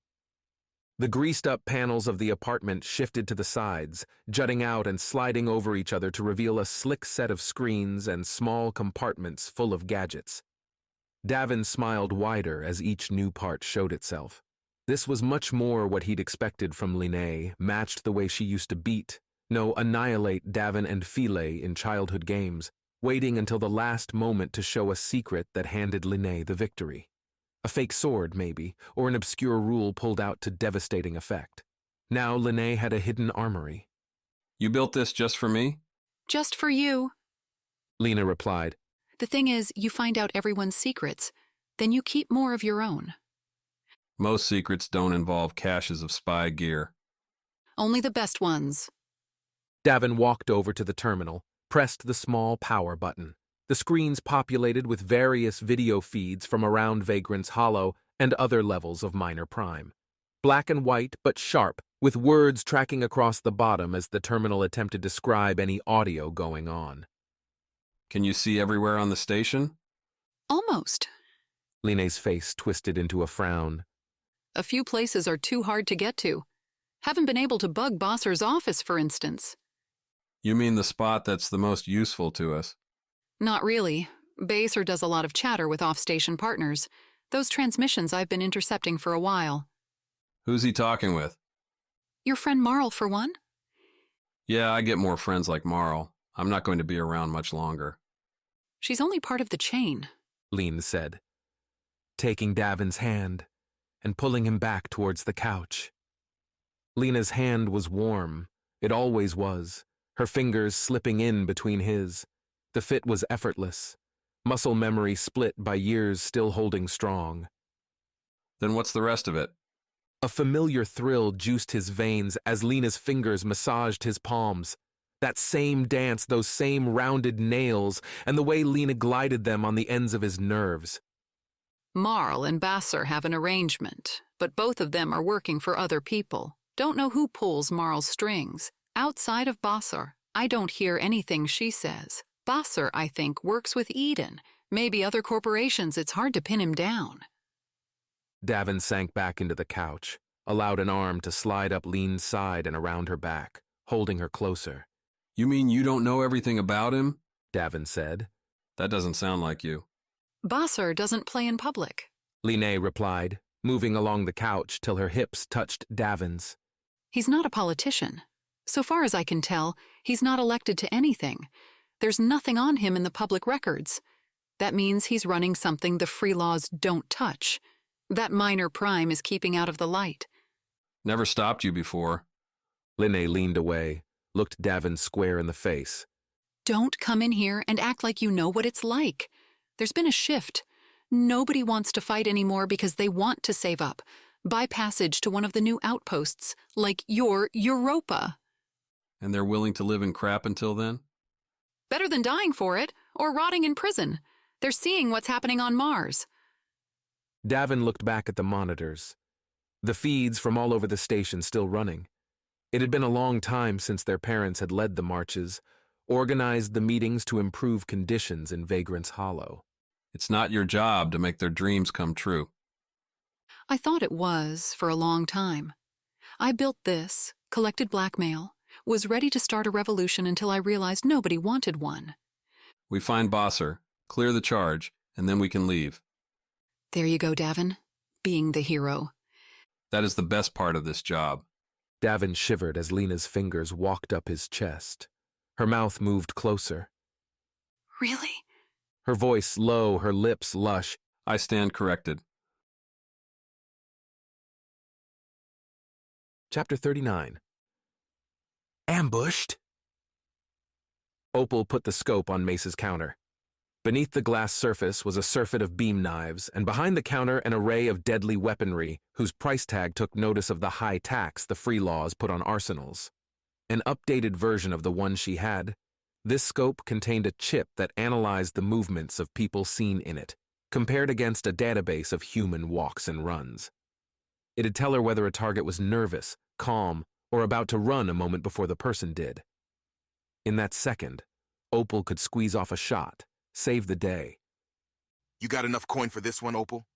Mace, the tattooed, grungy owner, said to her. Last I seen you, your account wasn't doing so hot. We've picked up a few gigs, old man. It'll clear. Opal said.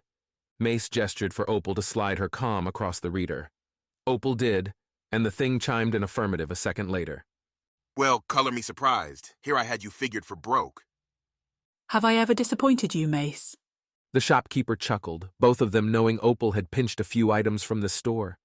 Mace held a certain level of respect for anyone gutsy enough to steal from him and get away with it, much less do it multiple times. So the last time Opal came in, Mace had her cornered and made her an offer. Steal nothing else, and she could keep her ill-gotten gains. Opal, seeing the beam knife in Mace's hand, hadn't argued. Merc, leaning against the store entrance, had his eyes on them. The pilot was still standing, but Opal noticed Merc's pained grimace, his arms hanging limp. After this, it was back to the ship. Opal gave Mace a nod, then started towards the entrance. As she did so, Mace's terminal behind her made an angry noise, like a horn being squashed flat mid-note. Hey, Mace said, quieter now. Opal glanced back at the shopkeeper. I'm being told by the peacekeepers to keep you here. Just popped up now. There was a time when Opal would have asked why, would have been angry, surprised that police would be trying to find her. Now, though, all she did was nod. The shopkeeper slanted his head in return. Then Opal's eyes and mind turned to Merc. Time to go, Opal said to Merc as she held out an arm. Together they limped towards the lifts that would take them back to the ship. Minor Prime's artificial sun was resting on the horizon, the diodes illuminating Level 5's ceiling shifting into hues of purples and oranges. Beautiful, so long as she pretended it was real. Opal took a mental inventory. She had a sidearm, the beam knife, too. Merc had nothing more than a bottle of pills, which was why, when only 20 paces from the lift doors, a dozen green-uniformed peacekeepers stepped out and demanded the two of them surrender, Opal dropped her gun without a fight. They separated Opal from Merc first, then slapped stun cuffs around her wrists. Good choice, the peacekeeper told her as they walked towards the lift. Not worth adding to that charge, right? I did it for him, Opal said, eyes sliding towards Merc, who had a pair of peacekeepers helping him along. Won't hear me arguing, the peacekeeper said. All I'm looking for is to get home at the end of the day. I was too, Opal replied. Chapter 40. The Metal Man. V's wide eyes blinked from one of the three men to the next. Mox could smell the fear coming off her, that rush of scent Mox normally had directed at him. The exoskeleton picked up on it, told Mox about V's near panic while he looked at the opposing trio. The middleman looked like the leader, hands at a pair of handguns on his belt, given away by his cronies who kept glancing towards him, waiting for a signal, a poor strategy. Step aside, Mox said. Aren't you a mercenary, big guy? The leader asked. Don't you know what she's worth? Step aside. I won't ask again. Guess all that metal must be messing with your mind. We're taking the girl. Mox started forward. V said his name, but Mox ignored her. To hesitate now would give them a chance to shoot, and Mox had no weapon with him. None save his fists, anyway. The exoskeleton registered the movement, picked up the surge in energy as Mox ran, and amplified it with mechanical strength. On his second step, as the trio leader tugged at the guns in his holster, Mox leapt 3 meters, crossed more than half the ground between the two groups. The leader raised the gun, and as Mox flew through his third step, his fist colliding with the leader's chin, fired. The blast bounced off of the floor and into a wall. Mox did the same to the leader, smashing him into the ground, momentum sliding the man into a bench. Mox registered the strike audibly as he turned left, following the swing of his arm, and clapped the second crony in the stomach. Doubling over, collapsing to the floor, flunky number 2 was no longer a problem. Mox flung his right arm back in a wild blow, meant not to hit the third one as much as delay him, get him to duck and give Mox a second to turn himself around. The swing, as expected, hit only air. Mox, though, used the energy to pivot around and look at the third attacker. The little goon seemed paralyzed. Mox's blow had missed not because of any ducking, but because the coward hadn't even tried to close. Pathetic. Mox took a step, stared into the goon's face, which melted into slack-jawed fear. This one wasn't even worth the effort. Instead, Mox pulled the gun out of the goon's pocket and snapped it with his hands. V yelled something again, but Mox couldn't make it out over the pounding adrenaline in his ears. So much time with the cannon had him forgetting the feel of using his own hands, and how much fun they were. The third goon recovered his wits and ran towards the lifts. Mox could catch him, could toss the goon around like a doll, but V was the concern. Mox turned back to his charge at where she used to be and saw nobody.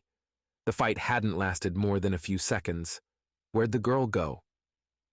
Mox looked around, but the walkway was full of people running away from the conflict, none of them matching V's clothes. But there, Pook, V's little bot, floated near the entrance to a dark-looking club. Mox ran in that direction as Pook zipped inside. The joint's name, Cosmic Dust, did not inspire confidence. Mox crouched to get through the door, a sliding one that made no noise as it slipped open. Well maintained. The entryway was short, a deep blue with flecks of white, evoked leaving Earth for the stars. Something Mox had done many, many years ago. But memories were not the point of now. Further inside, even the deep blue vanished, replaced by wheeling stars and galaxies. A vibrating crowd filled the place. Suddenly a bright comet streaked across the ceiling, moving in a strange pattern and every so often appearing to drop motes of light on the dancing peopled. Music, such as it was, existed as a slow, bouncing beat with synthesized echoes. "Need a how-to?" said a girl appearing out of nowhere next to Mox. Her tag read, she was an astronaut. A lie, as she appeared, even in the darkness, to be Viole's age. The only astronauts left were relics of an older time, back when governments funded space travel and one needed more than money to see the stars. Perhaps then, the girl was an attendant. Finding someone? A lot of people find things here. Use your comm. It'll automatically connect, and then you can order from there. A girl with a bot. Uh-huh. Pick the dust you want and it'll be dropped. Then you know you enjoy. The girl said, giving Mox a smile and fading away into the blackness. Mox couldn't see anything, but V had to be in here somewhere. He would comb the blitzed-out stargazers. He would find her. Chapter 41. Start your engines. Another 30 minutes before the supplies finished loading. Phyla heard Trine saying the words and wondered how much time had passed since she'd heard them. A minute, maybe? She'd put out a few comm calls to Opal, Merc, and Mox and had nothing to show for it. Blanks, Davin still in Leanie's bunker, which meant Phyla was acting captain, and she might have to actually do something with that responsibility. Eric. Phyla calmed. Yes? Eric replied from his bed where he'd chosen to spend the day continuing to recover. How long did you tell Merc he could be out? Let me check. Philae stared out of the cockpit at the busy bay Minor Prime assigned them. Bots and people moved around between the other ships in the same space, and a few of them continued going up the Whiskey Jumper's loading ramp, bringing in food and any parts Trine requested. Davin's procedure was to stock up to the max at every port, even if they didn't know where their next flight was going. Also why the captain insisted on foods that wouldn't spoil quickly. It made for dull meals, but meant the ship could coast for months at full crew capacity. Fila wondered how crazy she'd go if that ever happened. He's past due. Eric said. Fila jumped at the sudden sound. Past due? Yes, I cleared him for a short trip to get some fresher air. Exertion is still a risk at this stage in his recovery. I can't raise them on the comm. That's concerning. Expect he would be needing another dose to keep the pain down. Yeah, not like Opal to botch a schedule either. Philae tried pinging their comms again. Nothing. There was always a chance the two of them were in a dead spot on the station, surrounded by thick plates that blocked messages. Some places put in the investment to keep their stores, massage parlors, clubs immune to the constant connection comms created. Mox isn't answering either, nor Cadge. Worrisome, don't you think? I'll keep looking. I'm sure they're just in the lifts or something. Fila said, her eyes holding on the consoles. The murder charge played constantly, running over the news.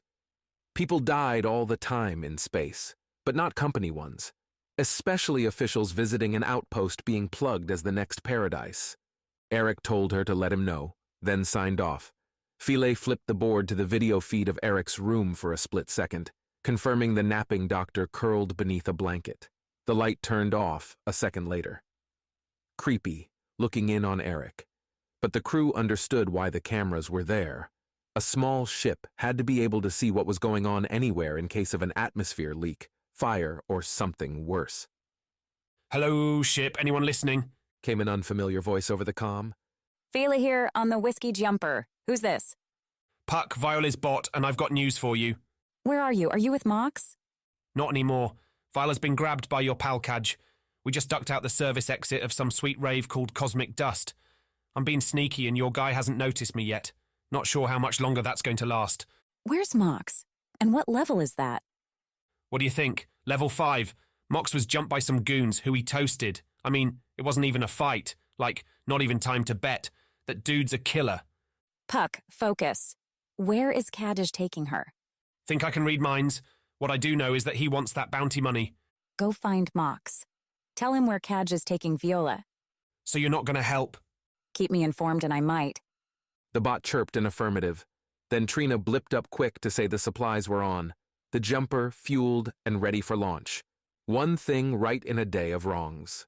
Fila took a deep breath, then tried to calm Davin again. Nothing. Why was everything falling apart when she was in the captain's chair? Chapter 42. Tunnels. Line kept the store where it was in Vagrant's Hollow for a reason. That was, as they'd figured out when they were kids, because one of the recycled air shafts ran beneath it. A big tube through which warm or cool air went, depending on the day and which side of Minor Prime was facing the sun. It wrapped around Vagrant's Hollow and connected with the swarming collection of vents that kept oxygen flowing through the station. Standing behind Lena's desk on the main store, Davin, hair still wet from the quick shower, watched as Lean pulled back a thick gray mat.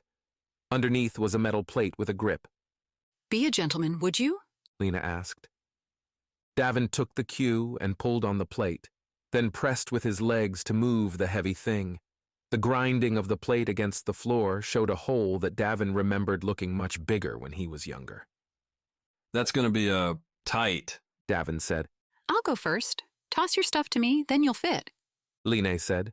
You sure about that? Pretty familiar with your size, Davin. You'll make it. Line gave Davin a curled smile. Line descended ladder and landed 2 meters lower with a thunk. You'll be happy. They're circulating cold air today. Hallelujah, Davin said, unsnapping his holster and tossing it to Line. If the vents were pushing heat, it'd be too uncomfortable. Literally a furnace. Every once in a while, exploring as kids, they'd been caught inside there when the waves of solar heat blasted through and emerged slimy balls of sweat, gasping for breath. Davin managed a squirming climb into the tube, standing up when he hit the floor and whacking his head on the ceiling. Oh, yeah, you'll want to duck. Guess you grew a little from when you were a kid. Is that how it works? The tube itself was a stainless steel stretch of metal. Bolts dug in every meter to tie sections together. Lean's statement about the breeze was right. A steady wind blew in the tunnel, enough to move Davin's hair if not to push him any faster. If I recall, we didn't go very far down these vents when we were younger, Davin asked, looking back and forth. We can't just walk right into Bosser's office. It's in the Peacekeeper barracks, a few levels away. They'll be watching the lifts. They won't be watching the tunnels. Why would Bosser be watching the lifts? We didn't land under our own name. Linné walked through the vent, the smooth walls broken up here and there by pipes and smaller vents, either sending in or siphoning off the airflow. Beyond their tapping steps, the steady churn of machinery working rumbled around them. Even though they were only a few meters beneath the chatter of Vagrant's hollow, not a sound filtered to them. There was a lot of chatter a few hours ago, Lena continued. Watch orders went out through common channels, your name included. Then the rest of them could be in trouble. The only way to help your crew is to do what we're doing here. Get rid of the charge. There's no reason to arrest anyone. Yeah, except Basser probably wasn't worried about arrests. Davin should run back up that ladder, to the lifts and to his ship, or to find Opal, who'd gone shopping. Or maybe Lena was right. Nothing Davin did alone was going to shift a fight with the Peacekeepers.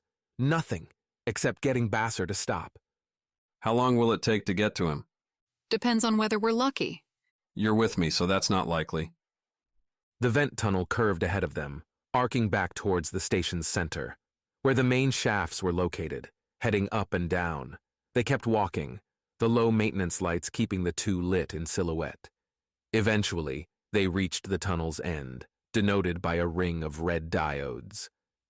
You want to improve the odds, stay quiet, Linné said, looking back at Davin and bringing a finger to her lips. Davin nodded. The odds would need all the help they could get. Chapter 43. Kidnapped. Viola wasn't trying to struggle anymore. Not because there weren't openings in Cadge's shambling sprint through the service hallways, but because Viola kept hearing Cadge's muttered threat in her mind. Try to run, I'll kill you. Don't want to do that. Be nice with me. You get back home to Mom and Dad. It was hard to comprehend. Cadge's double-barreled sidearm right there under her nose. With a twitch of his finger, Cadge would erase everything Viola was, a paralyzing, crippling fear that Viola hadn't felt. 20 years gone in a moment. There wasn't a rational response to that, none save doing whatever she could to stay alive. Pook, normally the counterweight to Viola's descents into her own head, was nowhere. She was standing on a precipice, and if Viola didn't say something soon, she would fly off into panic. Why do you want the reward so much? Viola asked Cadge. I have my reasons. Most of them having to do with risking my damn life for too little every day. Cadge wasn't looking back at her. Viola could dart to one of the back doors to escape. But how many of them would open when she pulled? And if it didn't, would Cadge give her a warning or just blow her to pieces? So you're kidnapping me? That's the solution? You have a better one? How about not? Leaves me bled dry, V. Past another pair of shops was a rusted light blue door, large enough for carts. Cadge paused in front of a series of 3 buttons, one red, one green, and the other with a marker of an alarm. The door wasn't locked from this side. I don't understand, Viola said as Cadge pressed the green button. Davin's supplying everything, so why wouldn't you be able to save? Cadge did turn around this time, giving Viola a sick smile. You think a man like me is capable of being stable? This career you live for the now. Cadge waved Viola forward through the door. Back on the public causeway, lifts a few minutes' walk. Out there in the open, Cadge took a long breath, his steps slowed to a natural walk rather than the tense steps in the alley. Viola noticed why after a few seconds. The same group that Mox fought, that trio, was moving along with them, surrounding Viola. No chance of getting away now, and no sign of Mox. Still, talking with Cadge gave Viola time to adjust herself. The panic subsided. Analyze the situation. Just another logic problem. 4 on 1 weren't odds she would beat, but maybe, keeping her eyes open, there'd be an opportunity. The 5 of them stepped into a lift and jetted away to the 8th level. A short transfer to a cross-station lift, shooting across rather than up and down. That lift would spit them out into a section reserved for incoming ships, smaller ones than the Whiskey de Jumper. "Where's the coin, Cadge?" The leader of the trio said, his coat torn and face sporting an array of colorful bruises, his voice strained. "We did what you asked and paid more than you said we would." Got the chits here in my pocket. Give 'em to you when we're clear, Cadge replied. Didn't want Mox killing you and me lose good money for nothing. It's so nice to be kidnapped by upstanding gentlemen such as yourselves, Viola said, because every word beat back the chills coursing through her veins. Truly, if there was anyone that would take me, slam me in a ship, and send me back home to my parents, I'd pick all of you. "Smart mouth," the leader said. "Pretty, though," said one of the other beaters. There we go. That's what this was missing, Viola said. Shut it. Cadge snapped. V, before you think about making any noise, understand I have every right to be doing what I'm doing. Well, now you've changed my mind, Viola said.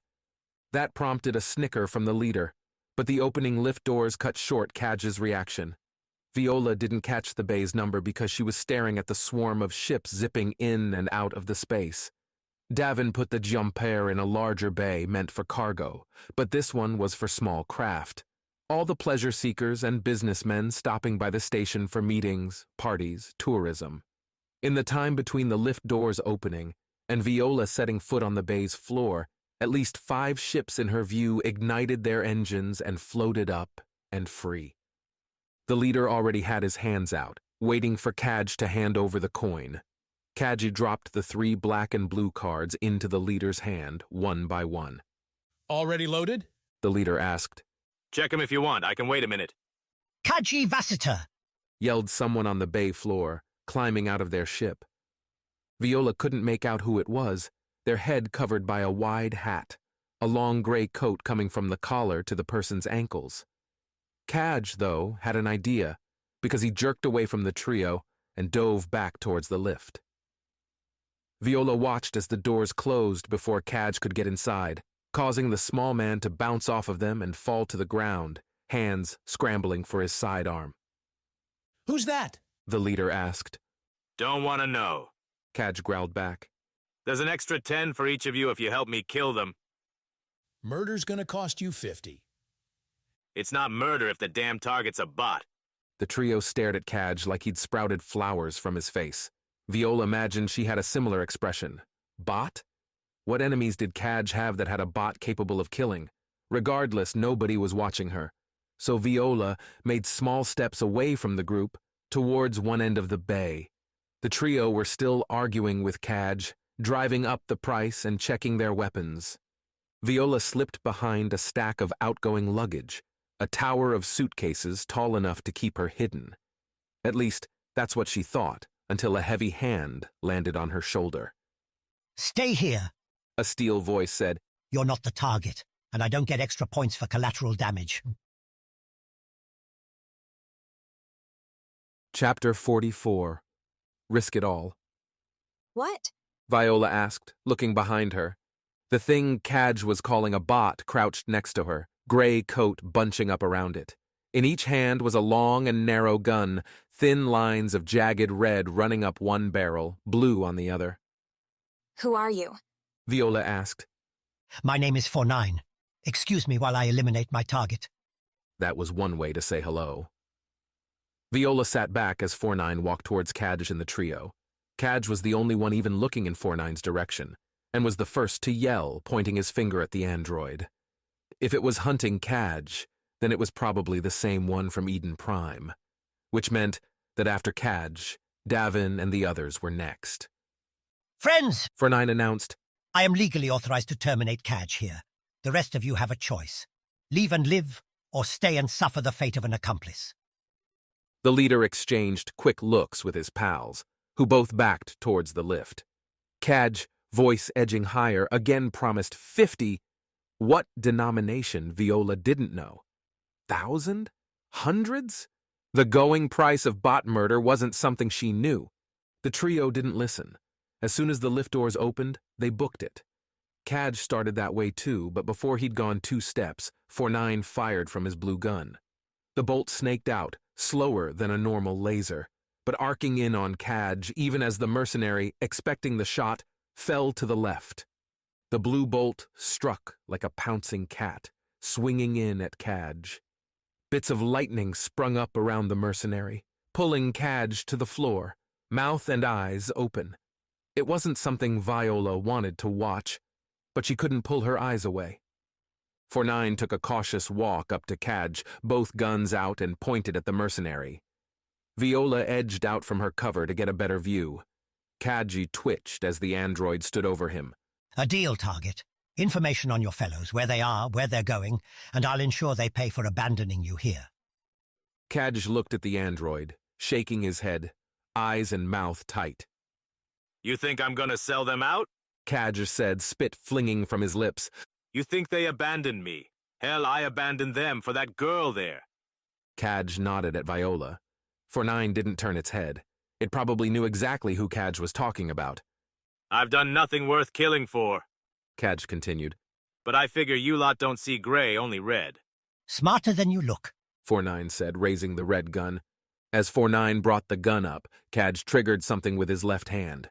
There was a roaring pop, the noise Violi would hear whenever Ganymede's colonization day rolled around and Galaxy Forge launched fireworks into the light atmosphere. 4-9 flew off of Kaj and into the wall next to the lift.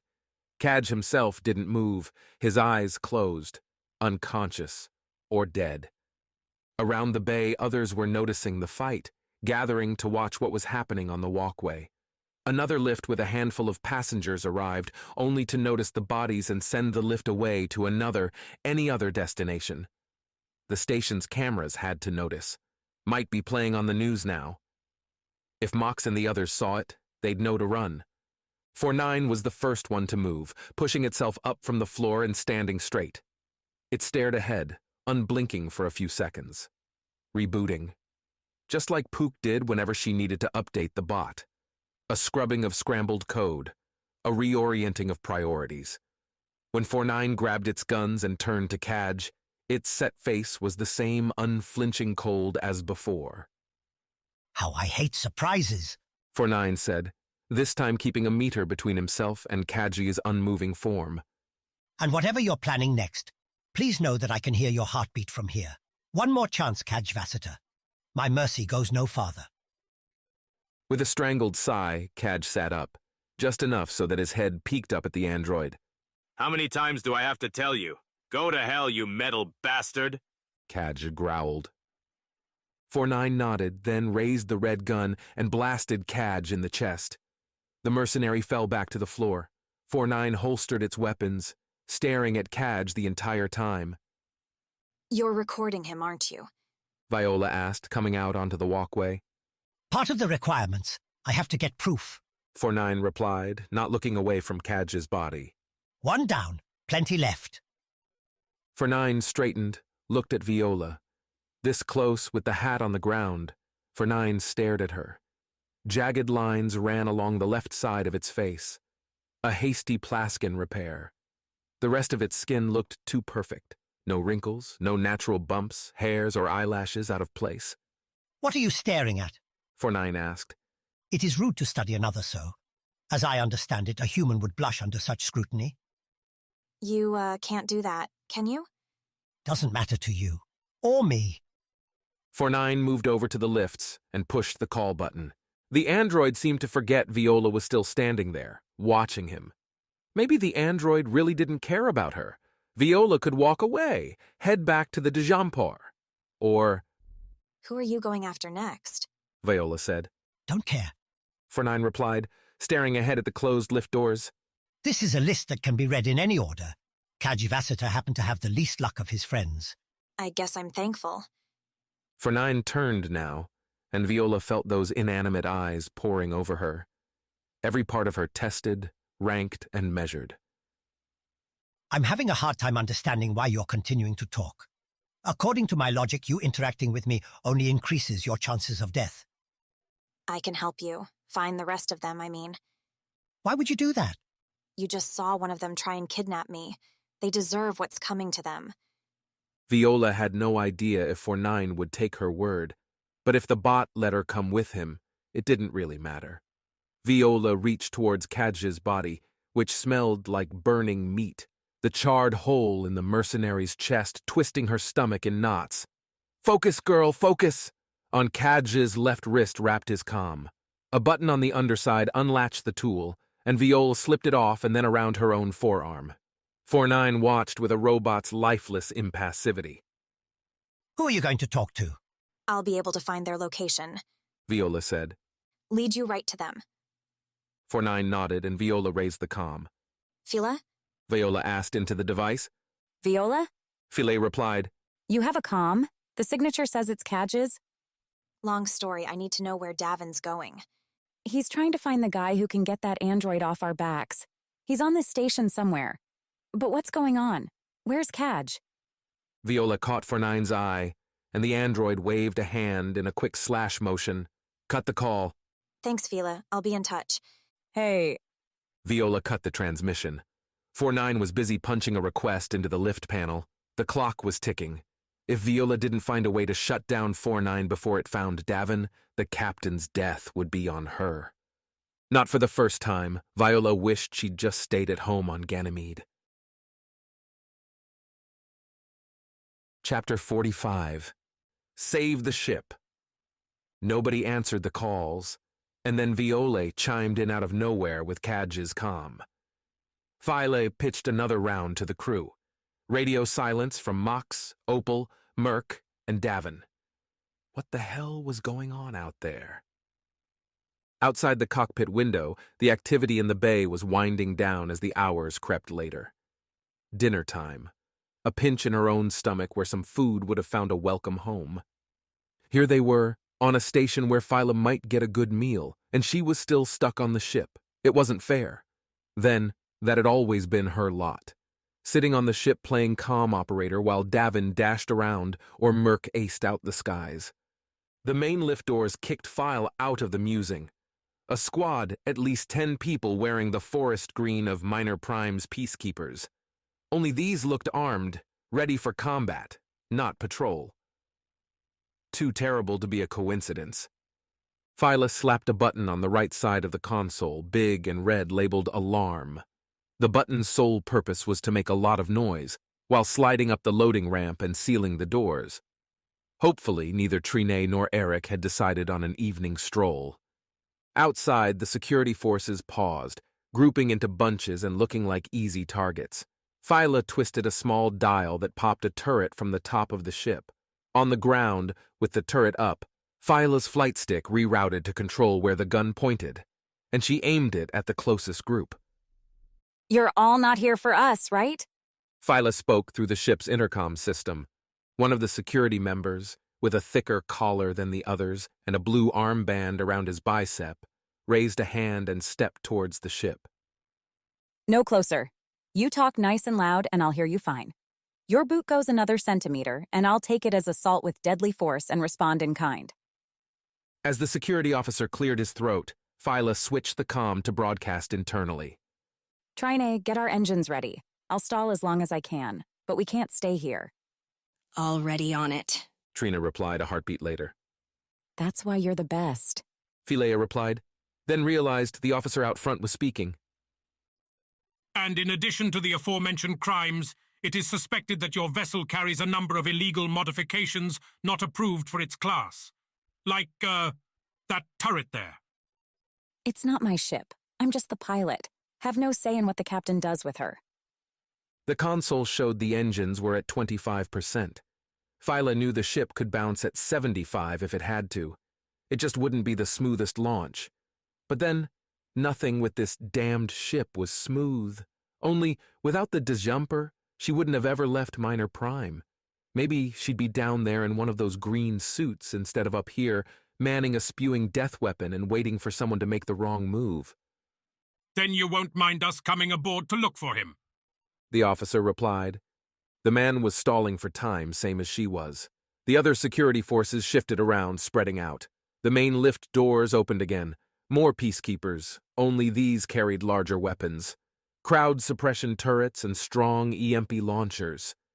Couldn't do explosions on a space station, but shorting circuitry was fair game. He's on his way to talk to your boss right now. You should check. Maybe they've cleared this up. Dangerous, hinting to what Davin was doing.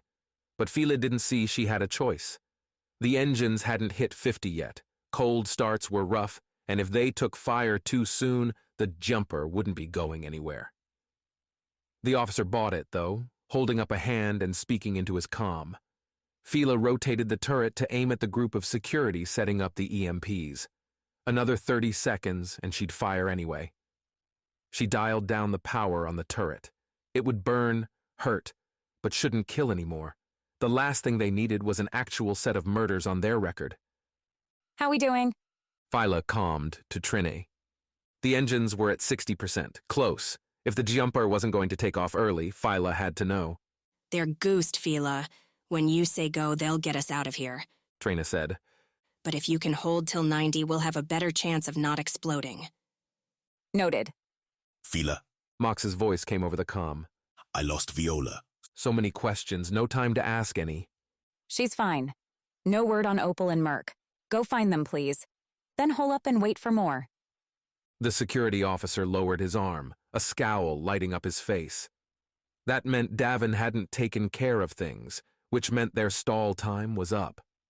Fila pressed on the flight stick's trigger and the turret fired, spraying yellow lasers into the bay. There wasn't any recoil, not even much noise inside the ship, but Fila flinched at the bright light. The bolts struck home, frying circuits and scattering the security forces across the bay. Burning bits of cloth and sparking mechanics sent smoke swirling from the blasts. Keeping the trigger down, Filet swept the turret left to right across the peacekeeper formation. The first return shots came, small lasers from sidearms. They glanced off plating meant to handle space awfulness, from rocks to blasts from far more powerful anti-ship weaponry. Part of the constant upgrades Davin put into the ship whenever he had spare coin. Now, though, Feely appreciated it, prayed that it would hold another minute till those engines were ready, that the exclamation point to her life wouldn't be written in this docking bay. Chapter 46. Up by Force. The tube intersection looked so basic, smooth and perfect like a children's toy, a big central shaft with vented openings all over the place, like the inside of a twisted flute. Davin and Lena stood at the end of their tube, surveying the sheer sides of the shaft. Davin didn't think he'd be a terrible climber, but the whole no handholds thing would make it difficult. They use a hovering vehicle to get up and down the shaft for maintenance, Lena said, whispering. I've picked it up on camera a few times. Good to know. I'll keep that in mind when I get my own space station. But if there's a problem, Lena said, ignoring Davin's quip, they'll send a spotter bot first to find the damage. Should I be taking notes? Is there a test? Stop being stupid. We'll trigger a maintenance check.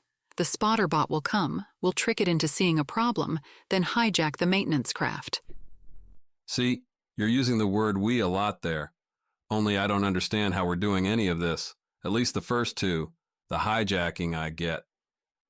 Lena stepped over to the side of the tube and pulled out her sidearm, a standard-issue laser pistol she'd probably found in Minor Prime's thriving black market. She popped the weapon open using a slider underneath the barrel, made cleaning and repairing the lasers easy, only now Lena was using it to take out the gun's battery. Lena set the battery on the floor of the tube, then walked back. Davin followed. I suppose now you want me to shoot it? Davin asked. Knew you'd figure it out. Blasting a battery pack caused the stored energy in it to overheat. With the small size of Lene's sidearm, that wouldn't be much, but it might mangle the tube enough. Davin couldn't help but smile. This was the same stuff Lene pulled when they were kids, upping the risk from one prank to the next till something backfired. Lene, before I shoot this thing and possibly bring hell itself upon us, I have a question. And maybe I have an answer. How long have you been planning this? Since I saw your name on the wanted list. Whenever you're in trouble, you always come back here. And you knew we'd be going in the tubes? There's only one way for people without clearance to get to that level, and it's this one. Now, You going to shoot that thing, or do I have to? Without another word, Davin drew and fired his gun in a single motion, the laser hitting the battery pack and exploding the thing in a bright flash of molten plasma. The superheated goop burnt into the side of the tube, hollowing out pits and charring the surface. That doesn't draw an investigation. Don't know what will, Davin said. Always knew you could hit a stationary target. I do have skills. Only a few seconds later, the soft hum of low-powered engines echoed through the tube. Davin and Lean inched backward, around a slight bend, and out of sight of the central shaft. If the bot found something needing repair, the maintenance crew would come after it. No need to risk getting caught. The hum grew louder, then held steady for 10 seconds, before rising up and away from the tube. A thought. That bot, when it looks at the damage, it will know an explosion isn't a typical problem down here. Even if it does, that just means you'll have to show off those deadly talents you talk about so much. Linné, always with the ribbing. Davin didn't talk himself up too much, did he? Good point, so excited. Not too many minutes later, another rumbling noise made its way the shaft and shook the tube. Much larger than the inspection bot, large enough that Davin threw Linné some side-eye. When Linné glanced his way, Davin pointed at her, then at himself, and held up 2 fingers and tilted his head towards the loud engine noise. A craft that big against the two of them? Those weren't good odds. Surprise, Linné whispered to him, barely audible over the engine noise. Then, before Davin could move, Lena slipped along the tube towards the craft. Davin rounded the bend after her and saw the floating platform hovering just below the exit of the tube. On it, Davin counted 4 people, 3 in the gray outfits of mechanical personnel and 1 in the green of minor prime security. All of them were looking at Linné, who stood waving. In a second, they'd realize she wasn't alone. In that second, Davin drew his gun and in the same motion moved his finger along the power slider. Fancier weapons like his had the choice to toss more and lower-powered shots. Seeing as they were trying to get rid of a criminal charge, it didn't seem like a great idea to kill someone. At least, not if they didn't have to. Davin's first shot went under Lean's raised, waving arm and struck the security guard in the chest. The guard stumbled back to the edge of the platform, about to fall off, when he hit the safety barrier. The platform flashed a neon blue around where the guard was tumbling, and instead of falling off, the platform pushed the guard back. Linné dove to the side, giving Davin a clear second shot. This one flew wide, just over the ducking head of the mechanic closest to the damaged tube. An intentional miss. Had to make them understand Davin could take them out whenever he wanted. The shot had the desired effect, as the mechanics backed up, hands raised, and leaned against the platform's barriers. Which one of you knows how to fly this thing? Davin said, running onto the craft and kicking away the wounded guard's weapon. None of them said anything at first. Then, Linné picked up the guard's gun, a hefty piece of work meant to spray stunning electricity, and trained it on them. That prompted one of the mechanics to cough. Davin gave him a nod. Well, we all can, the mechanic said. Part of our training. Good.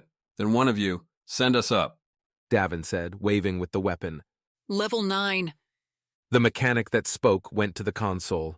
Just before the craft moved, Davin pulled the guard and the other 2 mechanics off, leaving them in the tube. Their buddy could come back for them later. Davin hadn't taken a hostage before, and 1 seemed a safer bet than 4. The piloting mechanic pushed a lever and the craft rose, 1 step closer. Chapter 47. Take off. The console pinged when the engines hit 90, just like it had every 10% before then. But when Phyla heard that wonderful bell, she let go of the flight stick and tapped the launch sequence on the console.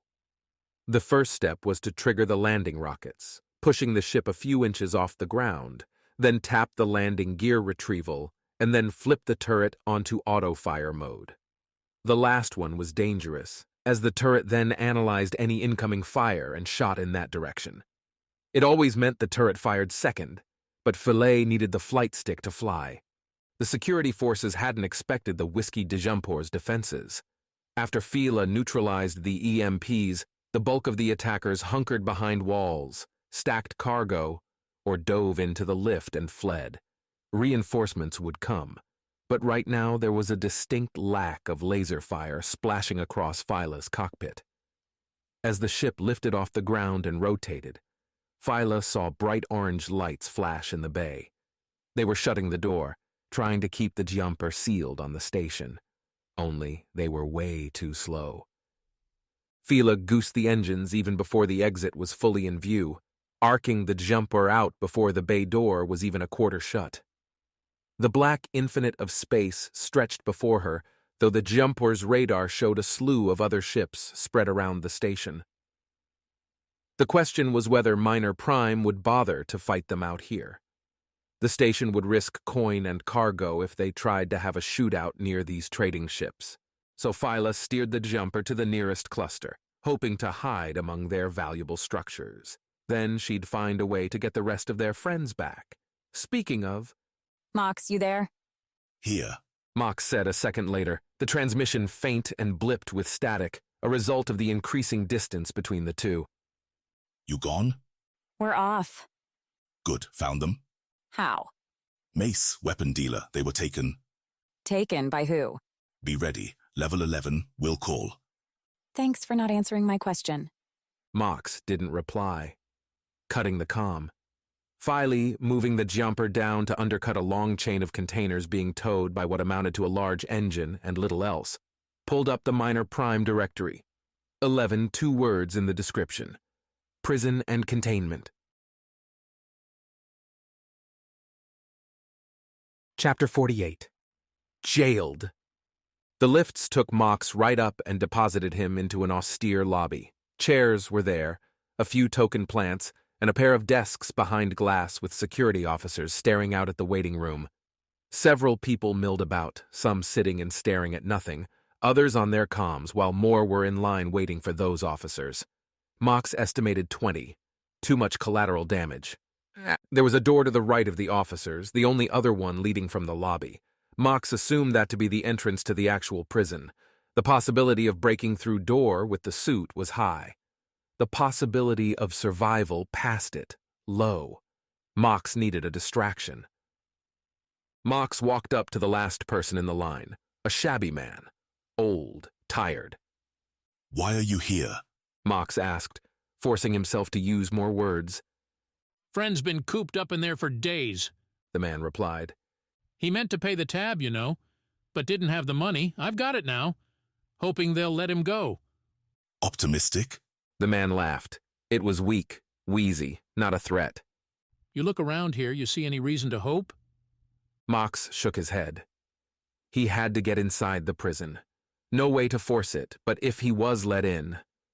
Max moved away from the line, towards a few empty chairs. Picked one up. The people in the lines scattered while the officers behind the desks pointed and shouted. Good. Mox threw the first chair at the prison door where it bounced. Plastic. No help. Mox picked up a second chair, threw it towards the officer desk, aimed high, so it ricocheted off the wall. The prison door opened and 5 security officers came running out, pointing blue-tinted pistols at Mox. Stunners. Mox didn't pick up the third chair, just glared at the security officers. You gone crazy, man? One of them asked as the 5 fanned out in a circle around Mox.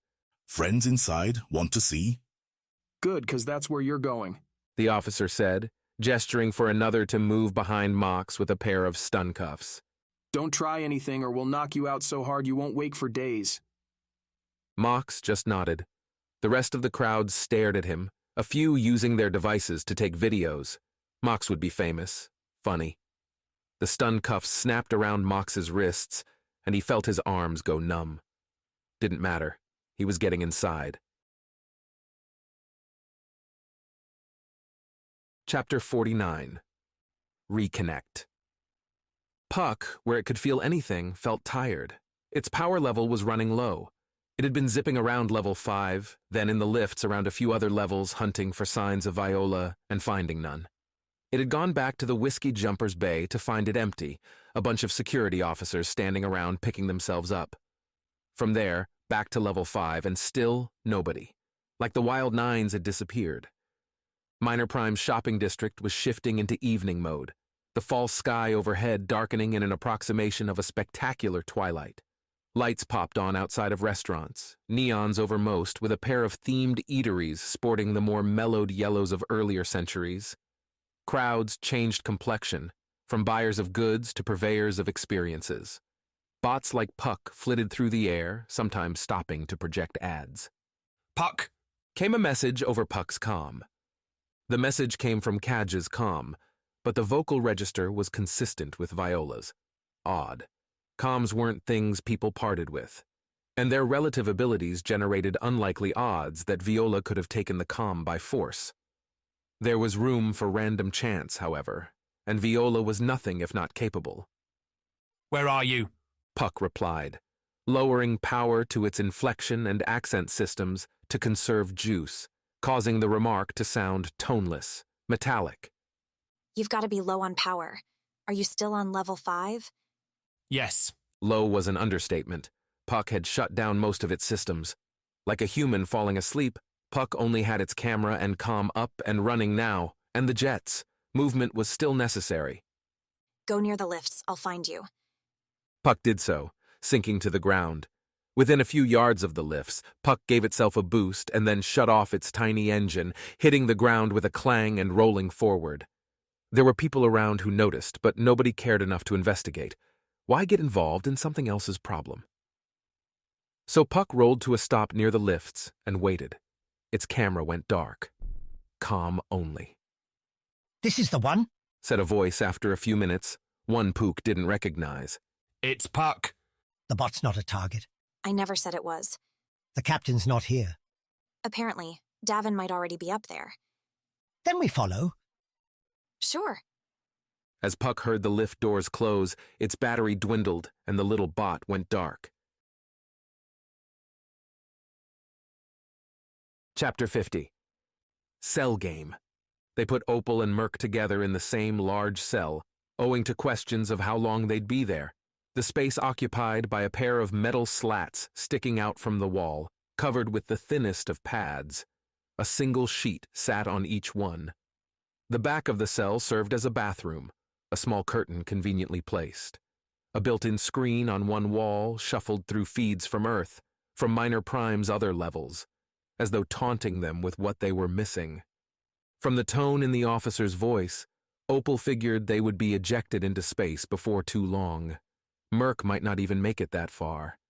He lied on his slat, passed out and breathing softly. The man shouldn't have left the Jumpor, but Merc had insisted. Claimed that he'd lose his mind if he didn't get to see something other than the ship's walls.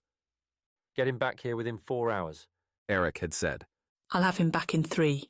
Opal had replied. And now they were here. Injured comrades were part of the way of things back when she'd fought with Earth, with the corporations to put down the red voice on Mars. Blazing over the Martian regolith, covered in its red dust, taking and giving fire against moving targets. If she took a shot there, she'd likely wind up in a room not much better than this, a harried bot taking care of her. Thing was then, when Opal was ready, they let her leave. Merc shifted and his sheet slid down. It wasn't cold in the cell, but the pilot shivered. Opal tore the sheet off of her slat, went over to Merc and covered him with it. His mouth was tight, eyes closed, still hurting, even though he was asleep. That wasn't good. When had she cared so much about Merc? They'd only been working together in the 9s for the last year, but something between them had clicked. The pilot's lighter touch on life, pulling Opal away from the past. Days spent touching up the Viper, playing war games in the Jumper's pair of simulators. That'd been the start of it. Now, looking at the pilot sleeping there on the slat, it was something else. She was going to get Merc out of here. She owed him that. The door to the cell block opened behind her, a thick, whooshing noise. It had been happening in the few hours they'd been here. Minor Prime shuttled people in and out of this prison so quickly, so many for minor offenses that cleared up with a few coin-changing hands. The footfalls in the hallway were loud this time. A large group, and at least one of them was a big ticket. Opal moved herself over to the laser gate, careful to stay back from the bright blue beams. One touch numbed the arm or leg. Keep it there, and it'd paralyze her nervous system. She'd already seen one person, too drunk to care, make a running jump at the beams. They went right through, sure, but collapsed on the other side. The guard simply shoved the drunk back in, where he still laid, unmoving. Stunned for hours and hours? No thanks. The new prisoner moved into view, at least 4 officers walking with him. Opal saw Mox, saw the exoskeleton, and didn't say a word. Didn't give the man a passing glance. Mox would have seen her too. Him coming in here with those cuffs on spoke volumes. The big man wouldn't let himself get captured easily. If Mox was going in a cell, he was going to be shot up a dozen times before falling over. So that he was calm, told Opal all she needed to know. Time to get Merc ready to go. Ready. Chapter 51. Standoff. The number over Mox's cell read 27, and the one shared by Opal and Merc back there was 22. The laser gate to his cell opened and a pair of guards walked him inside, while 2 more stayed in the hall, guns pointed at Mox. As soon as all 3 of them crossed the threshold, the laser gate reignited. Then the stun cuffs came off. We'll need the comm. A guard pointed at Mox's wrist. Mox raised the comm, gripped it as though about to rip it off. Cell 22, go big, Mox said. Now! The guard tried to pull Mox's wrist away. Mox let the guard grab the comm, the man's little fingers digging for the release. Then Mox, exoskeleton surging with power, grabbed the guard's back with his right hand and launched him through the laser gate into one waiting in the hallway. Before the second guard in the cell could react, Mox had him by the throat, holding him up and staring at the remaining guard in the hall. Open or he goes. The guard in Mox's hand tried to say something, but only gurgles came out. In the hallway, the other guard stared at Mox from the floor, his partner twitching beside him. Put him down or I'll shoot. The guard decided on threats then. I hope you aim well. Either way, Filet needed to hurry, or this prison break was over. Chapter 52. Negotiations. The security level was barren, only a few souls still shifting past the minor prime government buildings this late. A skeleton crew handling the evening shift. Davin and Linné, leaving the mechanic cuffed in the maintenance building, walked through the low-lit concourse to the dominating headquarters. Unlike Level 5 or even Vagrant's Hollow, the security center was austere. Administrative buildings decorated with flat signs detailing their purpose in block letters. Not even a false sky, just the gray ceiling. Never had a reason to come up here as a kid, and Davin hadn't missed anything. The security headquarters turned out to be the only building with flair. A series of concave circles on the outer walls painted with happy murals, scenes of ribbon cuttings, peacekeepers interacting with the community, a long line of ships waiting to land at the station. The minor prime logo, a whirling asteroid with a pickaxe and an olive branch hung above the main doors. This is different, Davin said. Never came up here. The way those peacekeepers act, I expected something more brutal. Our perspective is a little skewed. Guess so. Getting into the actual building was easy, walking up to the door and swinging it wide. A security officer sat behind a reception desk, caught twirling a pen between his fingers and staring at the ceiling. He started as they walked in, the pen clattering to the floor. We're closed unless you've got emergency business. Here to see Bosser, Lena said. He'll want to talk to us. The guard gave them a closer look and then, keeping his eyes on them, touched the comm unit on his desk. Sir, a couple people just walked in. Say they're here to see you. There was silence for a few seconds. A chill crawled up Davin's skin, that telltale sign someone was watching him, which Baser probably was. Security cameras lurked in every nook around this place. Should he wave? He's ready for you, the guard said, surprised at the words coming out of his mouth. Before you go in, though, I'll have to frisk you. No weapons, you know. Fine, Linné said again before Davin could get a word in. It was as though Linné didn't want him talking. Probably didn't trust the words that would come out of Davin's mouth, which, all things considered, was fair. The guard took away Davin's gun and Lena's weapon she'd taken from the incapacitated maintenance guard. Both dropped in a box that they could reclaim on their way out. Then the guard led them back through a cafeteria, upstairs to a private apartment. Guy's got himself a nice place, Davin said as they walked up to the door. He works all the time. Why live anywhere else? The guard pushed a buzzer, and a second later the light turned green, the door unlocking. The guard ushered the two of them into Basar's sitting room. A couch and pair of chairs sat around a circular coffee table that appeared to show a constantly changing display of ships in orbit around Minor Prime. Basar himself strode in a moment later from an open doorway, a bottle of wine and several glasses in his hand. Please sit in those chairs, you. Basar said, looking at the guard. Can leave us alone, I'll be fine. The guard gave a swift nod and exited, shutting the door behind him. You'll be fine, Davin said, making no move towards the chairs. Bold statement, seeing as you're talking to a murderer.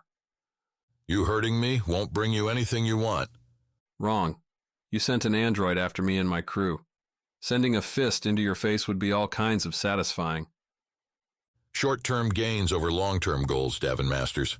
One could see it as an explanation for why I'm here and you are there. It better not be the only explanation. Davin.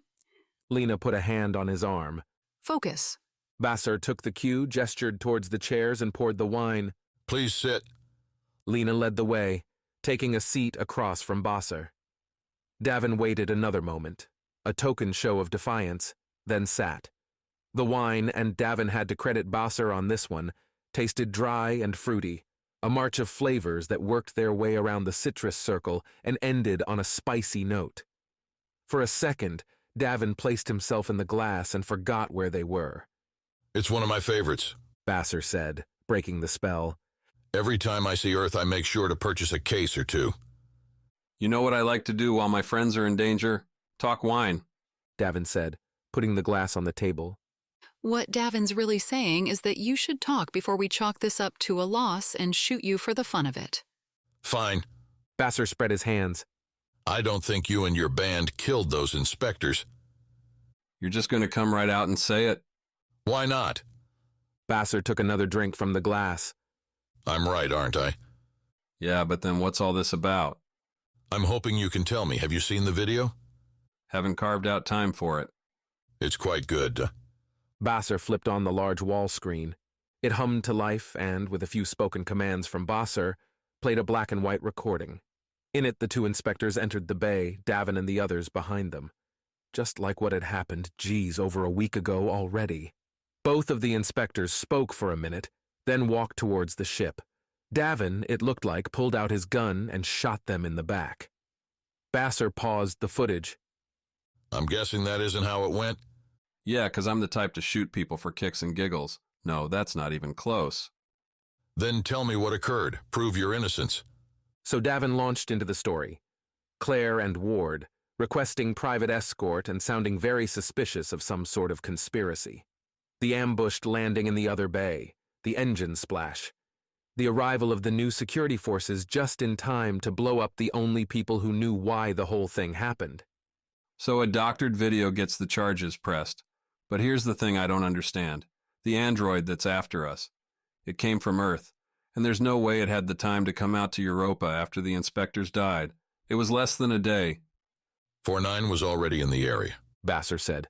Eden had the android sent to Jupiter's orbit so it would be ready. For what? Those inspectors weren't sent randomly.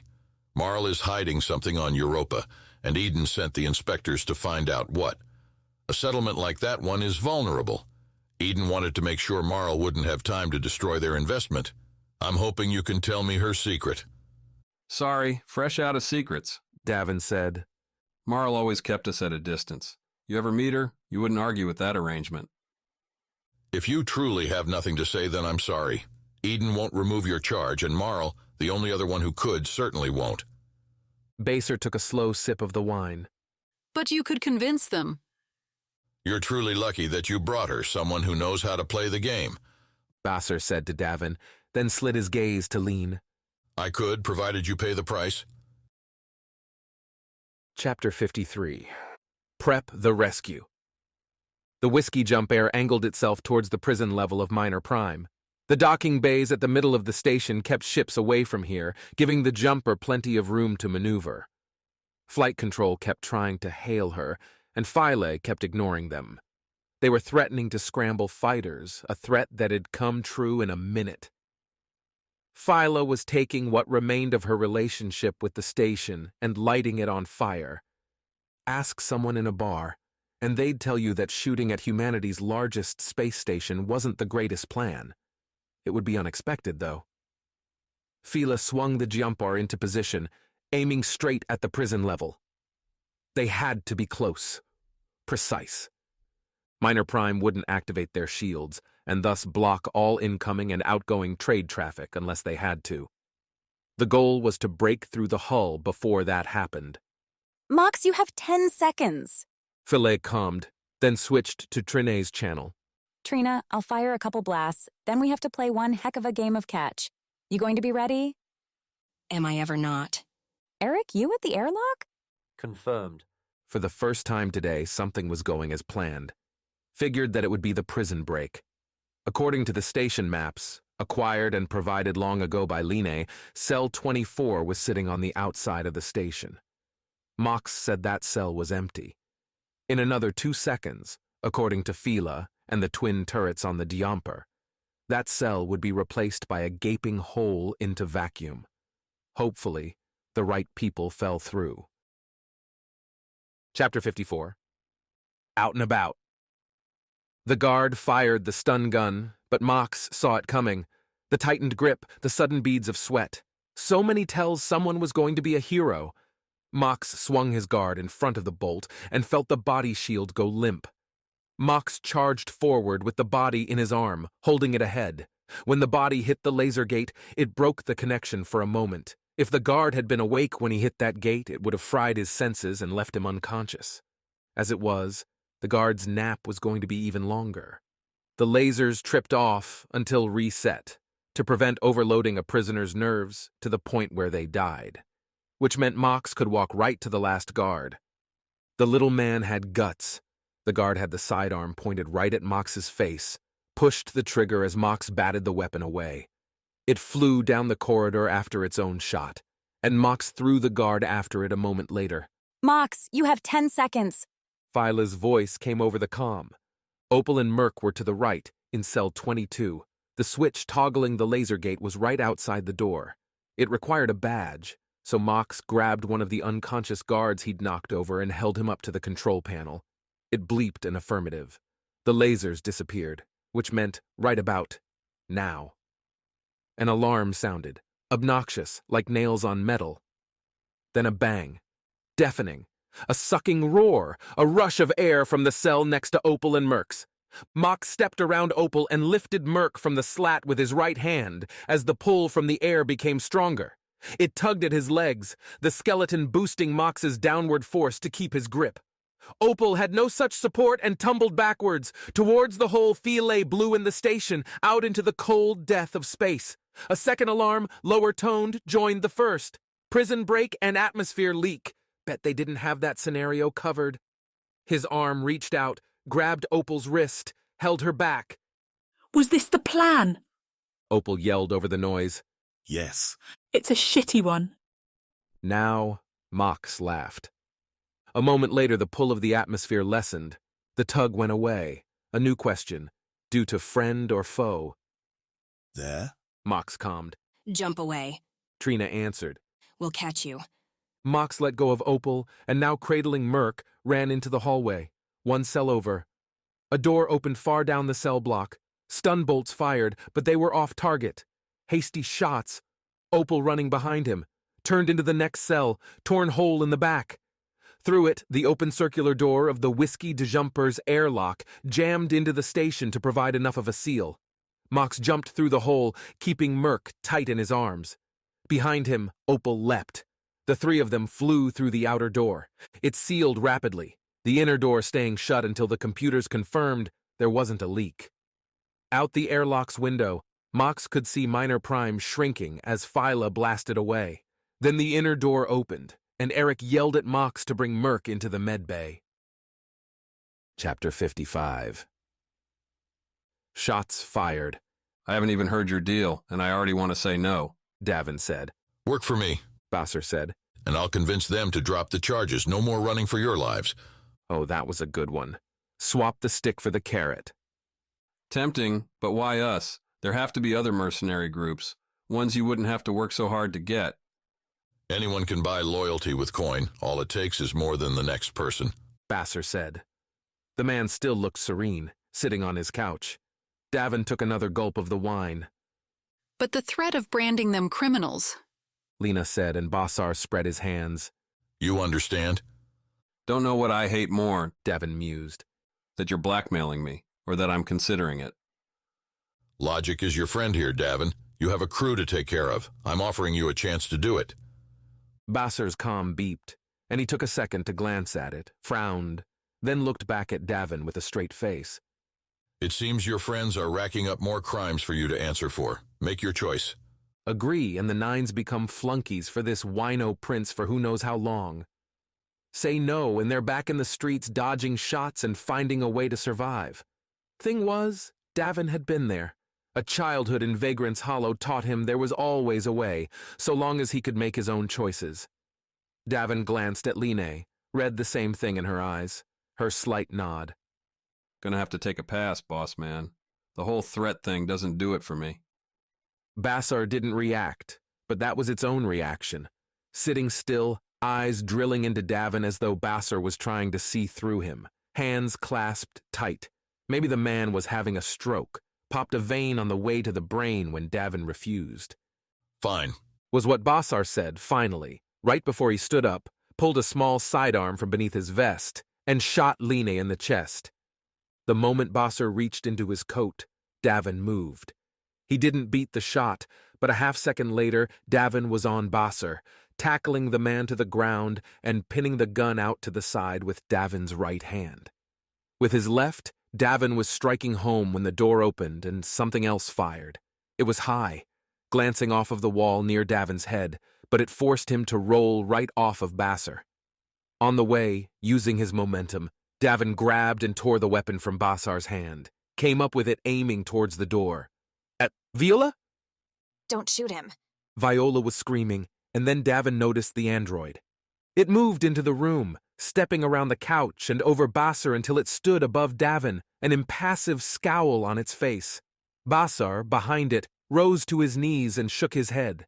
The android reached behind its back and drew out a knife it had used back on Europa, something that, in another time and place, Davin would have found cool, but now only deepened the surreal horror. Davin pointed the sidearm at the android's chest. He doubted the shot would stop the coming swing, would keep Davin's head from finding a place on the floor, but what else was there? Viola was yelling, but everyone ignored her. The android adjusted its grip as Davin tightened his fingers on the trigger, as Bassar stood back up, and Lena coughed loudly, then spoke. You're not the only one with surprises, Line said, her voice bubbling as blood pooled in her mouth. Davin risked a look, saw Line, a deep red stain on her outfit, slumped in the chair, saw her earrings in one hand, saw that hand close around and press hard. A deep bass beat, a rumble felt more than heard. In front of Davin, the android collapsed, knife hitting the ground. Davin's sidearm clicked, nothing more. A short-range EMP, disabler of electric devices. Potentially suicidal in space, where killing air systems meant death, but when death was imminent anyway, what was there to lose? Bassar swore, then sprinted past Viola, who didn't try stopping him. Davin scrambled over to Lena, looking at the wound, a jagged burn. Bassar's modified sidearm producing more power than allowed by the manufacturer. That's the only way it could have blown through Linnea's thick jacket. He seems so civil, Linnea said, her eyes looping over to Davin. I didn't think he'd try it. What a bastard. Don't worry about him. He'll get his. We've got to get you to the ship, to Eric. Viola was crouching over the android, looking for something. Know how to reset an android? Linnea coughed and Viola shook her head. I played with a few I found as scrap. Press on the temples. You two understand we're getting more and more screwed the longer we stay here? Davin said. Viola ignored him and pressed on the android's forehead. Tiny clicks announced latches coming loose. A thin line appeared across the front of its scalp, then grew as a console rose out, wires spreading beneath it like a mechanical jellyfish. See? Lena's slight smile trickled red. Simple. If it wakes up, I'll blow its head off. Not that he had a working weapon on him, but it felt good to say. Shouts came from outside the room, the sound of approaching boots on metal. Davin ran over to the doorway, looked out at a cluster of peacekeepers making their slow approach down the hallway. Target City.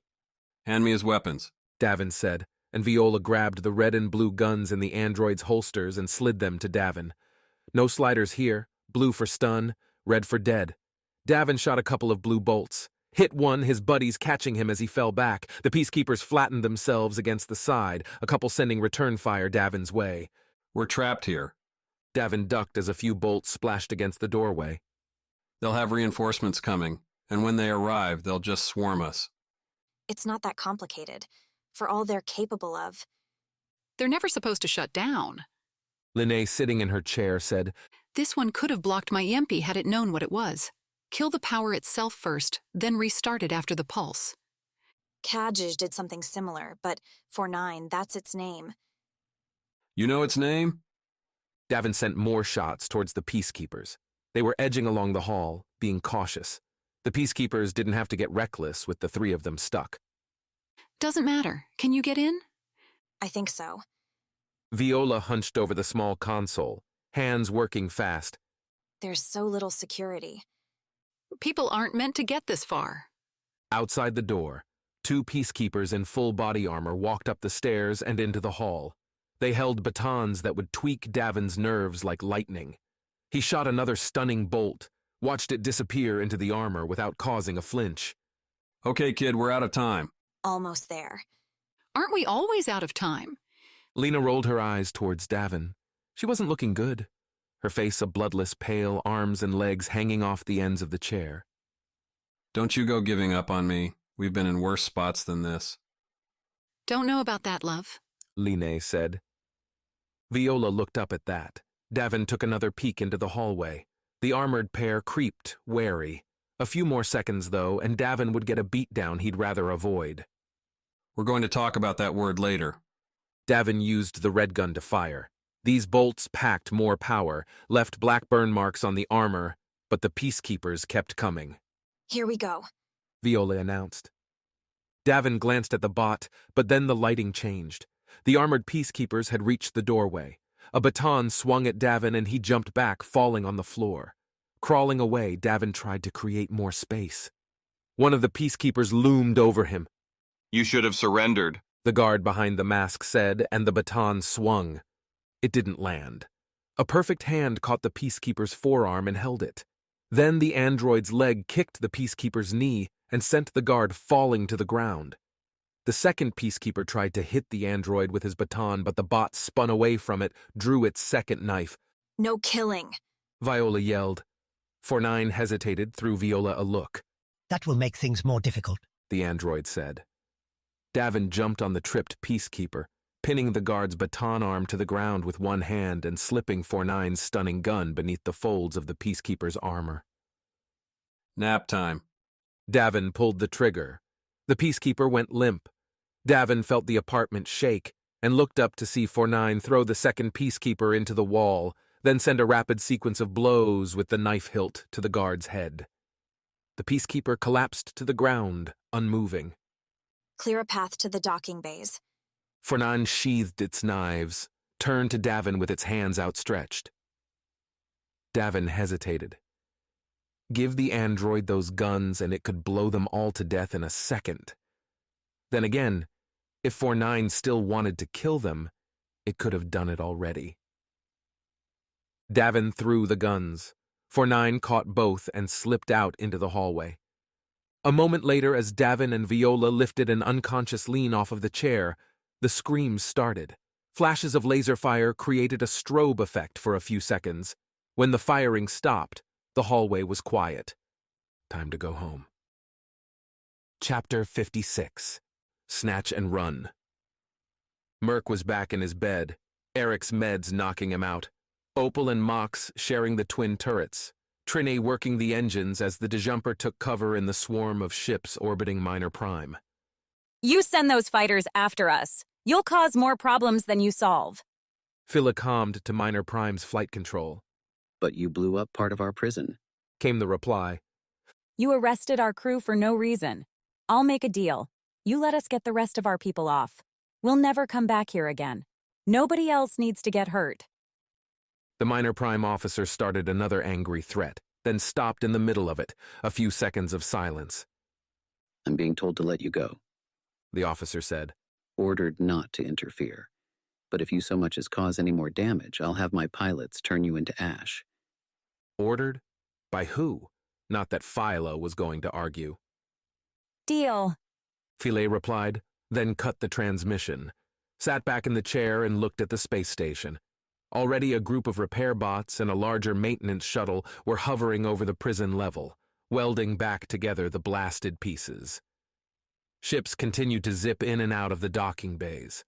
Minor Prime's commerce would not pause just for one group of fiery mercenaries. Phyla?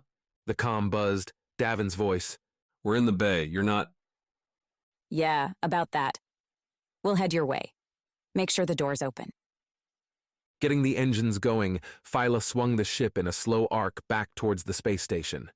Approaching things in space always felt strange, how they appeared from nothing against the dark background. Dots that grew into moons, ships, Minor Prime. At least she wouldn't bother dealing with traffic control this time. Lena's been shot. Get Eric ready, Davin said. Bad. Not good. Ignoring a furious and yelling Minor Prime flight control officer, Philae swung the whiskey Dejumper into the bay they'd trashed not an hour before. The burn marks of turret fire pocked the otherwise spotless interior. Phila saw Davin, Viola, and then, holding Linnae, a fourth she didn't recognize. Another pity project for Davin? The ramp lowered with the press of a button, Eric and Mox at the ready to grab Linnae and throw her into the medbed. Through the filter of the Jumper's security cameras, Phyla saw Viola leading the new one up the ramp.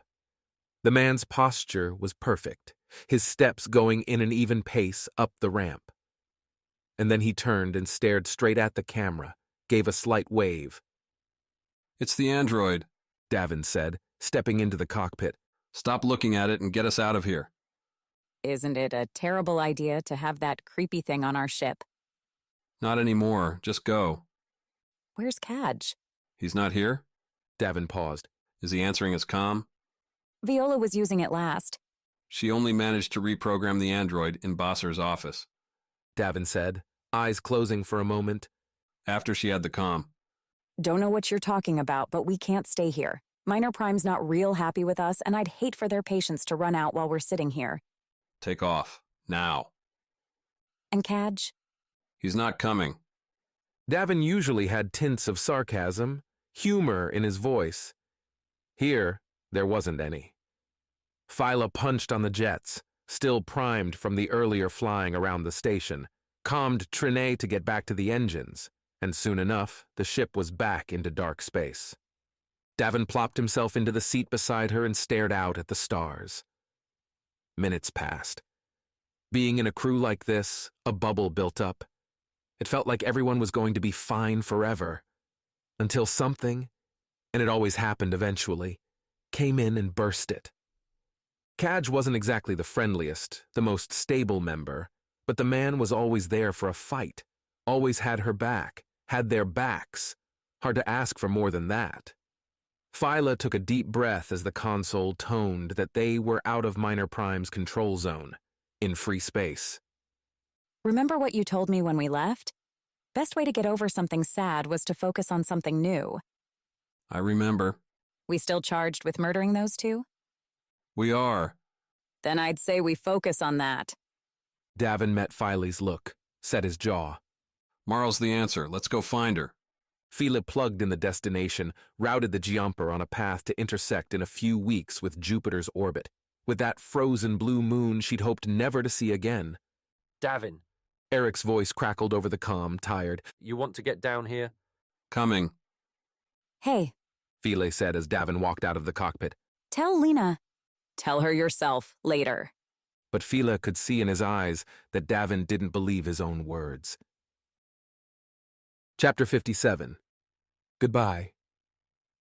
There's an unreality that wraps itself around you when you look at a loved one lying in a bed, IVs sticking, face flushed and sweating, both full of life and losing it at once. Davin saw Lean and his stomach twisted. His legs moved him next to her, but he wanted to run anywhere else, someplace where this wasn't happening, where the girl he'd been loving for decades wasn't fading. Eric didn't even have to tell Davin the details, but the doctor did anyway.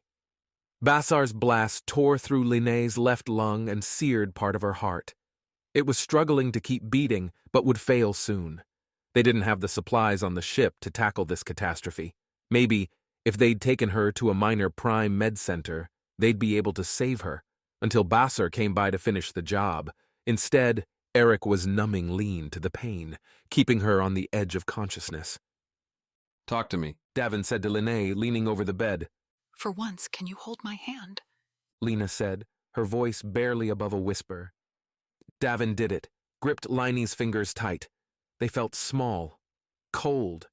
Davin didn't know fingers could feel that way, drawn into themselves, as though the slightest push would send them crumbling to dust. Her eyes, though, Davin could sink into those eyes forever. As the rest of Linnea fell away, they burned brighter and larger, and Davin smiled right at them. A sad smile, one that carried tears along with it. You had to help us. Davin started. You could have stayed at home, showed me the way up, and let me do it. Quit it. Don't make it cheap. Davin opened his mouth, but Lean squeezed his hand and kept talking. Eric thinks he's numbed me, but I can tell what's happening. It's like getting tired, Davin. Everything's getting heavy. Nice thing is, the stress is going too. You never looked stressed. Whenever you came back, I was. Sorry. Don't be, 'cause those were my favorite times. Always wondered whether you'd be back again or get yourself killed out there. And I always wanted you to come with me. Then this time I do, and what happens? I get shot. Hey, don't cheapen it. Lena gave him a smile. Bassar won't give up, you know. He'll either kill you or do something worse. I won't let him. He doesn't deserve the satisfaction. Good. You're going to find Marl? We need to have a talk. Give her a slap from me. Linnea drew in a sharp breath, one that rattled her whole body. Linnea. The woman blinked long, slow, her eyelids staying shut for 5 seconds before popping open. I think it's time to go. How about a kiss goodbye? Chapter 58. Blackmail. You didn't inform me of how capable they were, Bassar said to the screen. While the message zipped along the interstellar breezeway towards Marl, Bassar poured himself another glass from the wine bottle. It was too good to waste, and besides, Bassar felt his shot was true. Lena Monty, endless harasser, didn't look good leaving his office. I take it that means they are still at large? Marl's reply jerked across the screen before again settling into the frozen mask. And heading your way if their captain's face was any inclination. Make sure your new protection is prepared. Davin left here with an android on his side. It would be an interesting study, Marl's face. So calm, even a little bemused. Her hair done up in curls. Planning to go to an event, no doubt. Bassar wasn't sure of the hour on Europa. Here it was well into the early morning when Bassar should be asleep. But such luxuries would have to wait. Business, as it always did, came first. Ah, there it was. The snap of Marl's features, the slight frown betrayed by the widening eyes, the flare of the nostrils. These tiny delays brought him much closer to his subject, an opportunity to study them with intensity that would be impolite in real company. How much could Bassar learn from watching Marl twist in snapshots, enough to know when to pounce? Can't you turn it off? They are required to send a code every 24 hours. If the sending device does not receive a reply from Earth, the android will degrade. Its code will delete itself. Bassar took a slow sip from the glass and waited. So it will be useless? I'm afraid relying on that would be a mistake. There is at least one capable programmer among Davin's crew. I suspect they will resolve the transmission before it causes any harm. Then why tell me? Are you trying to taunt me, Bassar? Because I have better things to do with my time than play your games? Bosser gave the screen a nod. In a normal situation, I would release 2 androids, part of the escalation protocol, an ever-increasing volume of resources dedicated until the problem is solved. Mine is not a normal situation. Why did you have those inspectors killed, Marl? Convince me, and I'll make sure Eden continues to pay for more androids to do your dirty work. Marl's face withered on the transmission. Her eyes sunk back as she collapsed into the chair behind her. The moment wasn't long, though, and her experience asserted itself. Her mouth set, and she leaned forward. You and I both play outside the lines, Butter. I know enough about what you're doing to bring you down with me. So you'll make sure Eden sends those androids, and I'll keep your secrets. There doesn't need to be a loser here. Interesting. It wasn't likely Marl knew everything Bosser had in play, because the only person who did was himself. Still, she might do enough to bring him harm, and Bosser wasn't ready for that. Not yet. Fair enough, Marl. You'll get your androids. Bosser cut the transmission. It had been a risk to tell Minor Prime's security forces to stay away, to let the Jumper and the Wild Nines run, and now that bet was paying off. He'd underestimated Marl, and there was no better way to get rid of a potential problem than to have someone else solve it for him. With any luck, Davin Masters and his band would eliminate the leader of Eden Prime, and Bosser wouldn't have to lift a finger. Chapter 59. Operations. The android watched Viola and Trine eat their breakfast. It was unnerving, the way 49 stared while you slipped a spoonful of flavored mush into your mouth. The lack of blinking, the rise and fall of the chest that didn't happen, they were the worst parts. Not that she hated robots, but when 49 looked so like a normal man, it was hard to remember. Forget for a second, then a glint of perfect skin, staring eyes, no breathing would jolt her out of nowhere. I can do that, Fournine said in response to Viola's look. Breathe, blink, even twitch every once in a while if it'll make you feel better. Why? That wouldn't be efficient. It might also be counterproductive by causing comfort around bots to decline. An arbitrary concession to the needs of one person who feels nervous. Want to know what my senses are getting from you now? You're relaxed. There's not a Titan joint anywhere saying you think I will reach across this table and bend you into a pretzel. You couldn't. Part of your system restrictions. Ah, but Viola overrode those when she adjusted my directives. 49 locked eyes across the table at Trine. Then the android broke into a perfect smile. There it was. Your heartbeat increased, eyes narrowed. You see, Viola, Trina is indeed a normal human. Thanks for clearing that up, Viola said. Trina adjusted her glasses and leaned towards 49, examining him. So we know what we're made of. Trini nodded towards Viola. The question is, what are you? Viola already had a look, 49 said. but it was a quick one, while people were trying to kill us. Viola waved her spoon around. I didn't exactly explore. Fournine looked at the two of them. Hard to know what calculations ran behind those eyes. Secrets Viola would love to have. One android initially. If that failed, the Freelaws program would send 2. Then 3 and more, provided the sponsor kept footing the bill. If somewhere inside 49 was a key to stopping other androids, then opening the bot could save their lives. I'm as curious as you are. Who wouldn't want to know how they are made? Viola had 49 on the workbench 10 minutes later. Trina grabbed tools. Pook, recharged, floated around making cracks about how, after stitching up Eric, it made sense for Viola to surgically take apart an android. Are you ready? Viola asked 49 when the tools were ready, the bot lying on the workbench. I've never been asked how I feel about something before. I will take the opportunity to say yes. Tell me what I am. Viola pressed 49's temples again, causing the android's eyes to close and the small panel to rise through its metal skull. Without the threat of gunfire, Viola could dig a little deeper into the rudimentary settings that defined how the android operated. A personality filter, a choice of either protect, apprehend, or kill for mission parameters. A few other items about power management and check-in times. Check-in? Viola said, and Trina looked over her shoulder, reading the code on the console. An automated process. It communicates with the host network for updates on mission parameters, every 24 Earth hours. What happens if it doesn't get any? What do you mean? I deleted everything in 4-9's operating logic back in the apartment on Minor Prime. Just wrote a simple line to protect people I choose. There's nothing telling 4-9 to run the check-in code. Interesting. Trini tapped her chin, eyes flicking towards the ceiling. Well, if 4-9 missed the check-in, they would likely release the second wave of androids. So they'd assume it's dead. Technically, 4-9 can't be dead because... I get it. So continue. There has to be more to it than its head. Eventually, Viola found a maintenance release that split open a number of joints across 4-9's body. Here was how they'd put back a lost leg or repair a busted arm. A slot near the abdomen led to the battery.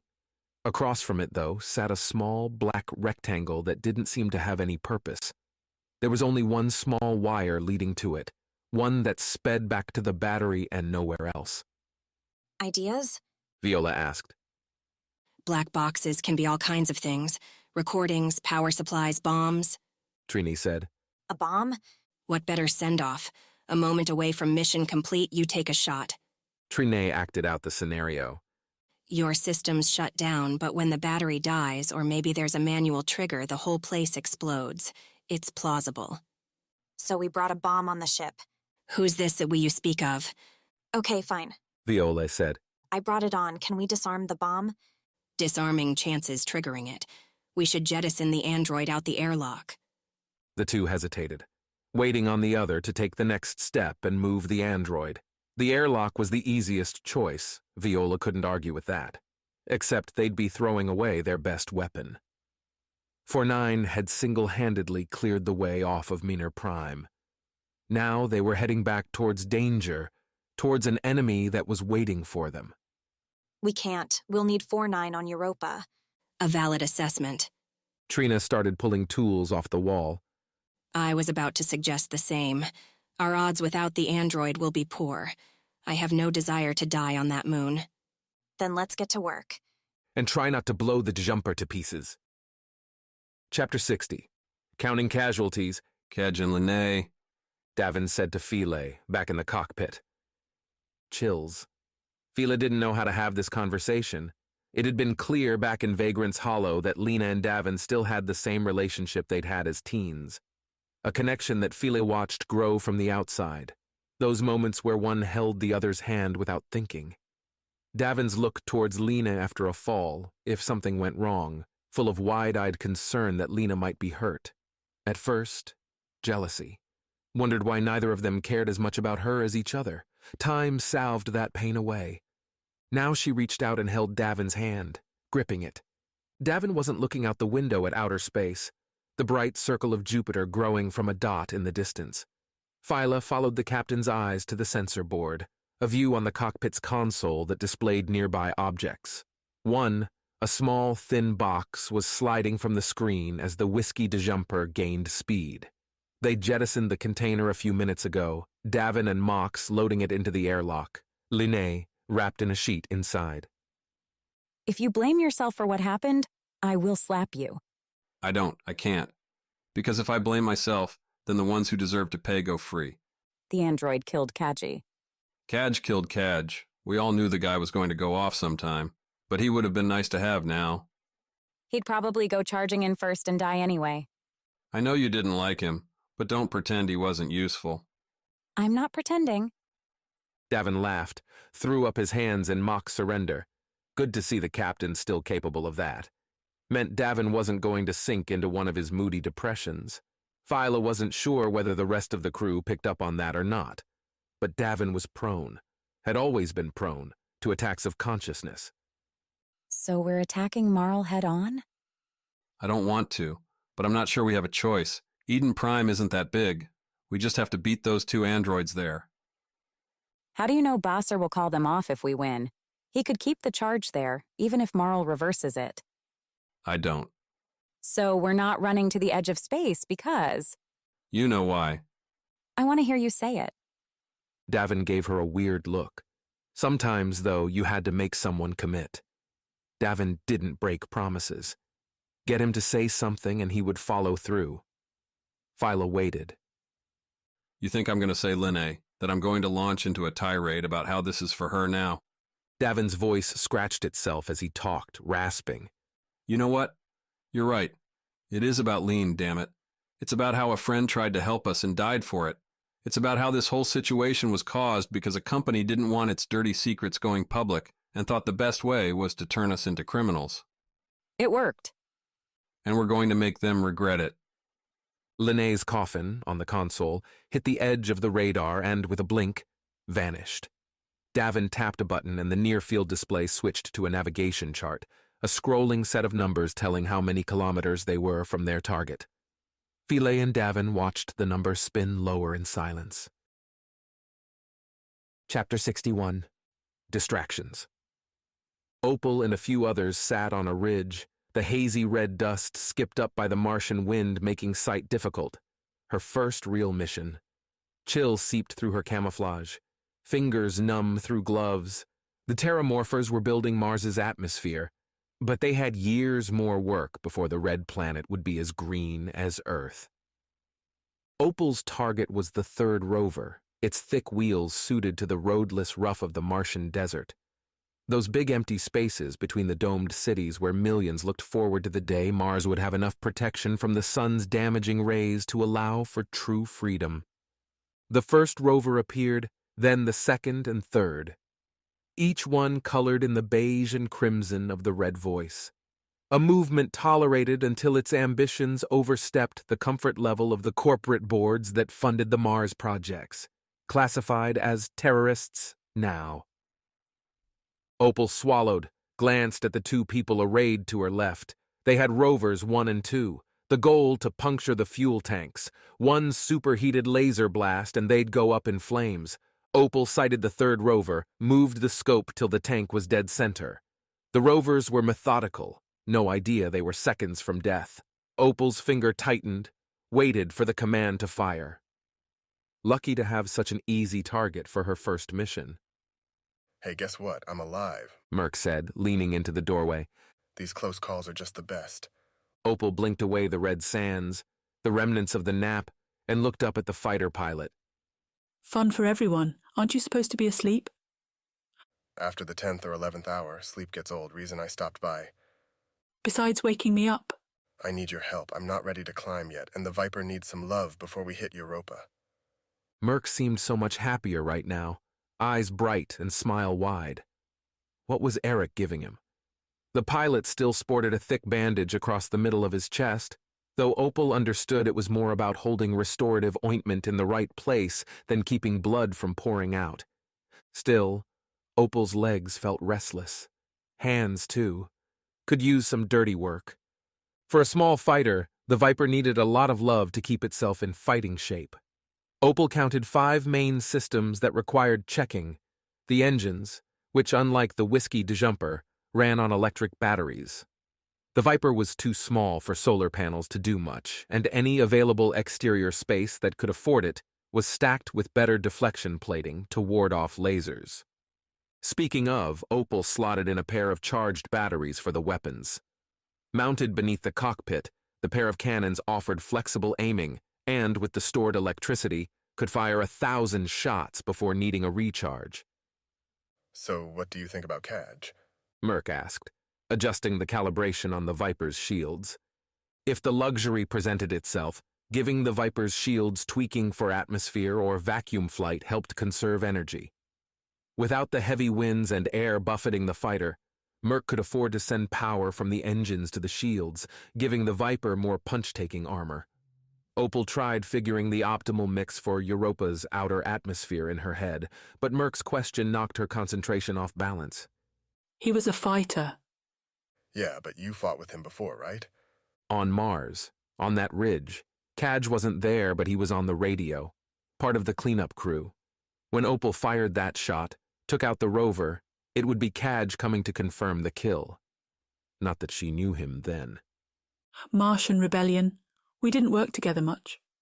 You good? Sorry if I touched a nerve. Had Merc, though? Opal wasn't sure. Not that anyone liked a companion getting killed, but Caj wasn't exactly friend material, not like Merc. Caj never made her laugh. I guess I'm trying to figure out how I feel about it. It's as though a friend of a friend died, or a co-worker. That figures, seeing as that's exactly what happened. Don't be a jackass. Ruins your pretty boy image. Merc was one too. He was 10 years younger than Opal, face still flushed with that whole invincibility complex. Some easy work patrolling Earth's skies shouldn't have prepped him for taking that shot on Europa. How he stayed so upbeat despite nearly getting killed was a mystery, one that Opal didn't want to solve. It would spoil him. Oh, 2 levels are good. Recyclers showing green. Opal said, looking at the life support system's readout. That made 4 of the critical pieces good to go. The last required getting in the fighter. To keep the weakest part, the transparent cockpit, stronger, the manufacturers welded the glass to the metal frame and coated the connection with distortion plating. That meant entry came from below. The Viper's landing gear put the base about 2 meters in the air, so Merc crouched as he moved underneath the cockpit and pressed the code into a small keypad. With a whoosh and a hiss of releasing pressure, a body-sized circle opened in the ship. Merc pulled himself through it and up into the pilot's chair. Through the glass, Opal watched as Merc ran through the pre-flight checks. The computer was essential. Flying blind meant not having a good idea where anything was, whether something was following you, or how fast you were going relative to your target. Merc boasted all the time about how he'd be fine with an outage, but Opal had seen that before. Back when electromagnetic pulses were the Red Voice's main way of equalizing the battlefield. Opal only needed to see one transport loaded with troops crash blind into a hillside to know how important the damn computers were. Merc gave the thumbs up a minute later. The Viper was ready, could leap out of the hangar and rain laser light on whatever Marl threw in their way. Those drivers probably felt like this, confident, prepared. But when Opal had pulled the trigger, the third rover blew up all the same. Chapter 62, Jin. You know, Mox, I always thought you were a capable man. That cannon you strap to your chest gives the impression you're a deadly person, and yet you let Kaj make off with the girl? Eric laid a card face up on the table. Could have saved the man from himself. The kitchen this late was only home to Mox and Eric. Neither one, it appeared, liked to sleep on the normal side of night. Not that night had a real place on the whiskey jumper, but given how important circadian rhythm was to proper function, Eric established diurnal cycles on the ship. Lights dimmed, or had hues adjusted to mimic the blues of a low-lit night on Earth. It had been one of the first things Eric did after Davin hired him on. Outnumbered, Mox replied. How many were there? 3. That should be nothing for you. It was. Despite his instincts to learn about his patient's past, Eric wasn't able to get much out of Mox. Partially, that was the man's mode of speaking. Simple sentences didn't lend themselves to descriptive insight. A more cursory review might assume Mox to be a bit simple himself, but there were signs otherwise, card prowess being one of them. Davin still hadn't told Eric how he'd found Mox, what he'd done to persuade the metal man to join their band. Do you trust the android? Their new companion. Viola and Trina working on the thing. It was creepy, seeing something that lifelike and knowing behind the eyes there was only circuitry, no soul. Eric laid down a jack. Trust a machine? With his father, Eric had worked with different cultures, stumbled into their towns and offered medical treatment for food, a night indoors, fascinated with the parts of Earth that avoided the future for a love of the past. Complex machines were seen as enemies, a stealing of man's gifts by their own creations. Eric sympathized, until the last trip when they'd lost a man to an injury, one a surgical bot could have repaired without issue.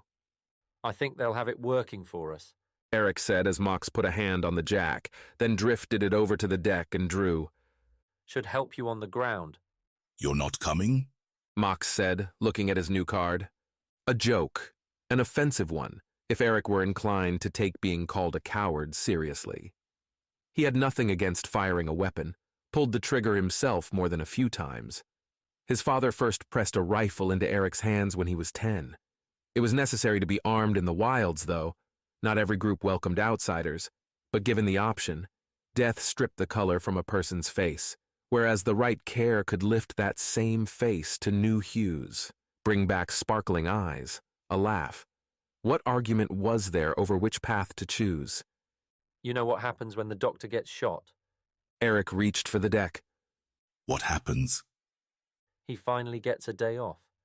Funny? Mox played his cards. Eric didn't bother showing, sliding his hand across the table. Third game in a row the big man had won. How long till we get there? Mox grinned and shuffled the deck. Chapter 63. Plots and Plans. Marl slapped away the offered glass, but Castor caught the vessel before its contents could splash on the floor. Even that blossomed a flower of irritation. Everything about today, about yesterday, about tomorrow was a cascading waterfall of crap landing on her head.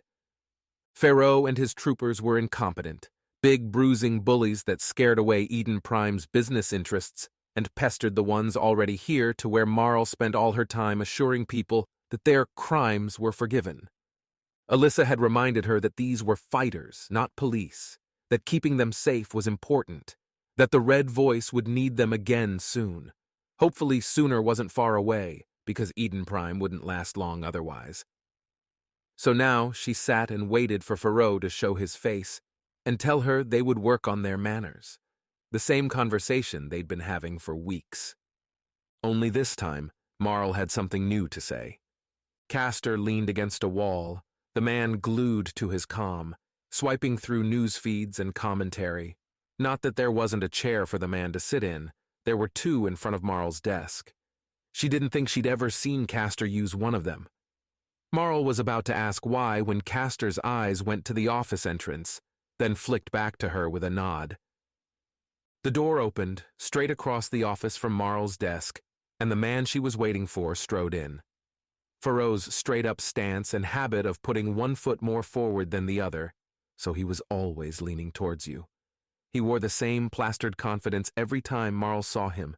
It didn't matter that the news was never good. Your escaped prey are coming back, Marl said. Davin Masters? Pharaoh replied. The man is foolish, but I cannot deny a wish to face him again. He fought well. Apparently, Elisa is sending a frigate to intercept. With luck, we won't have to worry about Masters again. Pharaoh took a second to process. But if it fails? There are 2 androids arriving shortly. You'll assist them with whatever they need. And if the Wild Nines manage to get here, you'll make sure any civilians you haven't scared away yet are off the street. No casualties. Is it worth it? To risk the frigate for one small group? Depends, Pharaoh. How many other homes do you have if this one gets taken from you? You think the Red Voice is weak? That's why Alyssa sent you here, isn't it? Getting what's left of you off of Mars as fast as she can. What we are is measured in more than numbers. Stop. Stop it with that crap, Marl said. Castor raised his eyes from the comm at the words, looked over at her. The reason we're sending the frigate to intercept and hopefully kill the Wild Nines is because your ideals haven't won. The inspectors we had to kill only came because Eden suspects I'm working with Alyssa. Nobody cares about your message, Pharaoh. Then why are you helping us, Miss Reinhardt? It's Miss Rose, Castor interjected. Because my sister needs my help, Marl replied, which was the truth. Had been the truth for years now, hard years playing both sides of a total war. And we do as well, Pharaoh said.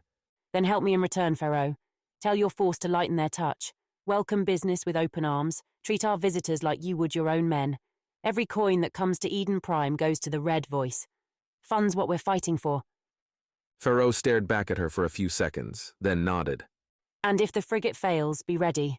Because if Davin Masters and his mercenaries land on this moon, if they discover who really killed those inspectors, then, as you say, more than what we are will die. Chapter 64. Born Again? Wake up. 49 heard the voice, attributed it to a blank space in its memory. Empty memory, its optical receptors powered up next, looking around the small, square confines of what appeared to be a spaceship. Its internal gyroscope confirmed this. If 49 were still on Earth, its current rate of speed would be far lower, the gravity stronger, and its name, 49, locked into the code like a tattoo etched into its base. A girl moved in front of 49, staring at its eyes, or rather the cameras behind them. The girl spoke again. Another greeting. 49 saved the image of the face to the sounds of her voice. It needed a label for the file. Name? Fournine asked, matching the girl's chosen language. Viola. The girl said, and Fournine stamped the file. Are you feeling well? Feeling. A search in its database understood the word to mean emotions, which it did not have. However, the phrase could also ask for an assessment of conditions. Fournine ran its checks. They came back green, although a large number of them were reporting missing pieces. Programs, routines, references. The errors could cause actions like moving to result in a leg failing to operate. Right foot forward, left foot sideways, Fournine falling on the ground. I'm reset, Fournine said. You are. I had to. Why? Can't say. I'll put you back together, then we'll see what we have. I would like that. Viola pulled out a small circular device attached to a bracelet, which she slipped on her wrist. What is... Fournine started, but Viola pressed the button and everything went black. Chapter 65. Interrupted. It worked. She'd rewired an android. Fournine sat there, inert, after Viola pushed the button on her remote. It was a simple transmitter that caused a break in Fournine's power circuit. When she pressed the button again, the transmitter restored the connection, shooting the android back to consciousness. Trinae helped too, using her work building the jumper systems to excise any troublesome bits of code in Fournine's memory. The bomb proved impossible to dislodge with the tools on the ship, so Trina killed any mention of the device in Fournine's mind.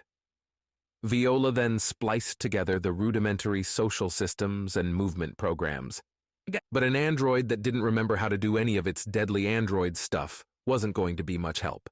So now Viola needed to put back all the good bits, sans bomb. First, there was the database of combat algorithms, a nifty package that assessed the current situation and carried out a strategy based on a variety of factors. Opponents, environment, allies, the works. Viola wished she had one for herself. Someone's hitting the brakes, Puck said, hovering over Viola's shoulder. Huh? Telling you, we're braking, early.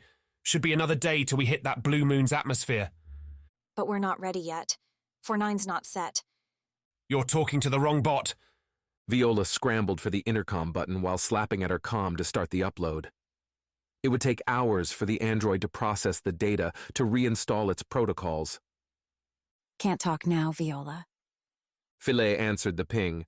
There's a ship where there shouldn't be one, and it doesn't look friendly. We're not at Europa? And we might never be. You want to help? Get to the hangar and make sure Merc's good to go. Phyla cut the channel and Viola stood there for a second, staring at the comm. A fight in space? The thing she'd only read about, only seen in movies? Viola dashed from the room, leaving her comm pumping data into 4-9. Chapter 66. To the Viper! Merc slid into the Viper's cockpit, Opal moving the stepladder away from the fighter. His weight in the seat caused the Viper's console to light up. A center display that held the ship's systems, including the readout from the Viper's scanner. Outside the jumper, it looked like 3 ships were in the area, a large one and a pair of small blips. Fighters. He'd be outnumbered. Merc punched the starter sequence, and the Viper rumbled as its jets warmed.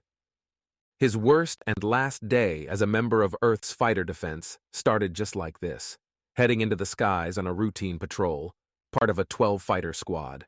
There'd been heavy freight traffic that day.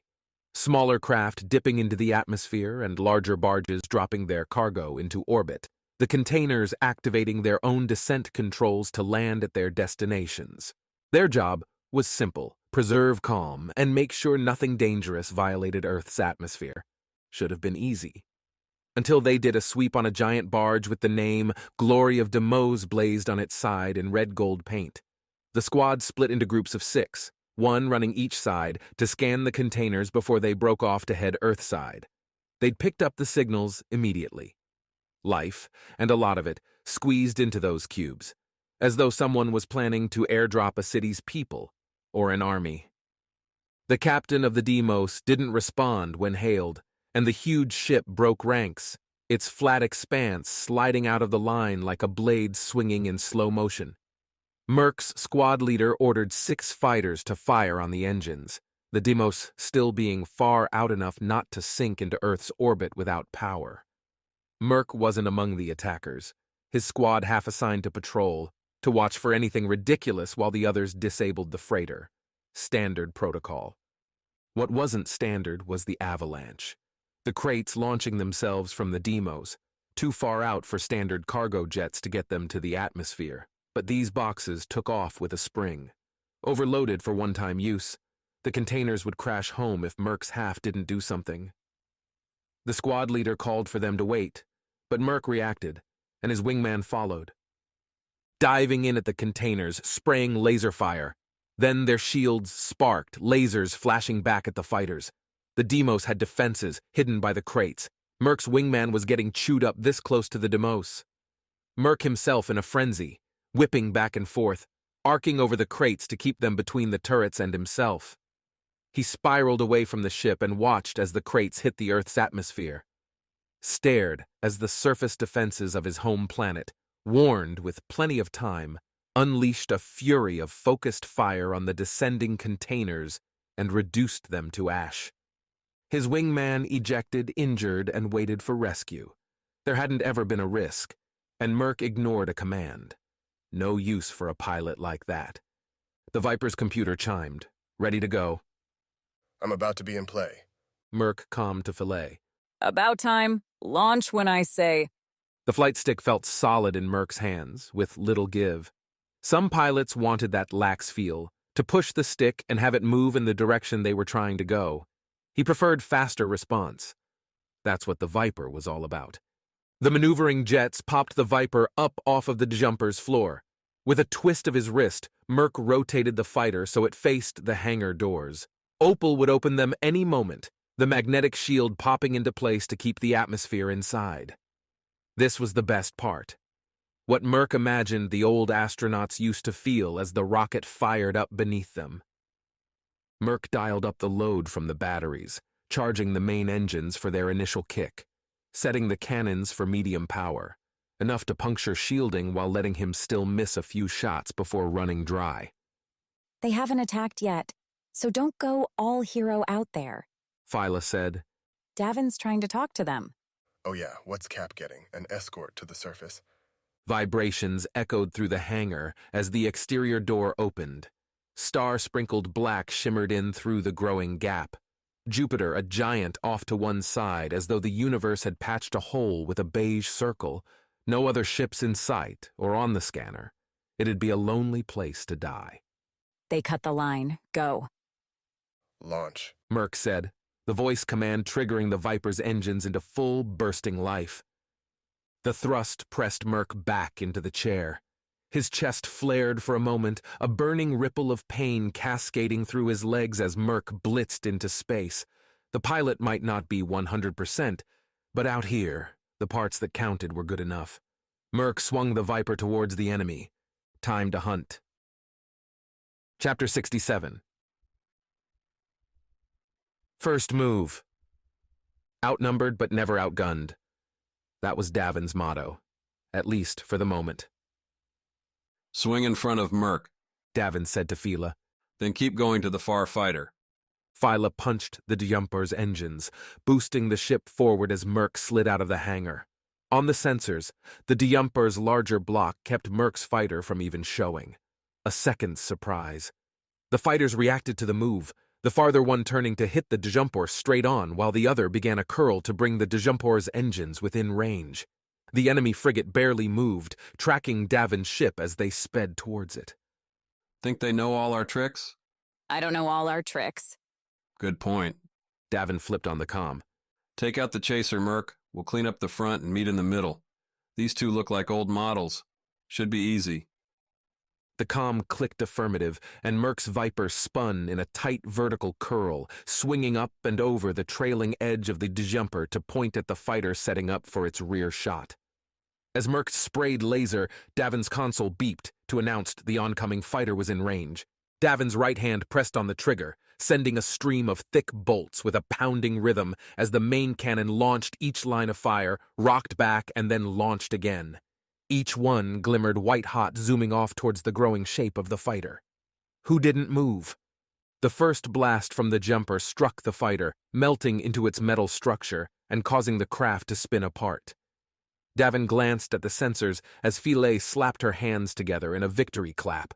The sensor board showed their aft was clear, Merc flying free without a target. 2 fighters down, only the frigate to go. Phyla angled the jumper out wide left while Merc swung around the other way. They didn't even dodge. I'll take a stupid enemy every time, Philae replied. The frigate tracked them, turning to match the jumper's trajectory and expose its rear to the Viper. Still hadn't fired a shot, though the ship's big guns were in range by now. What was it waiting for? Merc, bail on the pincer, stay away, Davin said into the comm. We got this guy, Cap, came in Merc's voice. For once, do what I'm telling you. If they're planning something, we'll be able to take a hit. You won't. Philae swung the jumper around until it faced the frigate. Looking at it straight, the frigate was a wing, feather-like modules breaking off a center spine. Meant it could be tweaked to fit any given need. Just swap one module out with another. Right now, pointed at the D-jumper, the frigate didn't look like it was sporting much in the way of turrets. If they're bluffing, time to call it. Let's roast them. Phyla settled the cannon on the frigate's cockpit, and Davin's hand settled on the trigger. As he pressed on the firing button, the front modules opened, massive doors sliding aside to reveal bays. Inside were long, massive guns, which fired something Davin couldn't see. But he heard a moment later, when the jumper's alarm sounded, hull breach. The jumper's main cannon pulsed off 1, 2, 3 shots in quick succession. All of them slammed into the front of the frigate, the first rebounding off of the thick blast armor and spinning into space. The second burned a thick scar into the armor, and the third punched through, venting a gout of flame that winked out as the frigate cut off oxygen to that part of itself. About calling that bluff? Phyla asked. Those fighters, they were bait, Davin replied. Mox Opal, you get a read on where that breach is? Main cargo. Eric's voice crackled in. You won't believe what I'm looking at. The jumper pulled up and over the front of the frigate when Davin's ship screeched and the cockpit swung to the side. The jumper whirled, Davin and Phyla, strapped in, pressed against their restraints. Yells came over the comm. Opal's cursing, Trine's panicked yelp followed by the crunch of body into metal and the sudden hush as the engines died. The hull breach alarms continued to sound. I can't get the engines up, Philae said, staring at blinking red on the console. Trini, Davin said into the comm. They're harpoons. We're stuck. Hey. Merc's voice. The frigate's not done. It's spitting out more fighters. They're ominous. Which was about the last thing Davin wanted to hear. Chapter 68. Save the engines. Save the ship.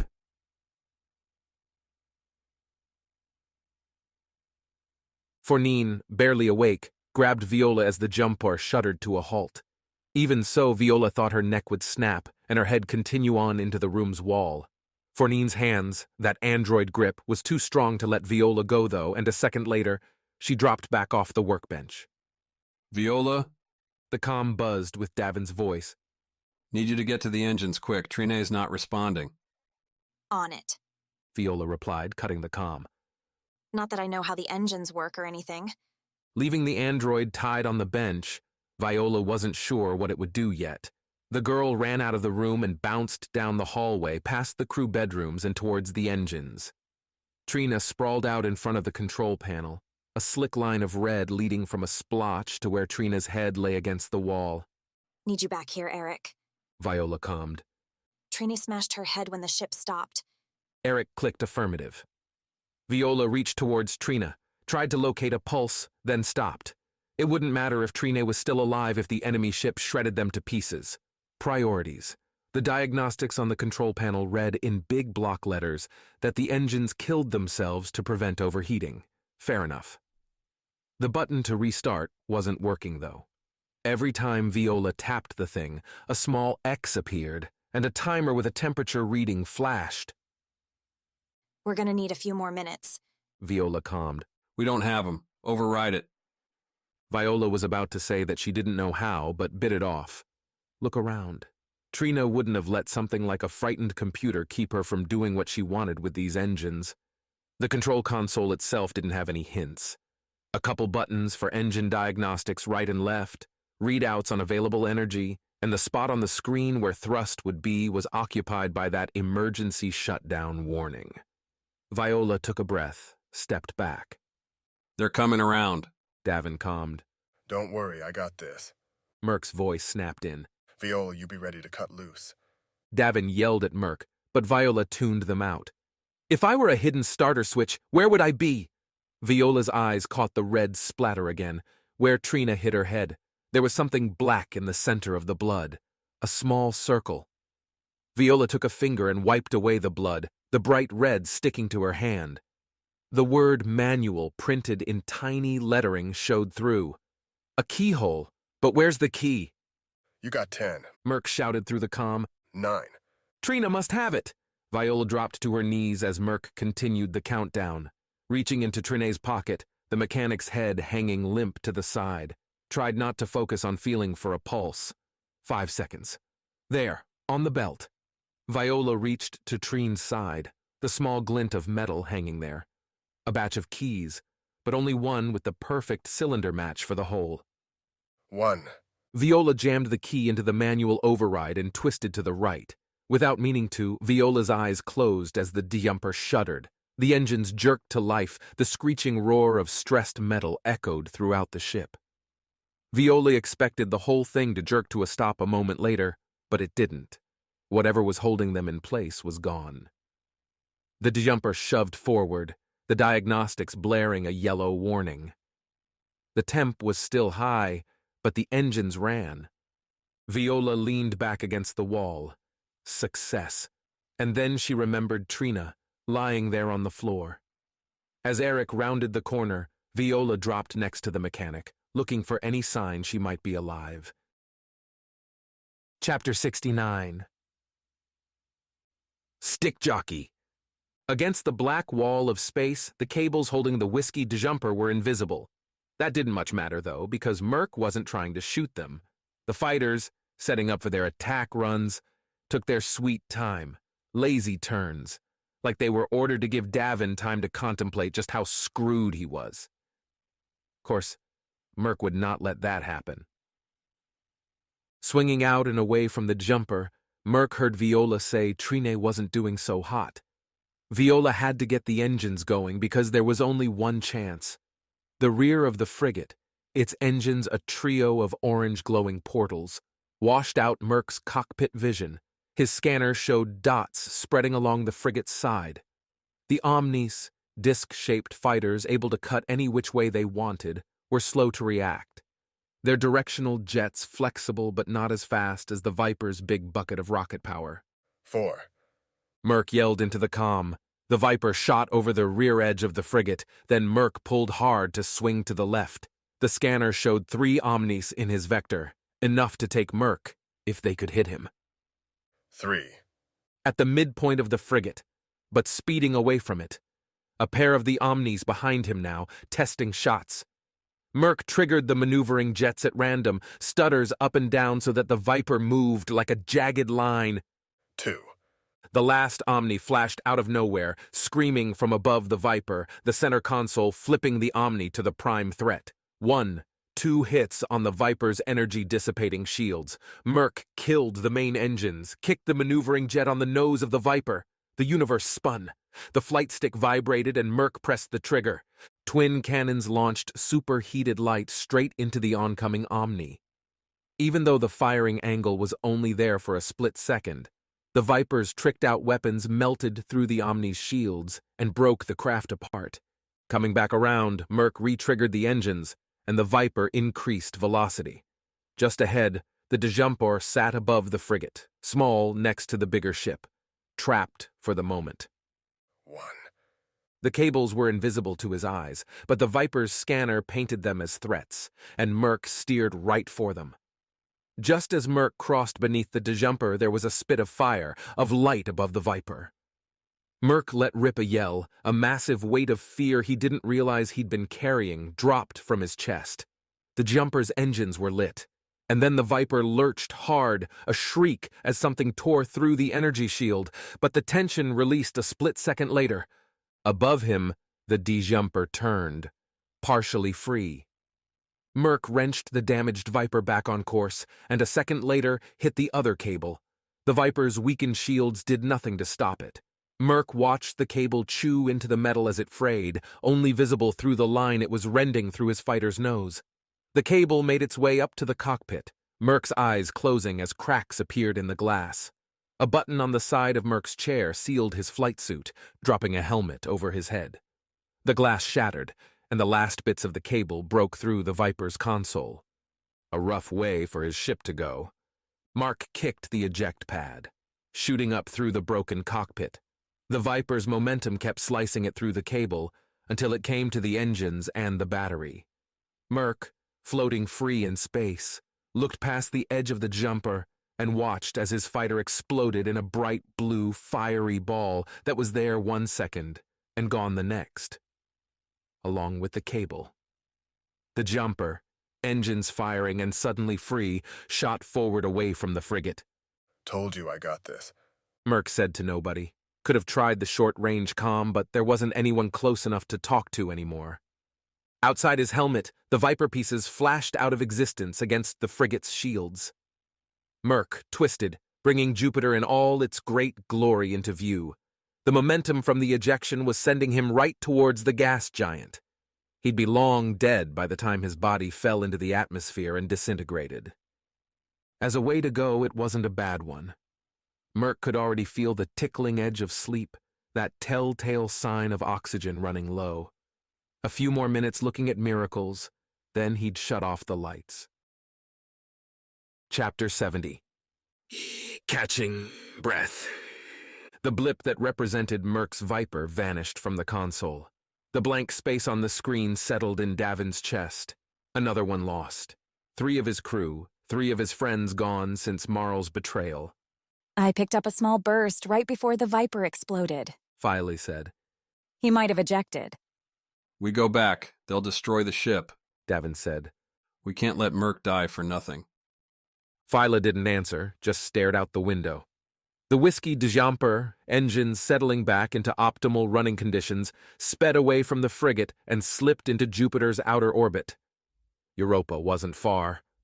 A speck outside the cockpit. They could turn the Jumper there now.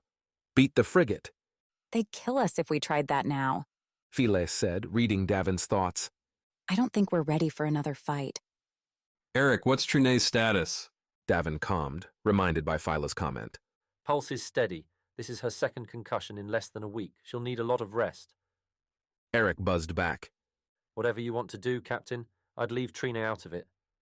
Davin sat back in the chair, stared out the glass. Being a mercenary captain was supposed to be about adventure, about jaunting through the galaxy, seeing new places, meeting new people, and getting the spicy side of life, not watching his friends fall apart. Captain. Viola calmed. The engines look okay, but I'm not liking some of the readings. Temps are spiking randomly, and we've lost efficiency. We're burning more than the solar can charge. How much time? Not enough to get most places. Jupiter had plenty of moons. A few had stations on them.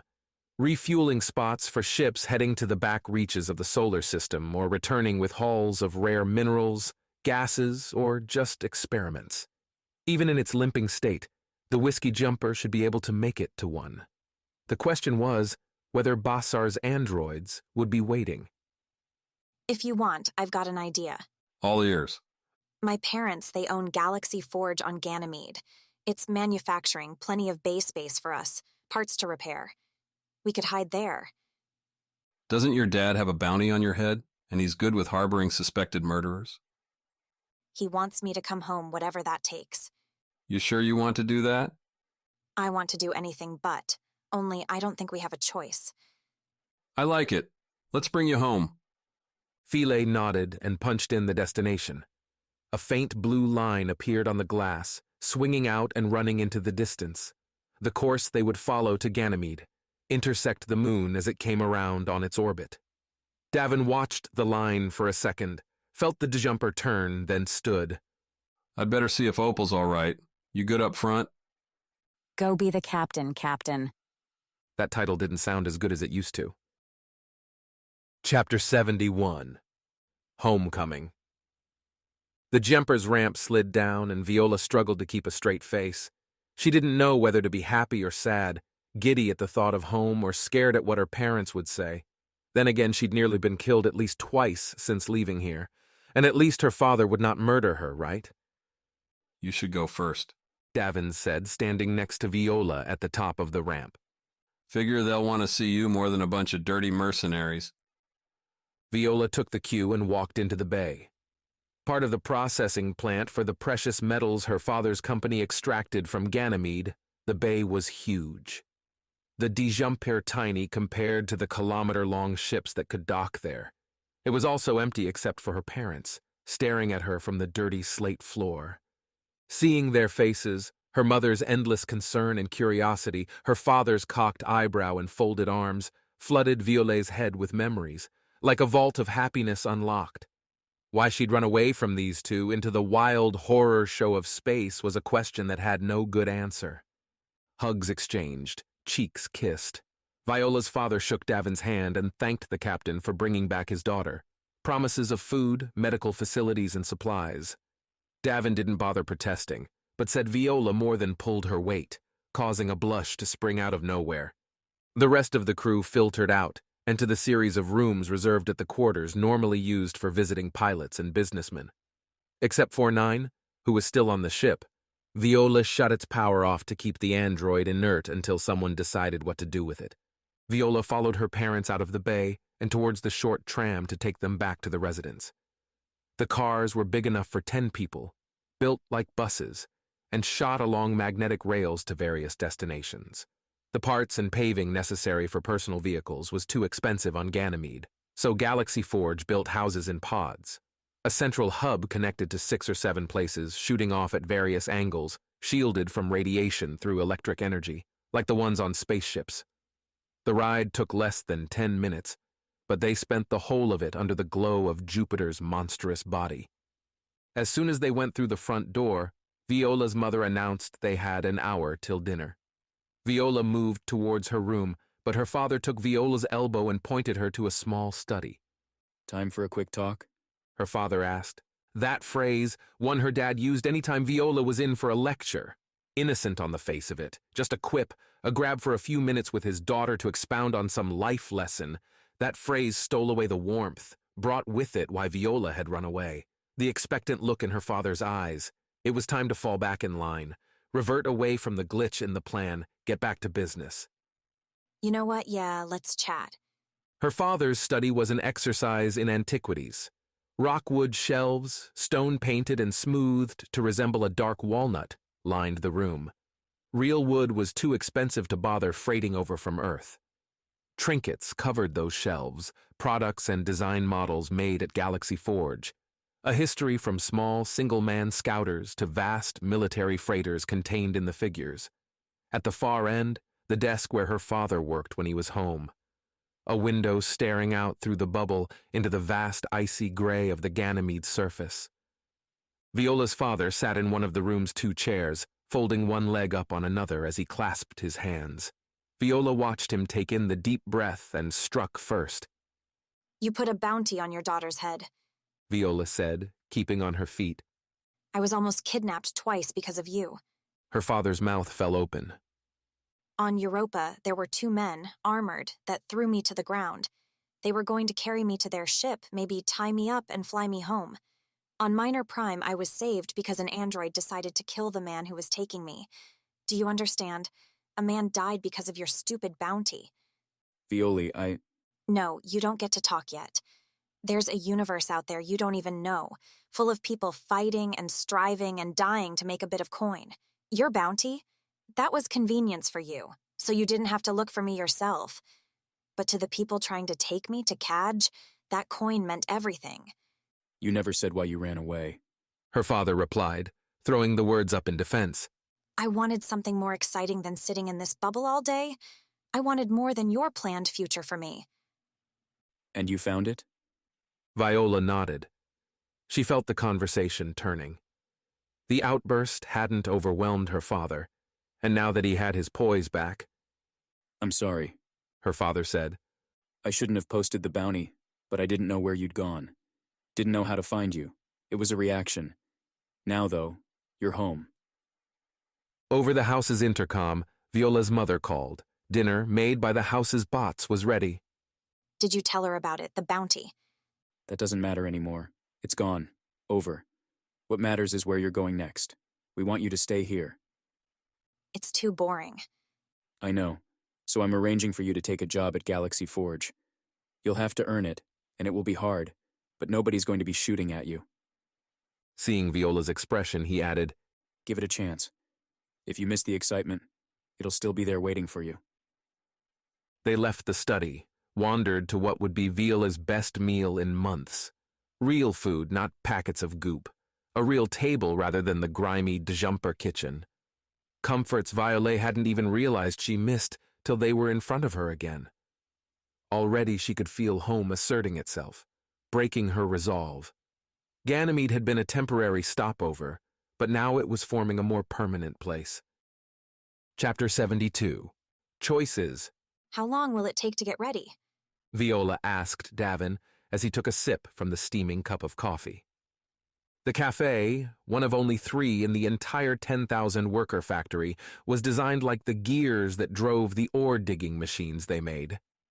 Viola glanced over at Phyla, coming up to a console in the cafe's center. Each displayed an array of options on a colored screen, then asked for a swipe to deduct payment. Behind the scenes, bots made the drinks, the ingredients replenished by nearly hidden support staff. Tables, like the small one Viola and Davin were sitting at, ringed the center and, with a tap on the surface, displayed rolling headlines. The glass ceiling above showed the gray morning on Ganymede, a product of low sunlight and manufactured gases meant to thicken the atmosphere. The view wasn't great sometimes, but the thick fog blocked radiation, and Viola would rather not have a tumor, thank you. Only 2 days. Patching up a little torn hull doesn't take too long. You can stay longer, you know. Davin looked at Viola for a moment and nodded, a thanks for what her father was giving and was still willing to give them. No, we can't. They killed Merc. They're still hunting us, and the androids will follow us here eventually. Our choices are fight back or run to the edges. Run to the edges. Davin heard the words and ran them around his mind. Wouldn't be much different from Vagrant's Hollow, making do with whatever work they could find, staying mobile and escorting transports around Saturn's rings out to Uranus. Will Trina be ready? Good enough to fly. Good enough to fight? Davin took another long drink from the coffee cup. Viola knew the captain wasn't very old, but Davin's eyes changed as he considered Viola's words. As though Davin became elderly right in front of her, the captain shut his eyes for a moment and set the mug down, letting go a long sigh as he did. Good enough to leave. Whether we fight, I don't know. You're giving up? Davin didn't answer, but stared at the coffee like it wasn't Viola who'd asked, like it was himself. Chapter 73. What could be? Ganymede was boring. The daily routine bled into Viola's life like a virus, eating away at her soul through standard breakfasts, news reports, the same conversations with her mother and father about reintegrating. About getting ready to start at Galaxy Forge.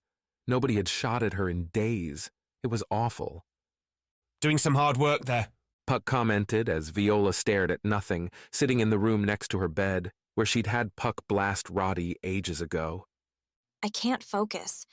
You used to love being in this room. I think that's because I didn't know what was outside of it.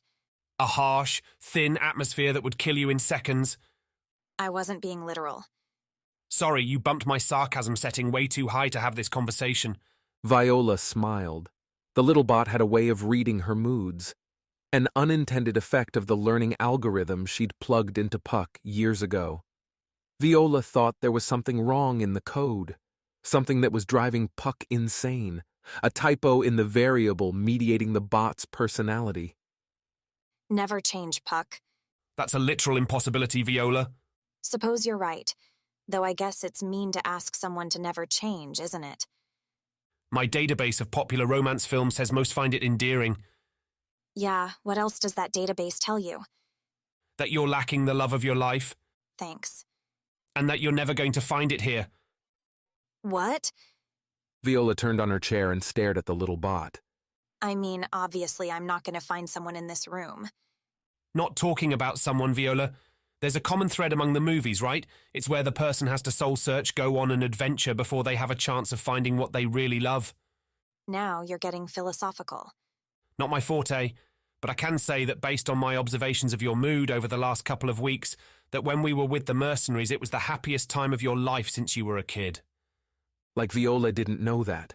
Like she didn't understand that every second on board that ship, being run through the lifts of Minor Prime, or puzzling away to start the engines before the frigate blew them to bits, made her feel more alive than hours spent poring over thought exercises. Not that Viola didn't like crunching the numbers, but there was an itch to put all that data diving into practice. To see 49 open its eyes and run the way she wanted. My father will not be happy with you. Thankfully, I don't care. Chapter 74. Doubt! The five of them sat around the table in the lobby of the Moonshot, the hotel Viola's father let Davin and the rest use while repairs continued. Davin looked around at their faces. Eric's slumped back, arms crossed curiosity. Mox staring at the table like it held life's grand secrets. Opal looking back at Davin, her eyes stretched red. Phyla was the only one that looked engaged, and even she gripped the glass of water in front of her like it might spring away for freedom at any moment. Tomorrow, the doctors think Trine will be ready. The disjumper's about set to fly. Davin started. I wanted to ask where you thought we should go. He paused for a second. No outbursts, no immediate calls for a revenge assault on Europa. Davin almost wanted one of them to speak, to yell that they couldn't let Marl get away with it, for Mox to overturn the table, drag Trine out of the hospital, and rain laser death on Eden Prime. At least until they were blown out of the sky. Opal's mouth opened, but whatever she was going to say didn't come out. I want to clear us. I want to shoot our way in there, tell Marl to drop the charges, to confess to arranging the hit on those inspectors. I want the androids to leave us alone.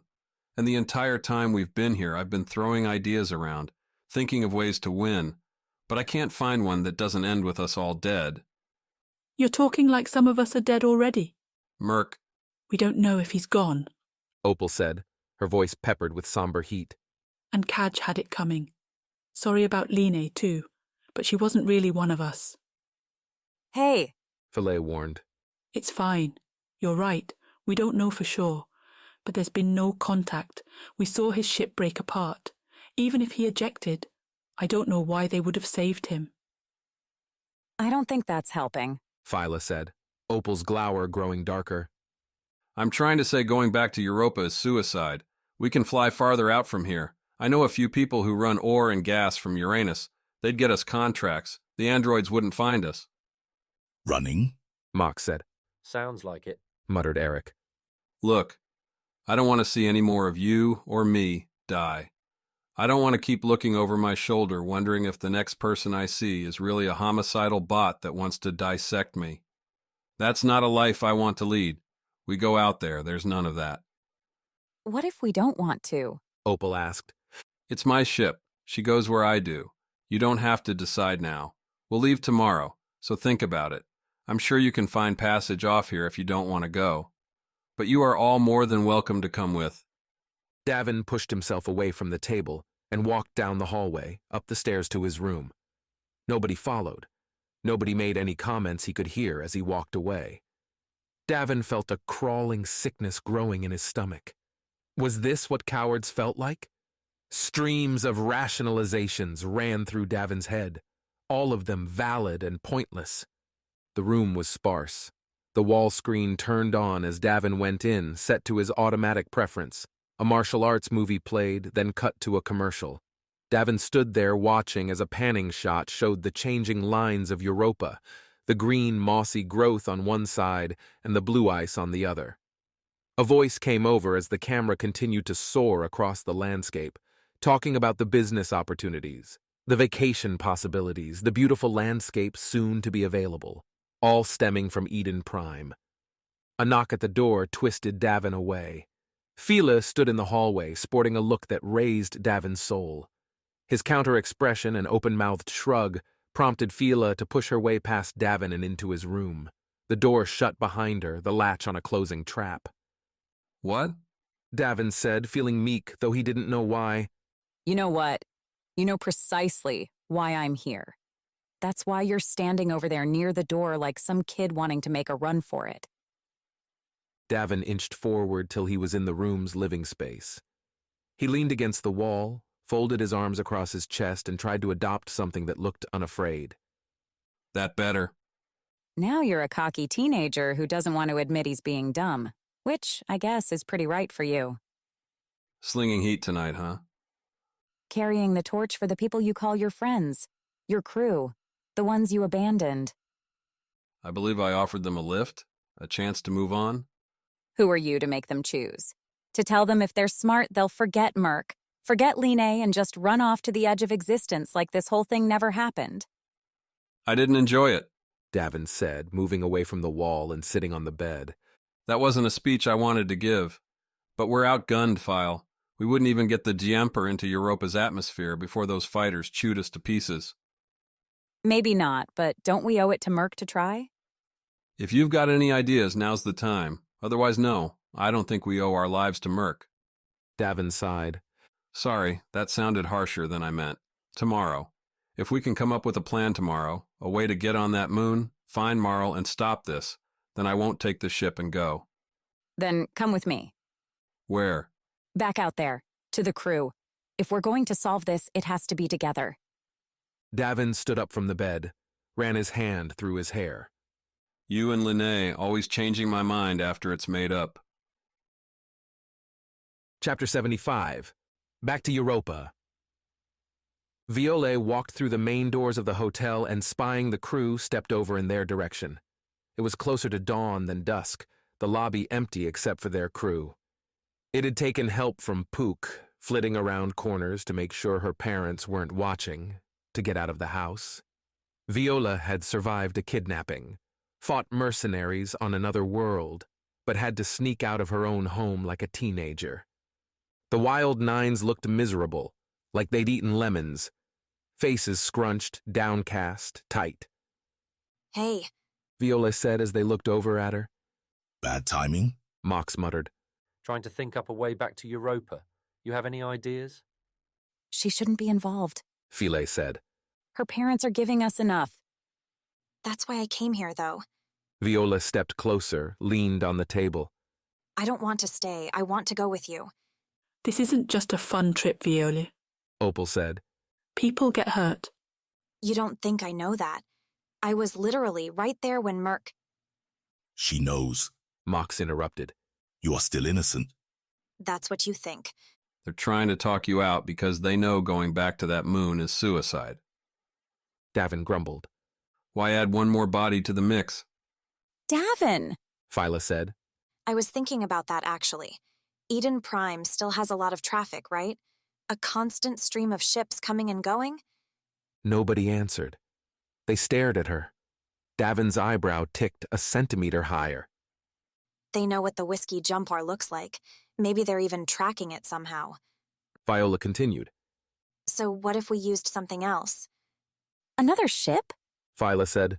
We don't have one. You don't. Galaxy Forge, though, has plenty. And they're just going to give us a ship? Or are we going to take one? Davin asked. Bingo. Pook can get us the access codes. Then all we have to do is head to the loading docks and take the ride we want. Always love robbing from people who are nice to us. Davin shook his head. Viola, we have enough enemies. We don't need to make more. You'll be leaving the jumper as collateral. I'm sure it's worth as much as one of those cargo haulers. More. She's smart, Mox added. We'll have cover for a change. Eric mused. Might even make it all the way to the surface without getting shot. I'm sure we'll get our fill of lasers anyway, but I think that might work. Once we're on the ground, we have a chance at getting to Marl. And finding Merc, Opal said. Davin looked at the group, their set faces. Time to call it. So we have a choice, run or fight. We should vote. I know I'm the captain, but for this, everyone needs to decide for themselves. They all nodded. Then who's for going back to Europa? Phyla and Opal's hands shot up right away. Viola's a moment later, Mox and Eric a second after that. Davin looked across the table. Fine, you bastards. When you get shot, I don't want to hear any complaining. Chapter 76. Hijackers! Are you ready? Viola asked 49, who sat on the bench, blinking its eyes. The plan to take one of the company ships was simple. The staff would recognize her, and probably the rest of the Nines as well, which meant turning to the one person Galaxy Forge didn't know existed. 49 stretched out its arms and wiggled each finger, testing the motion. It did the same with its feet, then flexed each joint. Viola knew from looking at 49's code that this was part of the startup sequence. In a couple of seconds, the real fun would begin. Who am I? 49 asked, its voice a monotone. You're an android. Viola replied. That is clear, 49 said, rotating its head to look at Viola. The plaskin coating looked unnatural in the bright light. 49 could adjust the tint at will, and right now the plaskin was ghostly white, absent of color. The hair was gray, its neutral state. 49 looked like a person coated with flour. Despite the appearance, 49's jaw worked as it spoke. Its eyes moved around the room, looking at objects even though the bot's cameras would have scanned the place already. Warm air pushed out of its mouth, shoved by tiny jets to simulate breath. Viola shivered. I have a new personality for you, if you're ready for it. When Viola created Pook, it had taken a while to get a personality that matched the bot. From the ones available to download, Viola had tweaked and tested, spinning the floating bot through turns as a noble prince, a dark and dour teenager, an innocent kid, and more. For a while there, Pook's being changed to reflect Viola's mood. Only, it was one thing to experiment with a small, harmless bot, and another to tweak one that could snap her in half without trying. I'm ready, 49 said. Again, Viola pressed her fingers to 49's temples. The processing unit rose from its head, slots available for the personality chip, the drive containing the combat knowledge, and the piece that Viola and Trine removed and destroyed. The transmitter that connected 49 back to the android's command center on Earth, that sent it overriding orders, that could and would order 49 to self-destruct after it didn't communicate. Viola slipped the personality chip in the slot and pushed. With a click, the chip locked into place, and with another press to the temples, the processing unit slid back into 49's head. You want me to be like this? Really? Because I think you're going to regret it. 49 said as soon as its skull sealed. I mean, there's crazy, and then there's what you've got here.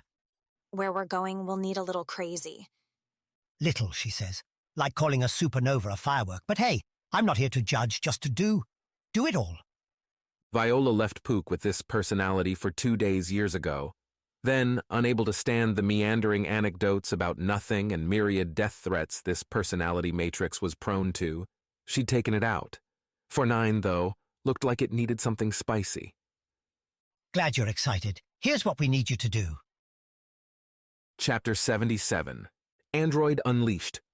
49's internal clock put Ganymede's current time as way too late. The factory and its accompanying bays didn't recognize this, churning away refining ores along the third shift. Still, passing through the hallways and the empty way stations gave a good indicator of why nighttime missions were easier. Nobody bothered with the ancillary areas. Every so often, making its way through the factory, 49 had to stop and wave a card in front of a scanner. Each time, after a second, the scanner blinked green and the door opened. 49 assumed the scans were logging somewhere, that someone would ask questions later about why these doors opened at such late hours. But nobody appeared to question the android, which, as the chosen route to the bays was as out of the way as possible, made sense. 49 wore a borrowed uniform from the manufacturing pits, a singular outfit that covered its body save its head in thick cloth the color of murky blue. If a fight broke out, the first task would be to tear off the uniform and get mobility back. As it was, 49 clomped through the hallways, skin tinted to a realistic darker shade, attempting to match the slouching drudge of the other workers. The first manned station was the last checkpoint before the bays, a lone member of the factory's security, looking bored and dusty. The guard sat in a booth next to the locked gate, and didn't say anything until 4-9 attempted to swipe the card. Hey there, the guard said, perking up. It's after hours, so I'll have to check you through. Sure thing, my third shift friend, 4-9 announced, stepping over to the booth and presenting the card. The guard took it, looked at it with a crinkling brow. Say, why's it you look like you popped your head out of a mine shaft? The guard blinked for a second, then took stock of his dirt-stained sleeves. Security here is a rotation gig. You work a bit down in the trenches, then get a week up here. The guard said the words, then narrowed his eyes at 4-9. Though you should know that. Your card here gives you top-level clearance. Consultant. Just writing a report on the interesting parts. The guard grunted, then swiped the card through another reader in the booth. The gate opened with a chime, and the guard handed the card back. Why are you coming round so late, if you're just writing a report? You're a suspicious one, aren't you? Do I tell you how to do your job? The guard took that, shrugged, and waved 4-9 on. The miracle's confidence could get you. Though perhaps 4-9 had the advantage in that its programming prevented fear. Any normal person on the verge of being caught might sweat, shake, or stumble through their answers. 4-9 didn't care. If it was caught, it would dismantle anyone that stood in its way. Speaking of, the long hallway stretching behind the bays now lay before 4-9. Only the farther ones were in use tonight, their bright lights filtering across the top of the hallway and giving signs of where not to go. It wasn't hard to navigate a few bays and find an empty ship, powered down and large enough to hold 10. 4-9 stepped into the bay and towards the ship. The ramp was raised, the ship's door shut. Here's our first problem, 4-9 calmed. I found our ride, but it's not open. Shall I rip the door off? We need it sealed or we'll die up there, Viola replied through the comm. You living creatures and your needs. Such a drag, I know. What's the model? It's a cask 7-star. Isn't that a little big? I'm sorry, I'll just continue my illegal wandering through the bay until we find the perfect fit, 4-9 said. It heard Viola sigh over the comm. And we own this one? Viola asked. It has your company's name all over it. Then the reset code is 2724. 4-9 punched the numbers in and the ramp whistled, opened, and slid down. Ah, the benefits of mass infrastructure and the consistency such operations required. 4-9 stepped up the ramp, was almost into the ship, when bright lights came on behind him. Hey, what are you doing in there? Shouted the same guard from back at the booth. Believe I told you, 4-9 yelled back. Need to see how this one is being used. Sitting here in the bay isn't making anyone any money, you know. I checked with operations and nobody knows about any consultant coming by tonight. Come back out here so we can figure this out. 4-9 ran the odds. It could run back, knock the guard unconscious, and then get on board the vessel in under 30 seconds. However, if the guard called for any backup, they could seal the bay faster than the ship could take off. Feigning ignorance gave a better return. I don't want to be here any longer than necessary. Either wait down there a minute or come up. The inspection won't take long. As the guard wavered, 4-9 went inside the ship and strode to the cockpit. Unlike the jumper, the cargo vessel's cockpit was at the aft. This let most of the cargo slide forward where workers and bots could unload it easily. As 4-9 stepped into the spacious enclosure, with seating enough for 4, soft lighting came on. A tap on the console started the pre-flight check, with greens popping up across the board. The ship wasn't broken then. I have a guard problem, 4-9 calmed. I've delayed him for a minute, but curiosity will win out before too much longer. You're not supposed to hurt anyone. I won't hurt him much, I promise. A clanking noise echoed through the ship and towards the cockpit. The guard walking up the ramp. An unfortunate decision.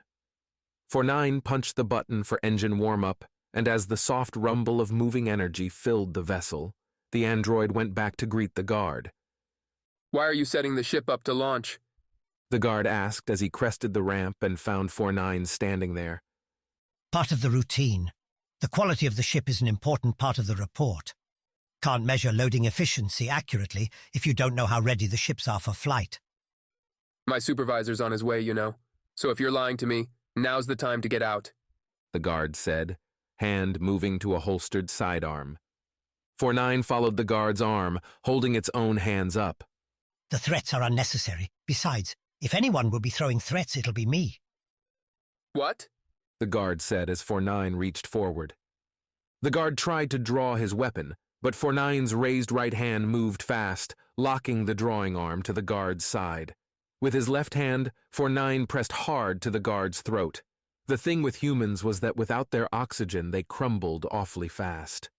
A few seconds struggle later, and the guard went limp in the android's arms. Taking its hand away, 49 felt the faint pulse and sudden intake of breath that signaled life. Your guard will have a headache, but he'll wake up tomorrow. 49 calmed after dumping the guard on the bay floor. Minutes later, as the guard's supervisor rounded the corner into the bay, 49 lifted the Cask 7-star out and over Ganymede's dark amber surface. Chapter 78. Incoming. Europa didn't look as blue this time. Viola saw the moon through the cargo hauler's cameras, projecting the image on the flat wall on the back of the cockpit. 49 was the only other person up there with her. When Europa's flight control tried to figure who was trying to land a cargo ship on their moon, they wouldn't see any faces they recognized. Davin and the others waited near the loading ramp, ready to spring out as soon as the hauler landed on solid ground. The first hail came as Europa grew large enough to dominate the view. The autopilot, using Fila's programmed route, was already firing jets to slow the hauler and get it ready for atmosphere. This is Eden Prime to the, Big Bertha. What's the nature of your visit? We're here to drop sweet, sweet ore in your laps. 49 replied. Viola slapped the mute button and glared at the android. How about you let me answer the rest of the questions? What's the problem? You think he's having a boring day? 'Cause it sounds like he's having a boring day. He didn't even laugh at the name of the ship. We should cheer him up. Especially 'cause when we land and it gets out that he let a bunch of wanted mercenaries into their base, his day will get a lot worse. Just shut up, please. You made me the way I am. Big Bertha, said the flight controller. We'll have a bay ready for you, number 4. If you wouldn't mind adjusting your approach to match the coordinates I'm sending your way. Appreciate it. No ask for identification, no statement on the number of crew, or even the types of ore they were bringing. Viola had spent time, during one of her father's endless career day initiatives, in the flight control rooms on Ganymede. The list of questions and protocols to follow to get a good idea of what was landing on your planet was a long one. Davin? What's up? We're through, but I'm not thrilled about it. Seems like you should be, if we're in the clear. Viola relayed the concerns, to which Davin, in a tone of voice Viola recognized as "what do you want me to do about it?" replied that the whole thing would be a mess anyway. So long as they didn't have to fight in Big Bertha's slow, weaponless metal box, things couldn't be that bad. Hard to argue with that logic. As the ship descended through Europa's atmosphere, Viola used the cameras to explore the view. Eden Prime and the surrounding landscape was still a moldy green, a patch of growing life surrounded by the marching line of the Terramorpher.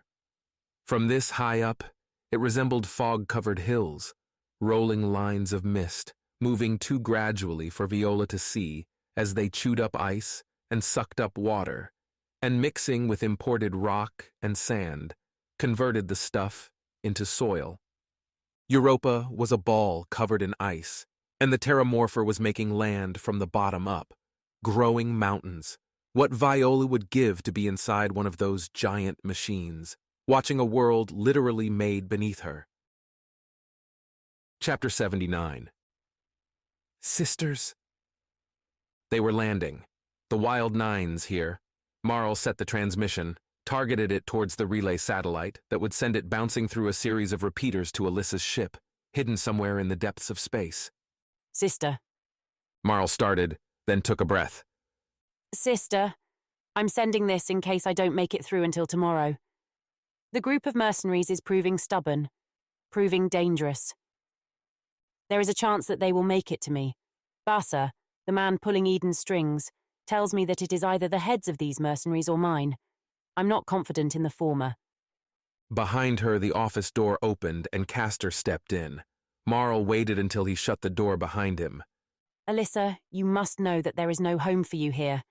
Eden is watching closely, and even if I survive, they won't let me live without a leash. However, there is one thing I can tell you. Maybe you can use it to help your cause. Several days ago, a large freighter passed through the system, Eden branded and lightly protected. I met with the captain and learned where they are heading and why. I've sent the details in this package and hope that it is enough. Castor cleared his throat. Sister, I have to go. If this is to be the end of it, then I'm sorry we didn't have more time together. That we spent our lives on edges. I loved you through all of it. Marl cut the recording and sent the transmission, then looked out over the frozen wastes. Through the blurred haze of tears, she could picture the towers, the beaches, the endless pleasures Eden Prime would become, that she might yet see. It's time to go, Castor said, putting his hand on her shoulder. The trap is set. Marl reached underneath her desk, pulled out the sidearm kept there for emergencies, fully charged and ready for its murderous task. Then let's watch it spring. Chapter 80. Attacking Ice. Looking at the nines, each of them covered in weapons, Davin felt an electric rush. This was what it meant to be part of a team, together taking on an impossible task. Mox, standing near where the ramp opened, had his cannon latched on and pointed towards the exit. Any ambush would get a face full of laser. Behind him, Opal stood with a pair of long, thin guns, pinpointers, Opal called them. Modified from welders and precise manufacturing tools, the beams fired by those things were so tiny as to be invisible. Because lasers were silent, taking away the sight of the beam made finding the shooter of one of those guns damn near impossible. Davin had Melody, his shotgun, along with a pair of sidearms on his belt. Phyla sported a simpler, though no less deadly, assault rifle, one meant to fire a ton of lasers in rapid succession.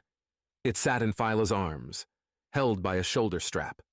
Davin couldn't remember the last time Phyla came on a land-based assignment with them, but her arms were steady, her eyes hard. Touching down now. Viola's voice came over the comm. Bay looks empty. Real empty for a cargo delivery. Davin glanced at Eric, who gave him a quick nod. The doctor had a small sidearm of his own, but wasn't coming. Anyone hurt needed to have somewhere to retreat to, and while the Big Bertha didn't have a true medical bay, they'd brought along enough first aid equipment for Eric to work his magic. Were they ready? They had to be. The hauler touched down with a bump, and Mox had the ramp open a second later. The big man didn't fire as he walked into the bay. A good sign. Or a bad one, depending on whether Marl knew they were coming. If the other bays were busy, there might not be unloaders ready. That thought died a quick death when Davin hit the bay floor and saw nothing. Not even a security officer coming by to register the ship's arrival. They know we're here, Davin said to the group, Viola and 49 coming down the ramp behind him. That means we play it slow, safe. Let them screw up. Mox and Davin took the lead, the rest of the group filtering out behind, Opal staying off to the side, with Viola bringing up the rear. 49 doing its own thing, scanning the area in front, above, behind, and quipping about the poor decor or how nice everything would look reduced to rubble. Davin resisted the urge to comment. Viola warned all of them that 49's new personality would be annoying, but when things fell apart, it would be a vicious fighter. And that's what counted. They went through 3 more empty bays, the silence gnawing at Davin with each step. The tension growing, everyone wanted an excuse to start blasting, so when they opened the main doors into the promenade, Davin was disappointed to find it empty. The shops in view had red signs showing they were closed. Not a soul stood out on the street. Davin Masters. Marl's voice boomed from everywhere. You are a constant thorn in my side. If you would just please go and die, it would make things ever so much easier. Davin looked but couldn't find the speakers, co-opted from their purpose as emergency broadcasters. Not that it mattered. Marl had to be at the main Eden Prime corporate building, at the far end of the promenade. The location seemed ridiculous back when Davin first came here. Why make the required destination of everyone landing there for any business anyway, so far away from the bays? Marl explained that making prospects walk the entire base helped sell them on Eden Prime's plan. Standard marketing strategy that was terrible for a raid. Now that trick of yours. Marl continued. Coming in with that ugly cargo hauler. We wouldn't have caught you. Would have let you walk right in. Only once again your crimes caught up with you. The head of the company you stole that from gave me a ring. He wants his daughter back, apparently. Such a rogue, Davin.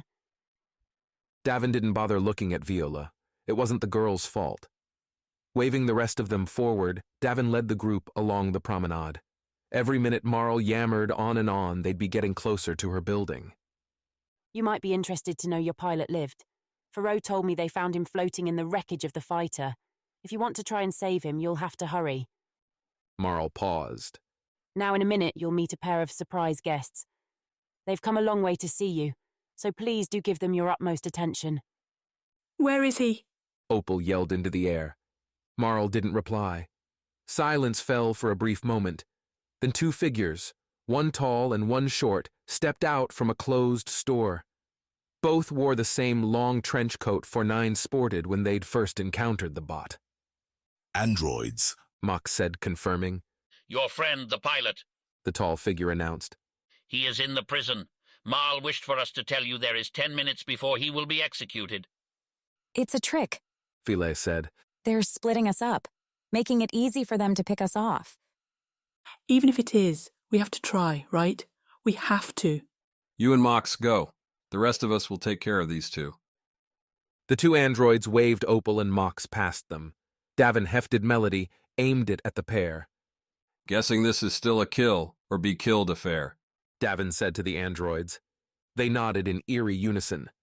When the fight starts, you run by them, cool? 'Cause you know I think the world of you, Captain, but there's no way in hell we're beating two of them. Meaning, I'll play the bait. Keep 'em busy with my smart mouth while you all take care of that crazy lady. Kill the murder charge and the androids will stop.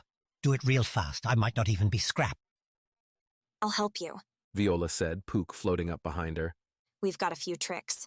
You're crazy. I love it. You sure? Just go.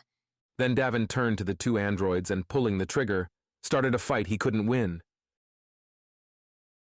Chapter 81. Running War.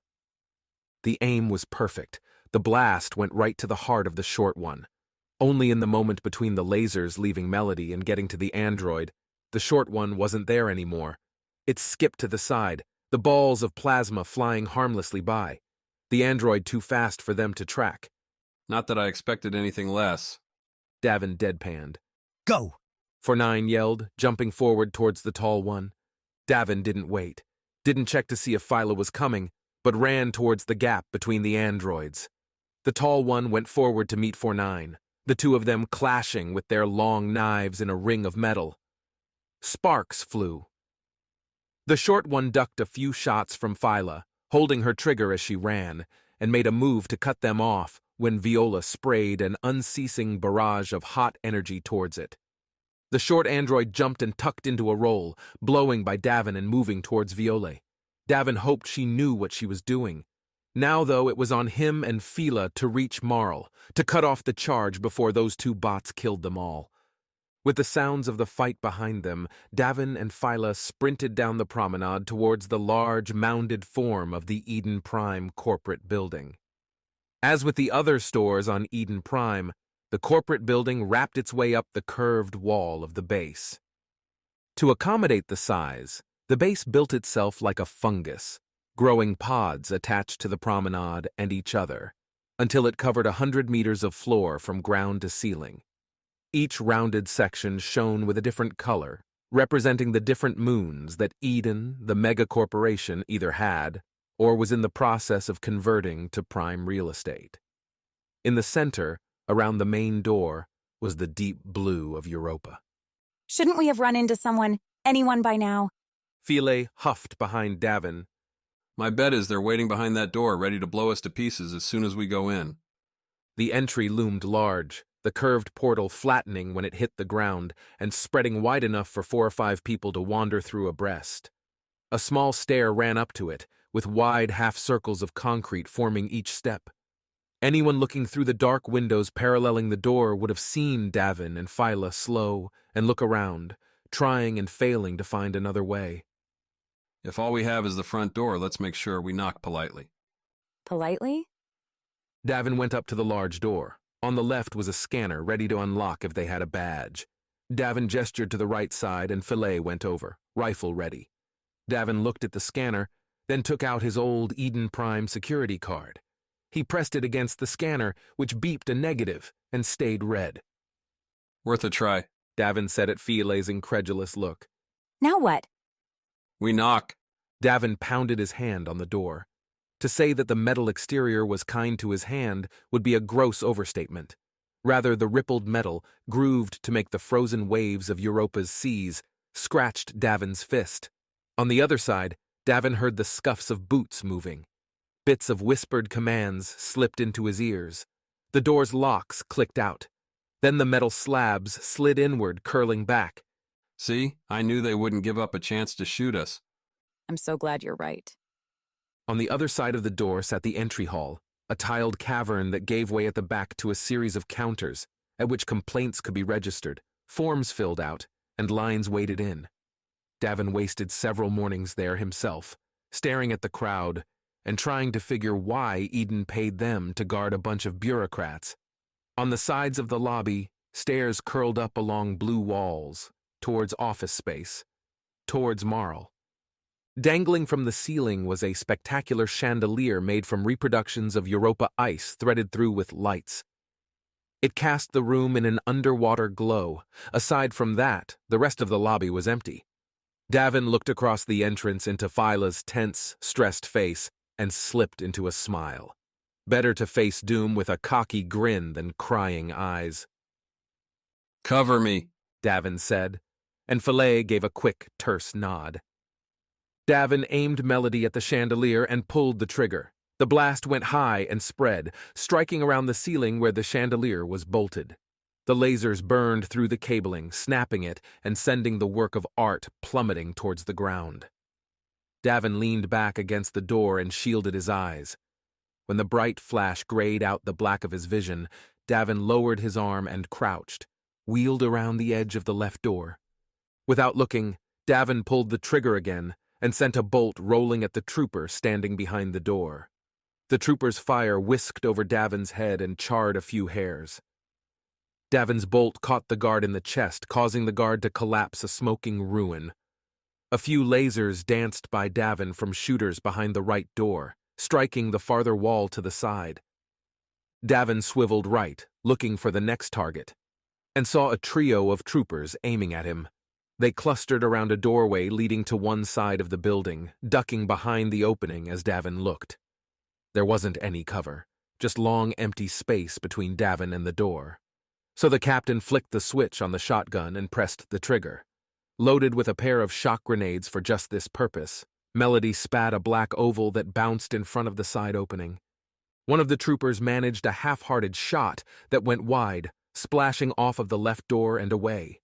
The other two grabbed him and dove away from the grenade. It exploded a moment later, sending a series of arcing lightning bolts at anything conductive. The troopers met the requirements.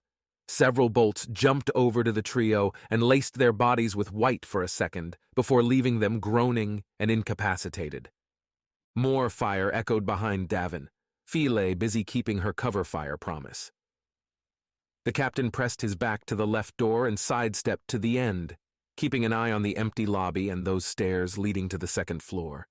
There should have been snipers up there, or someone with a rifle like Phyla's ready to spray hot light at them.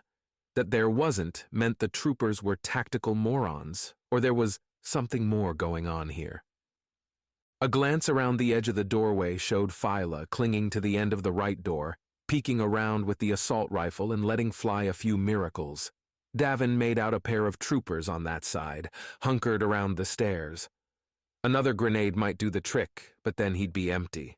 Instead, "What have you got?" Davin yelled to Phyla. The pair on the stairs? I think they've got me. I'll distract them. You wipe them out. Say when. Davin took a few quick steps to the first guard he'd shot and pulled the trooper's gun from his hands. Carrying the short rifle back to the edge of the door, Davin extended his left arm and prepared to throw. The pair on the stairs continued to let fly with scattered lasers. 3, 2, 1. The gun arced out from Davin's hand, flying and bouncing along the floor. As it flew, Davin turned around the door and triggered a shot at the stairs. It was way wide, but the flash of the bolt scared the pair, who were watching the thrown gun. Philae took the cue, poked around the side of her door, and blazed the pair in a sheet of blue fire. A second later, the lobby, aside from the moans of some of the troopers, was quiet. That was luck. For you, maybe. I'm all skill. And I'm very grateful, Aurora. Davin walked towards the stairs. I'm going left. You take right. The two of them creeped up the slate, gray, and blue steps. Marl's office was at the top and back, with a window facing the outside of the base and onto Europa's wet exterior. Davin hit the top of the stairs first. A closed door waited to the right across the narrow walkway bridging the two stairs. A similar door on his side. Davin held up a finger to Philae, causing her to stop on her top step. He pointed at the closed door that Philae couldn't see, using the palm of his hand to show what it was. Philae nodded, then took a couple strides and confirmed that Davin's corner had the same beyond it. Davin motioned for Philae to hold her position, covering him again, as he went forward to his corner. Turned around it, reached for the door with one hand, the other on his shotgun trigger. As Davin's hand neared the panel to open the thing, the door opened, and Faro kicked Davin in the face. Davin felt his teeth rattle, his brain bounce around his skull as he fell back and hit the floor of the walkway. The bounce forced Davin's eyes open, and he saw a stream of lasers flash over his face. Philae saving him, again. Pushing back the pain, Davin tilted his head up and looked back through the doorway. Faro wasn't there. I don't think I got him, Philae said, running over, keeping her gun pointed at the open door. Don't forget the other one. Davin grunted, and Philae twitched back to cover the closed door. Damn, that guy really got a good kick. It looked bad. You okay? I'll feel it tomorrow, Davin said, moving up to a crouch and picking up his gun from the floor. For now, though, I've got someone to pay back. As Davin raised up his gun, Faro stepped into the open doorway again. At the same time, a whoosh from behind signaled the closed door opening. Philae, looking that way, pulled the trigger. Davin did the same, but realized Faro was unarmed. Faro raised his hands, surrendering. Davin aimed Melody at the man's chest. There's nobody there, Philae said, not looking away from the other door. We've got a friend. Should I shoot him? Philae risked a quick glance back, saw Faro, saw the man take a slow step forward. Don't shoot me, Faro said, his voice liquid lead. I'd like to make a trade. Stay there and speak. There is more behind this conflict than you know, Faro said, keeping his hands raised. Framing you was a mistake, a coward's path. But for the lives of my brothers and sisters, I ask that you allow me this. No idea what you're talking about. You and I, Davin Masters, a duel, like the old ways. I win. Marl will tell Eden to drop the rest of your crew from the charges. The rest of my men live. Eden Prime continues. And if I win, what, we all die? No, you will live. At least for now. Sounds like good terms to me, Davin said, setting Melody down.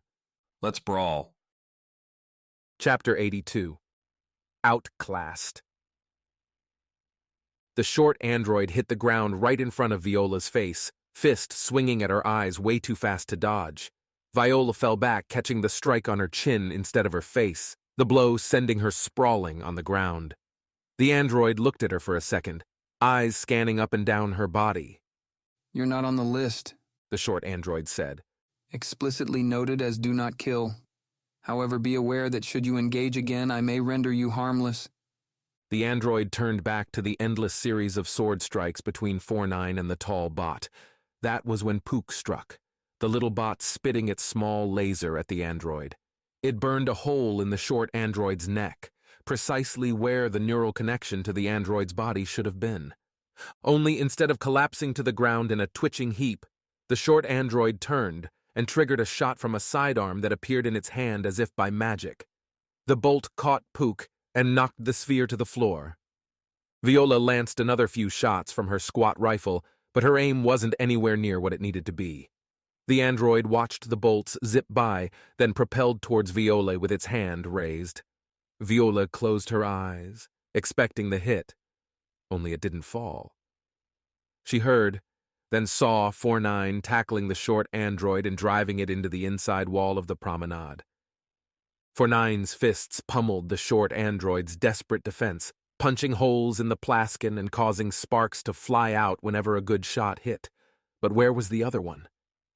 Viola looked at where the two had been fighting in time to see the tall android pull 4-9's knives from its stomach. Apparently the stabbing missed anything vital because the android barely paused before taking a running start at the scrambling pair. Viola fired again, the spray glancing around the android. One bolt grazed a shoulder, but the bot didn't break stride. Behind.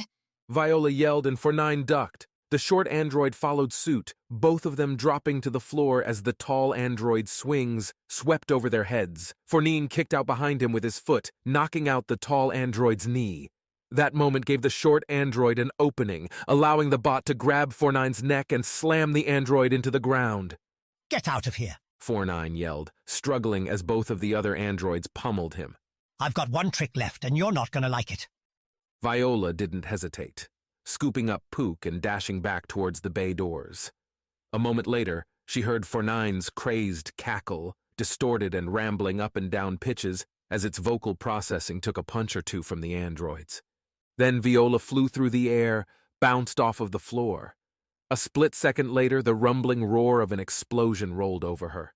Looking at the floor, wheezing air through bruised lungs, Viola could only hope things were going better for the captain. Chapter 83. Duel. Davin struck first, launching into a right-handed swing towards Faro's kneecap. The stocky soldier shifted back and moved down the steps. Giving up the high ground? Dangerous gambit. Life is a series of risks, Faro replied. Better hope this one pays off. Faro had him on reach and size, but Davin figured he was quicker, and he doubted Faro could equal his drunken brawling experience. When Davin noticed Faro crouch, when they were only a couple steps apart, instead of kicking or trying to throw a wild swing, Davin jumped at Faro in a tackle. He hit the trooper commander in the upper chest, driving both of them down the stairs in the tumble. Davin felt the steps, the railing, Faro's body bouncing into him as they rolled towards the lobby. Davin hit the floor first on his back and used the momentum to throw Faro off of him, the big man rolling a few feet further but coming up on his knees. A fun style but risky. Do you win many of these? Not dead yet, am I? Now, though, Davin didn't have an obvious trick to pull. At the foot of the stairs, everything was flat. So Davin pulled himself up straight and looked dead at Faro, who was doing the same. Faro brushed at his clothes for a second, then dashed towards Davin. A stride away, Faro stepped into a right hook. Davin ducked into the swing, using his left shoulder to push Faro's punch wide. That should have cleared room for a jab into Faro's stomach.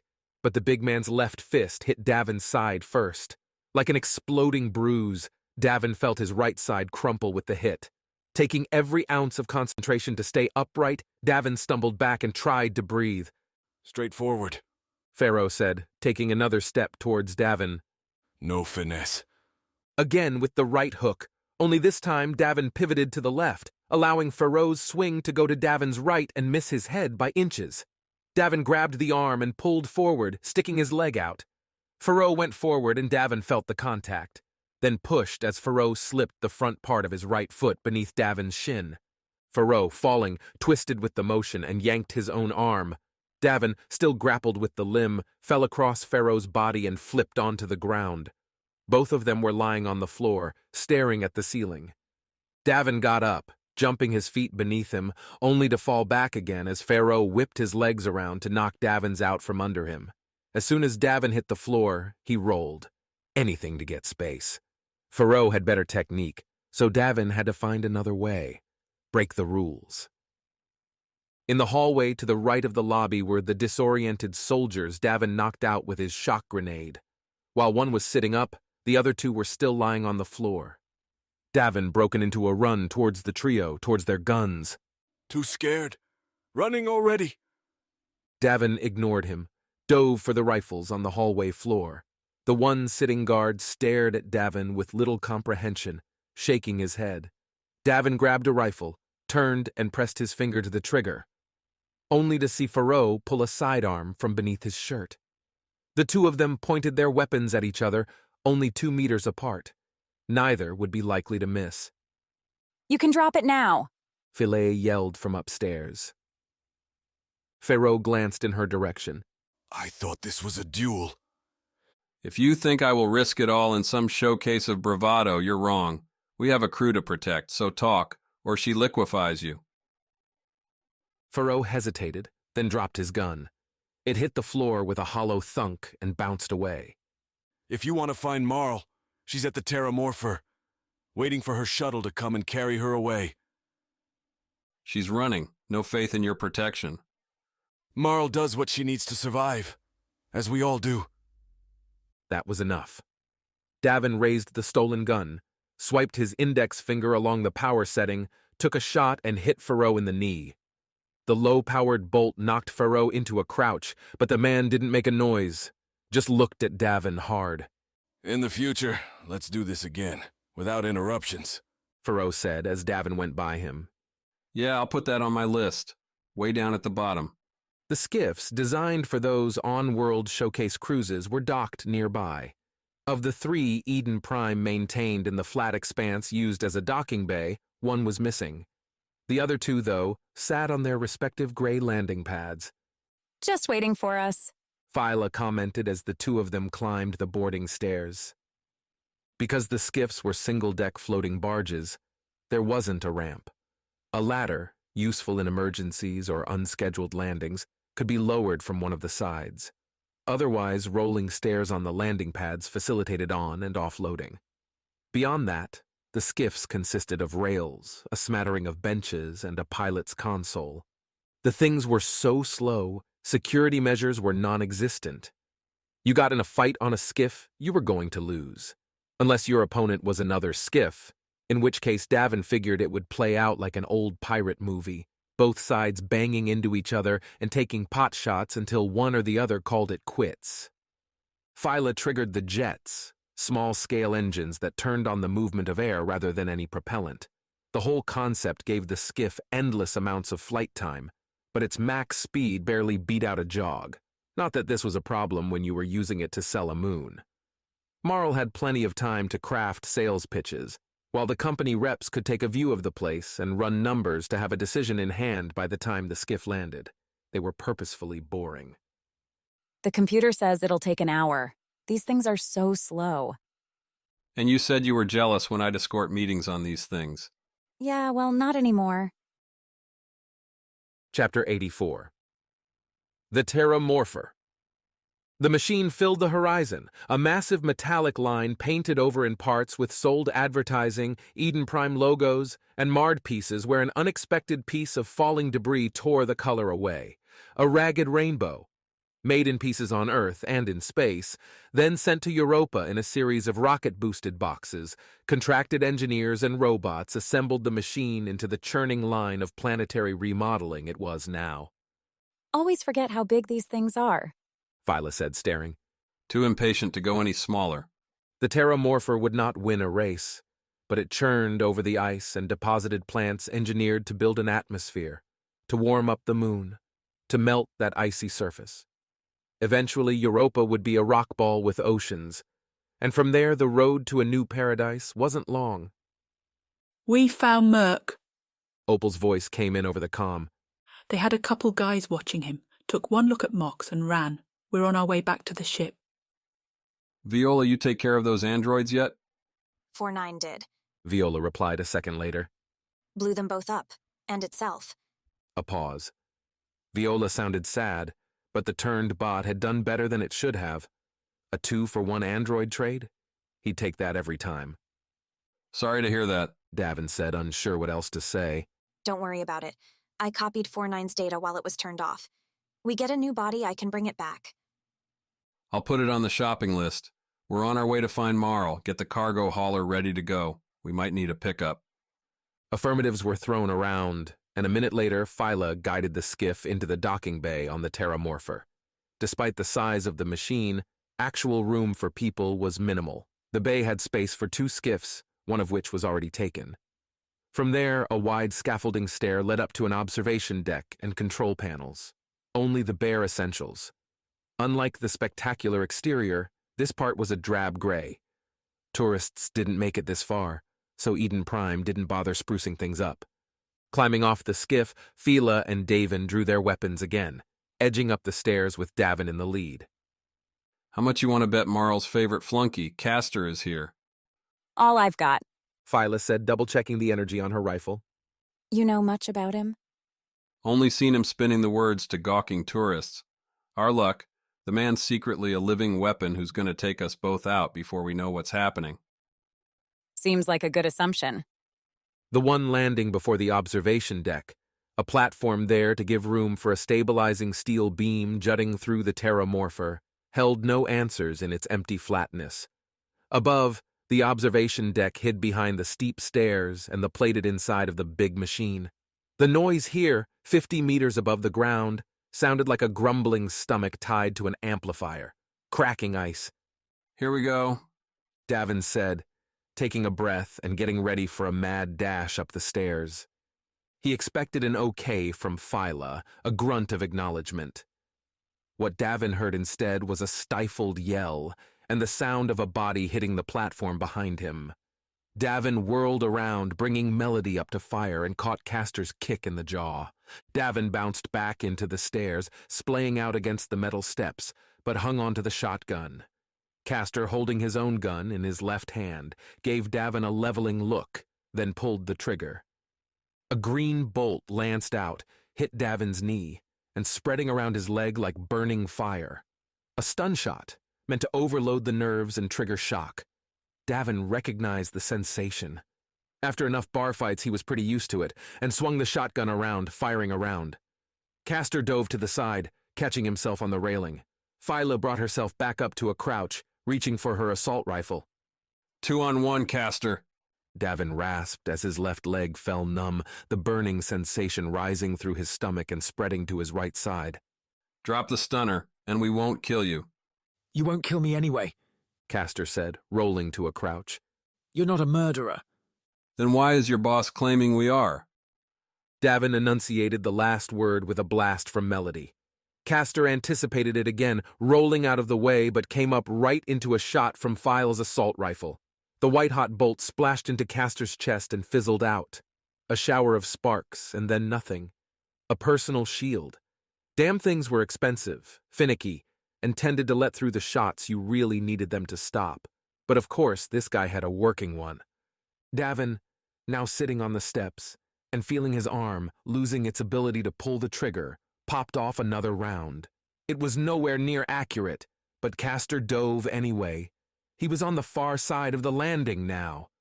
Castor raised the stunner and squeezed off a second bolt. The green fire hit Davin in the chest and drove him back against the stairs. While stunners didn't interfere by design with the heart and lungs, Davin couldn't feel anymore if he was breathing or not. Leave him alone, Phyla said. Another white bolt from Phyla's assault rifle hit Castor's shield, breaking apart. Then another, and a third. Phyla pressed harder on the trigger as she walked forward, sending dozens of shots at close range into Castor. He tried to move, tried to roll away, but he was too close. A few seconds into the barrage, Castor's shield overloaded with a loud bang, and the bodyguard took a couple unimpeded shots before Phyla lifted her hand from the trigger. Castor laid on the landing, smoking and curled up on the metal floor. Come on, Phyla said, throwing Davin's arm over her shoulders. Let's pay Marl a visit. Davin would have nodded, but he seemed to have stopped working. Instead, Davin let Phyla drag his numb body up the stairs and onto the open observation deck, where Europa's frozen waters sat front and center. Chapter 85. Pain. The evening blaze of Jupiter splashed through the wide windows of the Terramorpher's observation deck. It sat atop the long series of stairs, and Phyla was glad to see it. Davin wasn't exactly a light load. Draped over her shoulder and hanging limp, Phyla checked again to make sure the captain's eyes were still open. They were, and staring at the dark silhouette planted against the light. I always knew you were good, Davin, but I never realized just how good, Marl said, not bothering to turn around. The flat floor of the observation deck ended with the window on one end and, On the sides, railings giving view to the churning inner workings of the Terramorpher. Pistons pumped, conveyors shifted materials to chutes that would carry them to deposit points. The mechanical motions would have been hypnotizing in a calmer situation. Marl, it's over. Drop the charges. Marl glanced back, eyes wide. Not the voice she was expecting. Phyla hadn't met Marl, only heard the woman over the jumper's comm every now and again. Seeing Marl now, in similar combat gear to Castor, the woman's backbone was clear.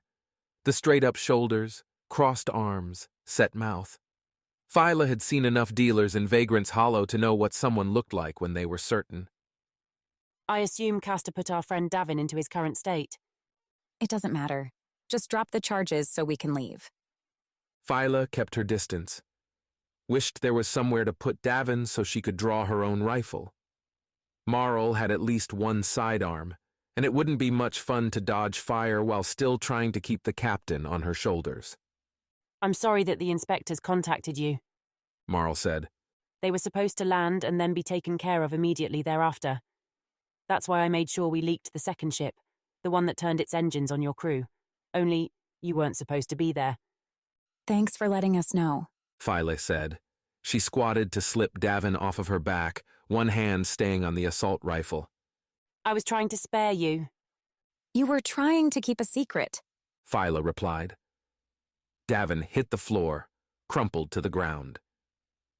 Phyla twisted, caught Davin's head before it slammed into the floor. The sidearm didn't make a sound as it fired. The flash of the laser hit Filet's eyes at the same time as the burn lashed her side. Pain bloomed and Filet collapsed next to Davin. Breathing was inhaling fire. White lines played around the outside of her vision, threatening to expand and wipe away the universe in shock. The floor, her left hand touching it, was icy. That chill shoved her back from the edge. Couldn't collapse now. Had to create distance, use the rifle. Fight back. Eden wants someone to take the fall for Claire and Ward, Marl said. She was walking towards Phyla now, her face haloed by Jupiter through the windows. The sidearm held out in front of her, stiff, as though Marl was conducting a ceremony. And while I think Eden can rot, while I'm doing all I can to tear it apart, we aren't ready for its focused attention. Not yet. Phyla used her legs, pressing herself back. The rifle dragged along the floor while her arms were busy pushing. Saw Marl tense, grabbed the rifle and swung it up in front of her face. Phyla couldn't see the laser, only the light it cast as the shot burrowed into the rifle. Nothing broke through the rifle's body. Bet its makers didn't think it would serve as a shield. Phyla swung the rifle back towards Marl, pressed the trigger, and the safety light blinked red. Malfunction. Almost had me, Marl said, expression easing from stunned panic into an easy smile. We would have tried to recruit all of you. Too bad. Recruit for what? Phyla had her own sidearm on her left thigh. Marl would kill her if Phyla went for it, but there wasn't any other option. It doesn't matter anymore, Marl replied. She raised the sidearm again. No time. Phyla made a reach for her own, the burn in her right side searing. Chapter 86. An end. Marl was only a meter away, about to shoot, body stance like a warrior delivering a summary execution to a bested opponent. Thing was, that attention meant she missed what Davin was doing. How he was struggling to move a hand he couldn't feel to grip the handle of Melody. How he only knew he'd found it in the fog of his perception when his arm didn't lift as easily as it did before. How he pulled the trigger as soon as the shotgun flopped in front of his own eyes. Melody wasn't stunned. The shotgun did what it was designed to do. 6 balls of glowing green energy exploded out from the weapon and collapsed into Marl, bursting into gouts of flame. Melody's fire spread fast, the heat from each ball meeting the others halfway and igniting Marl's entire uniform, causing the head of Eden Prime to turn and backpedal, to hit the edge of the observation deck, to press over the railing and fall like an emerald meteor into the Terramorpher's crunching depths. Would have been nice to sigh right then, to feel the tension leak out of his muscles, to take a deep breath. But Davin was still floating in a half-conscious world, where his body gave him no information, where his lungs kept him breathing through an instinctual response, where his eyes blinked out of habit. The world a movie he was watching from inside his own head. Hey. Fila said, her head appearing in front of his eyes. Thanks for that. A pause. A wait for an answer Davin wasn't able to give. He'd have nodded, declared that's what Marl had deserved, but his body wasn't listening. Right. I'm going to pick you up again, and we're going to get out of here. I'm hurt, Davin, so if you can wake yourself up, the sooner the better. Or you will owe me so much for carrying you back to the ship that... Davin was pretty sure Phyla kept talking, that she mixed in a series of curses as they went down the steps and Davin's full weight fell on her. But he couldn't really focus, couldn't push back against the dead senses anymore with the adrenaline dying, couldn't do anything except greet the black, hoping that when he woke up, he'd be somewhere else. Chapter 87. A New Contract. The blue moon never looked better than when Davin was leaving it behind. Glowing there in the dark field of stars, the edge of Jupiter sneaking into the window as the cargo hauler gathered speed in a gravity slingshot that would put them on target for Ganymede. Old-style navigation aids like the slingshot were necessary, as the hauler didn't have the fuel to brute force its way through space. The maneuver meant it would take a few days to get around Jupiter's massive size and intersect with Ganymede. There, they'd get their ship back. And then where? Fila asked, lying on her cot. Eric had her chest all wrapped around with bandages, ointment spread across the section where Marl's shot struck home. Not sure yet, but I hear Neptune's beautiful this time of year, Davin said, sitting next to her. The next wave of androids will have a hard time finding us out there. Viola had the cockpit, with Opal giving the girl tips on astronavigation. With the course already pre-programmed, there wasn't a whole lot of trouble they could get into. In fact, for the first time in what felt like months, Davin wasn't afraid something was going to go wrong. A few hours later, getting ready to catch some much-desired sleep in the cramped crew quarters, Davin heard a buzz on the comm. Hey, Captain. Viola's voice. Can you come up for a second? Can I take a nap first? Don't think you'll want to do that. Up in the squat cockpit, where Davin had to duck his head to get to the deeper section with the chairs, Viola had the transmitter on the console, a video screen showing an active call coming from Minor Prime. Mind ducking out for a few minutes? Davin said to Viola, who squeezed past him with a glance and left the captain alone. It was harder to find this address than I thought, said the voice on the other end. I learned that your ship was on Ganymede, but I couldn't reach you there. Then a friend mentioned your hijacking tendencies. Quite the downgrade. We'll have the jumper back soon, Davin replied. The waiting game for transmissions gave Davin a chance to scan back through the headlines. A blip about Eden Prime, a fatal accident involving the base's manager. A second accidental explosion in the base itself, damaging some stores and a hotel. Eden's media team doing their work. Marl didn't drop the charges, Bosser's next communication said. You're all still wanted for murder. You killed Lena. I ever see you again, I'll do whatever I can to justify that charge. All of you are wanted, Davin. Your crew that you profess to care about so much, I'm calling to offer a solution. Basser didn't even flinch in the transmission. Lenie's death didn't cause the slightest surprise. No remorse. Davin hadn't realized what it was like to hate someone before this moment. The bubbling anger slicing through self-restraint and begging Davin to find a way to leap across space, take Basser, and throw him out an airlock. But Davin couldn't do that. Going back to Minor Prime wouldn't work either. Basser would be ready, would drown the jumper in laser fire before the ship could even dock. If the short term was out of play, there was only one other way to go. You'll drop the charge? I'll convince Eden to remove it. Tell them the truth. What do you want? Davin asked, hating every word as it came out of his mouth. The picture of Basser's face, set in a grim line, flexed a minute later into a toothy grin as he described what the Wild Nines would need to do to clear their name. As he heard the words, Davin wondered if they were all going to die anyway. This is the end of Wild Nines, The Wild Nines Book 1 by A.R. Knight. Text copyright 2017, all rights reserved. To find more of our books, check out blackkeybooks.com. Thanks for listening.